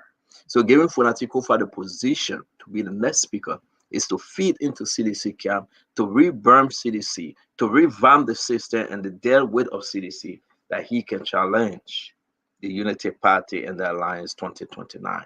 So that's where I'm coming from with who will lead CDC. And that's what George Mena Weah is doing everything he can to support the Fonati Kofa. He tried with Besonga family, but understand that Besonga cannot beat Yombly. Yombly will be the pro term. So Fonati Kofa will be having a budget for speakership that he can use at will. He will be having agreement and concession, and then everything will be coming through. So financially, Fonati Kofa will be well balanced to be the leader for CDC.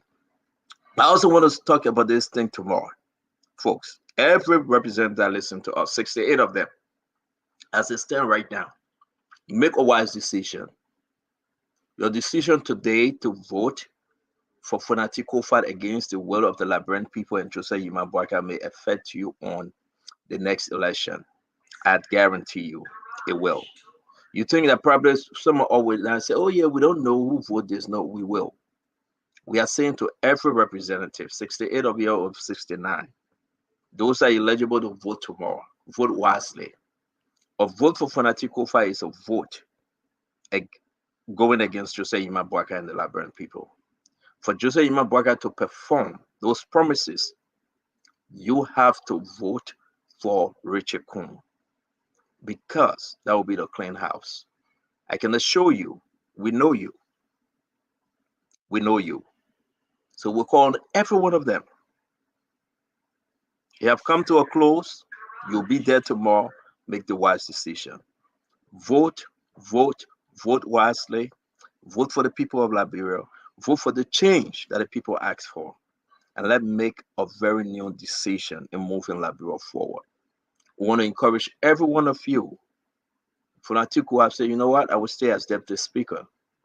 But you know he been pushed by George Weah. You know he been pushed by the party. George Weah tried to bring Frank Musa Dean as associate justice. He tried to bring Samara Woodacuddy. It didn't work. George Weah tried to bring Western God family. It's not going to work. George Weah still want to leave people in power like Madame Salif did. But you, the Liberian people, call your representative tonight and talk to them. If they vote and make Funati Kofa speaker, the position in the next 6 years is on the line because we need a new Liberia. I'm not fighting Funati because of his citizenship. The court will decide that. No. I'm not against him because to say of his record in America. We all have record. I'm saying to give Jose Yiman Boakai a right direction to lead Liberia under the new clean sheet. We need Jose Yiman Boakai and the Liberian people to support Richard Cohen because he will stand with Jose Yiman Boakai and the Liberian people. So I want to say thanks to every one of you that joined us tonight. From my end, I appreciate you, Stephen Johnson, Mr. Eduardo Glendy, Fatima Conagre, all of our guests, those that call, and most of all, I really appreciate Yeke Koduba. He's still like, man, we disagree, but Yeke Koduba is in a position to criticize. That's him. He remain my brother-in-law, and we'll move on. I got nothing on him. He got nothing on me. I just love him, and I hope together we all can fight to make Liberia better. Thank you, folks. Conor Gray, Stephen, and Eduardo will take us home. All right. Firstly, we have to evaluate what President Weah said. I think President Weah is still processing the idea that it comes the 22nd, 12 midday, and going beyond. It's not going to be president of Liberia. He has to process that first. So if you ask me, he's really angry right now. After that, the dust will settle. Look, Weah enjoyed himself best when he was president of our country. All what he earned out there was just the stepping stone to becoming president today. So he's going to process that information and see that that was a good position to be in. And I think don't be surprised if he takes back that stuff said on the pulpit. I don't know if it's a pulpit or wherever the podium he was standing at. So I will put a hold to that and say, let's see what happens. And regarding others joining him to during his presidential bid, maybe there are other folks who are looking into the CDC. But the CDC, I can always tell people, if you don't yoke with them, you can't fit in. So those who are looking in there should reconsider and look well. And if you think you can jump as an outsider and come in the CDC, you're gonna struggle. The frustration will be more than you trying to form your own thing to go to the polls. If you go into the CDC, definitely it's a different baby. And I think Representative Memo Briggs, if I was solving for X in an investigation, she comes across like she got a soft spot for the CDC. I don't know. There's something about her. The last time she was there, she had all the praises for the government, the CDC, blah blah blah. When that disaster happened in her county, it was after she was reminded that George Weah has now been called. Joel Howard was passing there when she, made a stop. Then she wanted to stagger back, just as she was trying to stagger back when Senator-elect Dopu came up and said, an exposure, pretty much. I think this idea that you go against Funati Kofa it's not going to happen because she has that soft spot for the CDC, and that's the agenda she's driving. Quietly, you have to be smarter enough to see it that way, because I know Glendy here. If Glendy knows that nobody is supporting her, then and she's equally running, and to say I will support that guy regardless, that is to tell me that there is something greater that is driving that decision other than just voting for that guy. I think clearly they want to set the CDC agenda from that corridor, the speakership, so that they will remain vibrant in our political stream as opposed to just going away. And regarding Musa Bility, I think folks should understand that look, strange bedfellows can make politics interesting. If we don't know what Musa has done in the back, we only seen the surface. If Richard Kung is spiraling up, because I remember when we got here first, Richard Kung was way down. If you were taking opinion polling, you find out that he was down. But now I think he's rising up. We have to ask ourselves what's causing that rise, that sudden rise. You know, that and probably could be Musa Bility. And sometimes you have to bite the bullet. You have to bite the bullet. And in politics, you need that more. Maybe at this time, Koga is not the individual that for whom you should bite the bullet. Maybe it's Musa Bility. And people may not like him, but hey, this is politics, and the agenda of Ambassador Boakai stands supreme. And as a result, bite that bullet if you want that agenda to go forward. If not, you're going to lose all. And then at the end of the day, you have yourself to blame if only you had given him the support. Well, it was a great show here. Thank you, Colonel Great. Real quick, Steven, I beg you, birthday treat. This is our sister. We got to talk about her son's birthday. We want to wish a happy birthday to Godfrey Delaney. Godfrey Delaney, today is your birthday, the 14th of January 2024. This is from your mom, your dad, your brother Godwin, and your sister Georgia. I want to say, whatever you are, Godfrey, happy birthday to you. We wish you Godspeed, and we hope you had a great time today. Whether you're in America, it's snowing already, but you're in Africa, have fun, enjoy, and the peace of God celebrate your birthday. Thank you. And now, folks, Steven about to talk. Nobody should talk about Dallas and Green Bay game, please. We don't want to know the result. Don't give us the result, please. I don't want to, not Steven, I don't want to know the result. Don't give me the result. Let the people play their game. Stop posting here the result of the Dallas and Green Bay, please.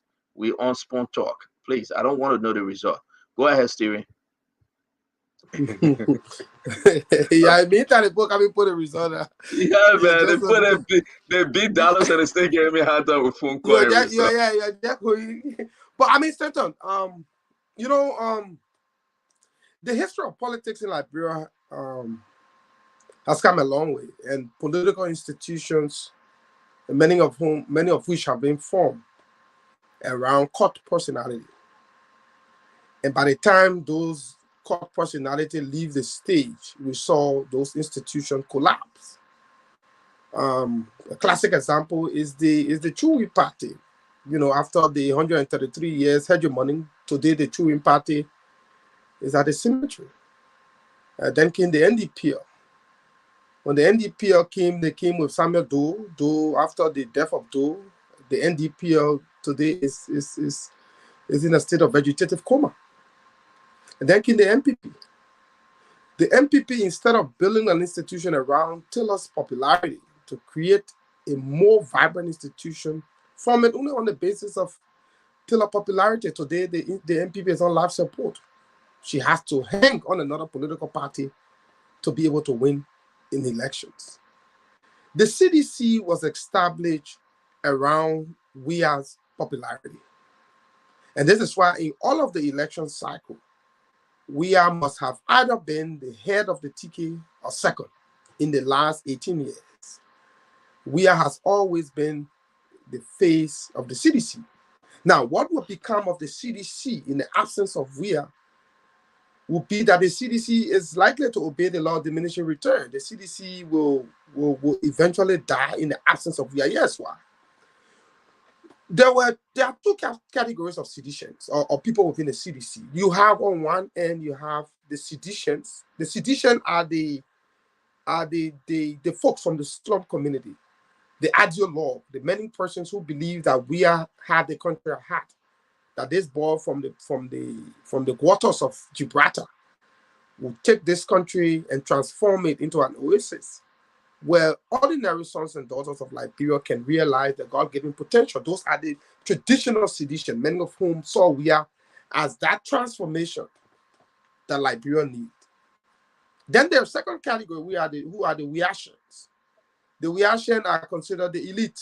Those are Weah personal friends and people who benefited from him directly over the last 6 years. They were given strategic government position. Today they have amalgamated a large sum of wealth. And so that transition from Weah has led one major constituent of his term, which is the sedition. But here's what I think Weah is doing. I don't believe that this speech is intended to announce his departure from politics. I think this is intended to save his pocket. Weah does not intend to bankroll the CDC for the next 6 years. And so he now wants to recruit himself from the CDC and watch who will be the next scapegoat that will use the money to fund the CDC for the next 6 years. Now, mind you, Stanton, the whole while Weah have been the head of the CDC, most of the funding from the CDC never came from Weah directly. Whether it was from Winston Totman, it was from Vanny Sherman in 2005 and all those folks in 2017, the Uris and all those people. In 2017, the Uris and all those people. Now we have believed that he needs to remove himself and allow people like Fonati to be given the false hope that they can lead the CDC so that he can bankroll the CDC for the next 6 years. Don't be surprised, Stanton, that by 2029, you see Weah will come back, as we already seen with our politicians, and say, the Liberian people have asked me to run, I want to run. The voice of the people is the voice of God. That could be another strategy. Now, the second part to it also could mean that Weah thinks that he wants to benefit from the Mo Ibrahim Award, which allows for him to collect $5 million over the period of 10 years. At 500, over the period of 10 years. He could use that $500,000 a year for 10 years as his personal glory, to his personal glory. Go on sexcapade, go drink exotic liquor, have fun, and watch many of the sedition who believe in him, live by the wayside. But I'd like to close on this note. History has taught us many lessons, and the story of Weah should be a lesson to all of us. How popularity can be a perishable commodity. You could be up here today, you could be down tomorrow. It all depends on how you treat your people, how you lead. It's important. As they say in tradition, that the falling of the old leaves should be a message to the young leaf. I think Weah was a disappointment, and many citizens are left in frustration, and that Weah statement about early retirement could be viewed from two perspectives. One could be a ploy to use somebody to bankroll the CDC.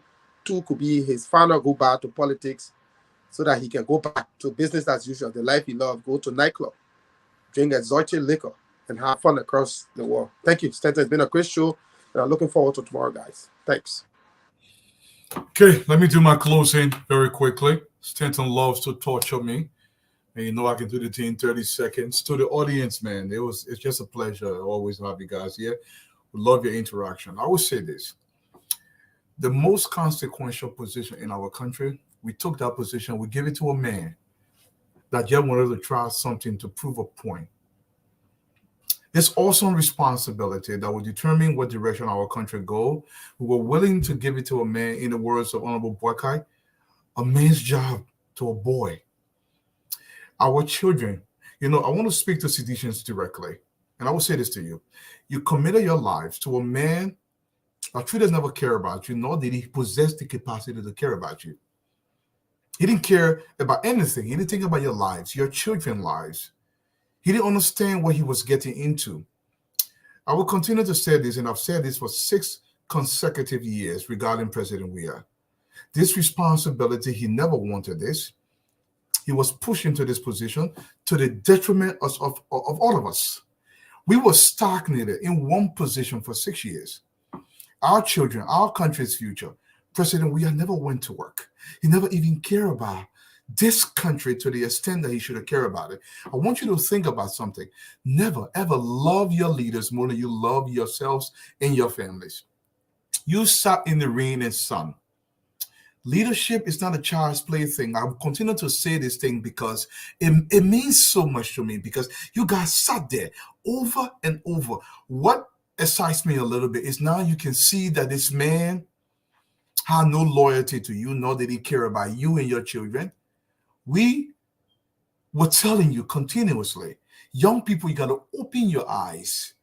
When a man becomes your president, this man must possess certain characteristics that proves that he can deliver to that society that which that society needs. President Weah not possesses not even 1% of that. And we were just sitting, you singing Jah for your children. We're just stuck in this one place. Do you know what this man has done to this country? Incoming President Boakai, there's a massive hole that has been dug. He has to be brilliant in making sure he fills that hole before we can cross that bridge. We have work to do, and President Weah, we want to pay word to you. We pray the Americans do us this favor and sanction you because of what you've done to my country. People are going to suffer because of your leadership, and some citizens will not fully understand this year. They're still in this coma, in this stupor, believing that something is going to manifest themselves. Those are you that elevated this man-child that has destroyed this country. Every single day, I get so angry that our country was destroyed in this manner. You got no idea. Our foreign, this week, right? Our foreign, my man, Liberia, a man lays one. I'm a Marine. Let me tell you something. Let me tell you what Ronald Reagan said about the U.S. Marine. Ronald Reagan said, listen, the Marine doesn't have to worry about what he's contributed to society. He will continue to live on. I'll take every necessary precaution. This is my country. I will always go to Liberia because this is my heritage. But I just want Liberia to be elevated above the typical. President Weah was not the person to do it. And I'm so glad President Weah has recognized this. Even if he comes back, even if he wants to come back, the way Liberian people are now open, President Weah cannot win again. Even if he comes back. You are calling for sanction, President Weah, but could go back to what Stephen said, though. The issue here is that, Stephen, do you think they're going to give President Weah that award? No, $5 million in 10 years. Let me tell you why, Stephen, on my closing. There are so many sanctions on this official. President Weah cannot be removed from it. Mo Ibrahim considers everything. And I think it would take a lot away from Mo Ibrahim's award if that's given to President Weah. I don't think he's going to get it. And President Weah knows this. Look, President Weah was sticking to the CIA headquarters. He knows what is showing over there. He knows what's coming for him. But I pray our people get some hope on President Joseph Yoman Boakai. And I pray this rescue mission gives the people, not just in River G, but across the country, some hope, some semblance of civilization, so our people can smile again. Job creation. That's what I pray for.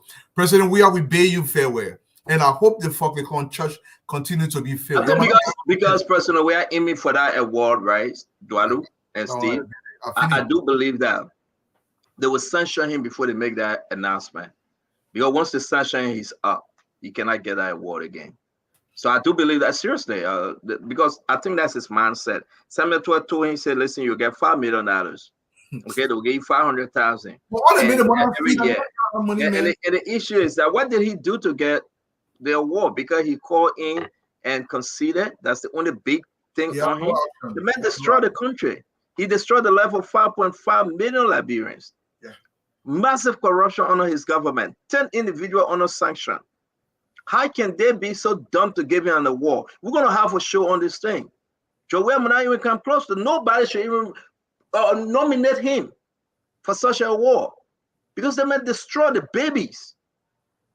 Extrajudicial killing under his watch that he cannot account for. What a bullshit about Mo Ibrahim award. If they put his name down on that paper, yeah, excuse my French, just Sunday. God forgive me in the name of the Father, the Son, and the Holy Spirit. If they put his name down, okay? Yeah, man. If they put the man's name down on the thing. Your glasses, my man. Yeah, God forgive me in the name of the Father, the Son, and the Holy Spirit. Because there will be no way. Because there will be no way. Your glasses. For us to talk about that award thing should go to people that deserve it. For 6 years, The man tortured the country called Liberia. He brought denigration to our nation. Sex slave went up high to the highest bidder. For 6 years, sodomized young men, raped our women, our young girls for 6 years. How can we sit on the show to say he deserved the Mo Ibrahim Award? Stevie, if you're that went to this BB Harvard University, then who said he deserved the award? No, you didn't say. I'm just saying because you didn't even mention maybe that why he eyed. We don't even want to say. We're looking into get the money to the AFL. If he asked me, get the money to the AFL. You can do that. We have mine. Instead, you gotta watch. The 6 years is enough time to have really assessed Weah and look into his mind. Yes. Weah is the guy who everything must be about him. Everything. The spotlight has to be on him. If the spotlight, now you saw even after the kid who was the goalkeeper for Lone Star after he went Sierra Leone and saved the penalty. When they came back to Liberia, we have our own SKD teaching the picking how to catch ball. Mm-hmm. You saw that? You know, the way in the goalpost, you showing the man how to man. What the hell are you doing? You know, because we are taught that kid took the glory he wanted to be, in a way, the face of that film. That is the extent to which we are is. But I mean, the award, I don't know whether the award is whether they look at the you know, your activity as president or tomorrow we read it. Yeah, one of the even call them. We ask them. One of the main points of that award. One of the peaceful transfer of power. Exactly, peaceful transfer One of the of main power. points is the peaceful transfer of power because the African leader intended to clinch onto power, and the award was an incentive. The argument was when they leave power, they don't have money to sustain themselves. I agree with you. Raised that point. He doesn't deserve it. He was a terrible leader. I put it in the worst category. He doesn't deserve it. If that's why he eyeing, we'll fight against these people. How can America sit there and give this man $5 million for destroying his own country? America part of it. We'll bring it there. Yeah, we'll bring it there. We'll bring America there. America got big argument to make. That one above our pay grade. He might get it. They got big argument to make. But anyway, guys, we want to say thank you very much. You know, something about Joe Weah that is not right. Steven, you put it right. He looking for the money, so he won't go in the bar. When he collect that money, he will come back and step on Fanatic Kofa and say, yeah, again. The people say I'm wrong, so let me wrong. Everything he said today, he will put it in the back burner. You are right, Steven. You're right. I mean, let this guy go in peace. Let this guy go. Tell that America can deal with him. Let him go. It's not good for mankind, and especially Liberia. If you follow Joe Weah right now, we all made mistake in life. But this is a man that care less about Liberian. You know, let him go in peace, man. And we want to say thank you. Listen, when it comes to this, they read B cup also there were 4160. But can you stop? You don't even watch football. Where you coming from? That's not his school. That's not his school. That's not his school. You look at old school. Where's our sister, man? Rosalind Cooper. Yeah, but still, man, thank you very much, man. We'll be here again tomorrow. We're gonna make this thing happen. Thanks a lot. Tomorrow is Martin Luther King's birthday. Yes, it is that. Yeah, Martin Luther King's birthday. You're right. Good night. Good night. When did they say 32? 48-32 or 48-32, yeah. Bye.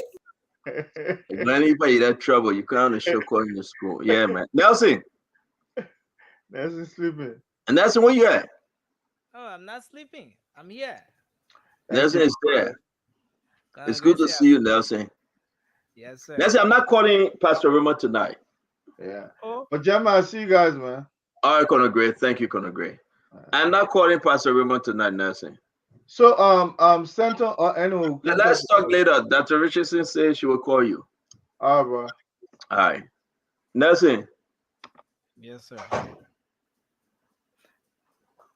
Nelson, I am not calling Pastor Rima tonight because I don't like the result of the Dallas Cowboy game. Oh. Yeah. Okay. Yeah, he's gonna hurt my head. I really don't want to talk about it, If you call him right now to do benediction, he will talk about the game. I don't want him to talk about the game. Yeah, he's an Eagle fan. We'll beat them tomorrow. And, yeah, I cannot call him, folks. I know you want Pastor Ramon to give the benediction, but I'm going to give the benediction because I don't want him talking about the Cowboy game. I know that's what he want to talk about, huh? Pastor Ramon watching you. The man will call. The man.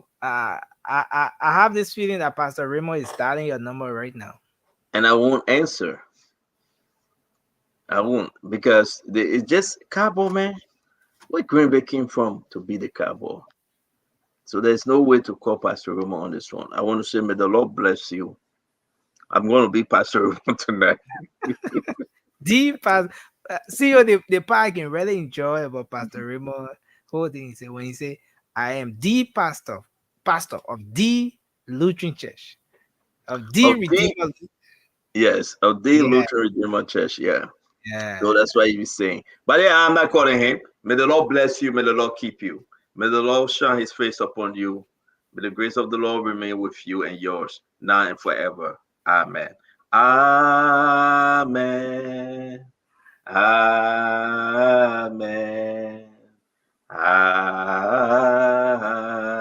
Amen. May you go in peace until we meet again. May God be with you. Till we meet again. Till we meet again. May God be with you till we meet again. Till we meet again. Till we meet again. May God be with you till we meet again. And I said, right? I did it right? Yeah, you just came out with AOCO, or is it? Yeah, I did it. Yeah, and then when Pico said, Uncle Pete, what's up? Uncle Pete, why you mad at me? This how I call you. You ignoring me? You know Uncle your uncle. Pete, I just answer you like, Uncle Pete, what's up? What's up, my man? I'm For the good. past almost 6 months, you been ignoring me. I wonder what happened. Nothing, Uncle Pete. I want us to win the election, then I can call you after January 13th. Oh, okay. Okay, man. I wanted to even speak today when the guys were on, because I'm a supporter of Musa Bility. I wanted to voice it out and run his campaign. Thank you. Anyway, I will have a special show tonight. All right, thank you for using our platform to announce it. Welcome to the Uncle Pete show. He will be on tonight. Please follow him. I will be watching, Uncle Pete. Yeah, I will be supporting Musa Bility. And another thing I want to say again, please allow me to say this. I learned that Joseph Boakai, because I spoke against Yeke Koluba yesterday, I made a show about Yeke Koluba disrespecting Joseph Boakai. And apparently I learned today on your show that Joseph VP Boakai said for Yeke President-elect Boakai. President-elect Boakai, he said for Yeke Koluba. Yes, he did. I am saying this, and I'm going to speak on this tonight on my show. If VP Boakai that we all respect, he could call Yeke Koluba. I mean, I commend him for that. But then I will suggest that he call Henry Costa too. Let him extend the gesture to Henry. When you got interrupted, Uncle Pete, I will follow your show, Uncle Pete. Uncle Pete got interrupted. The minute finish.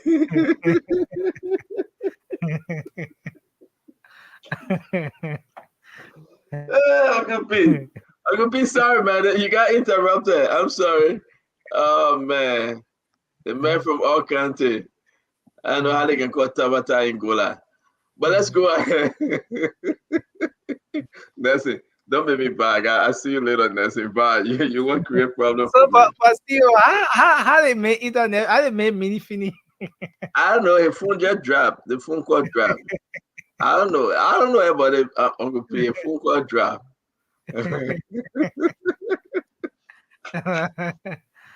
Uncle P, the man from all country. The man phone call dropped. Like Uncle P. That was Papa. All right. So, my man. Bye. Finishing the benediction. We are all good. We are on course. And folks, have a good night. See you guys tomorrow. Don't forget, we'll have a special program tomorrow. Okay, Yeah. the speakership and the pro tem. For the spoon, it will be all live. Don't forget, we'll be at the Senate, at the House of Representatives. We'll be doing our stuff. Spoon will be all over. Everything is set, is in place. We're going to have total control. Tomorrow, I want to tell you, it will be beautiful. We must have a speaker and we must have a pro tem. Then on the 22nd, the Liberian people will march for the new day, which will be inauguration. We want to say thank you for joining Spoon as always. Be safe and be blessed. Good night. Okay, sir.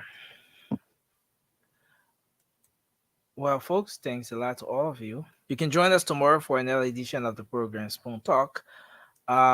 This has been a special edition of Spoon Talk on a Sunday evening. Thanks to all of you for always following. We've been live across the Spoon Network, Spoon FM, Spoon TV, Fabric, Super, and the rest of the other stations across the country that are always relaying this program. Till we come your way again, have a good night and bye bye for now.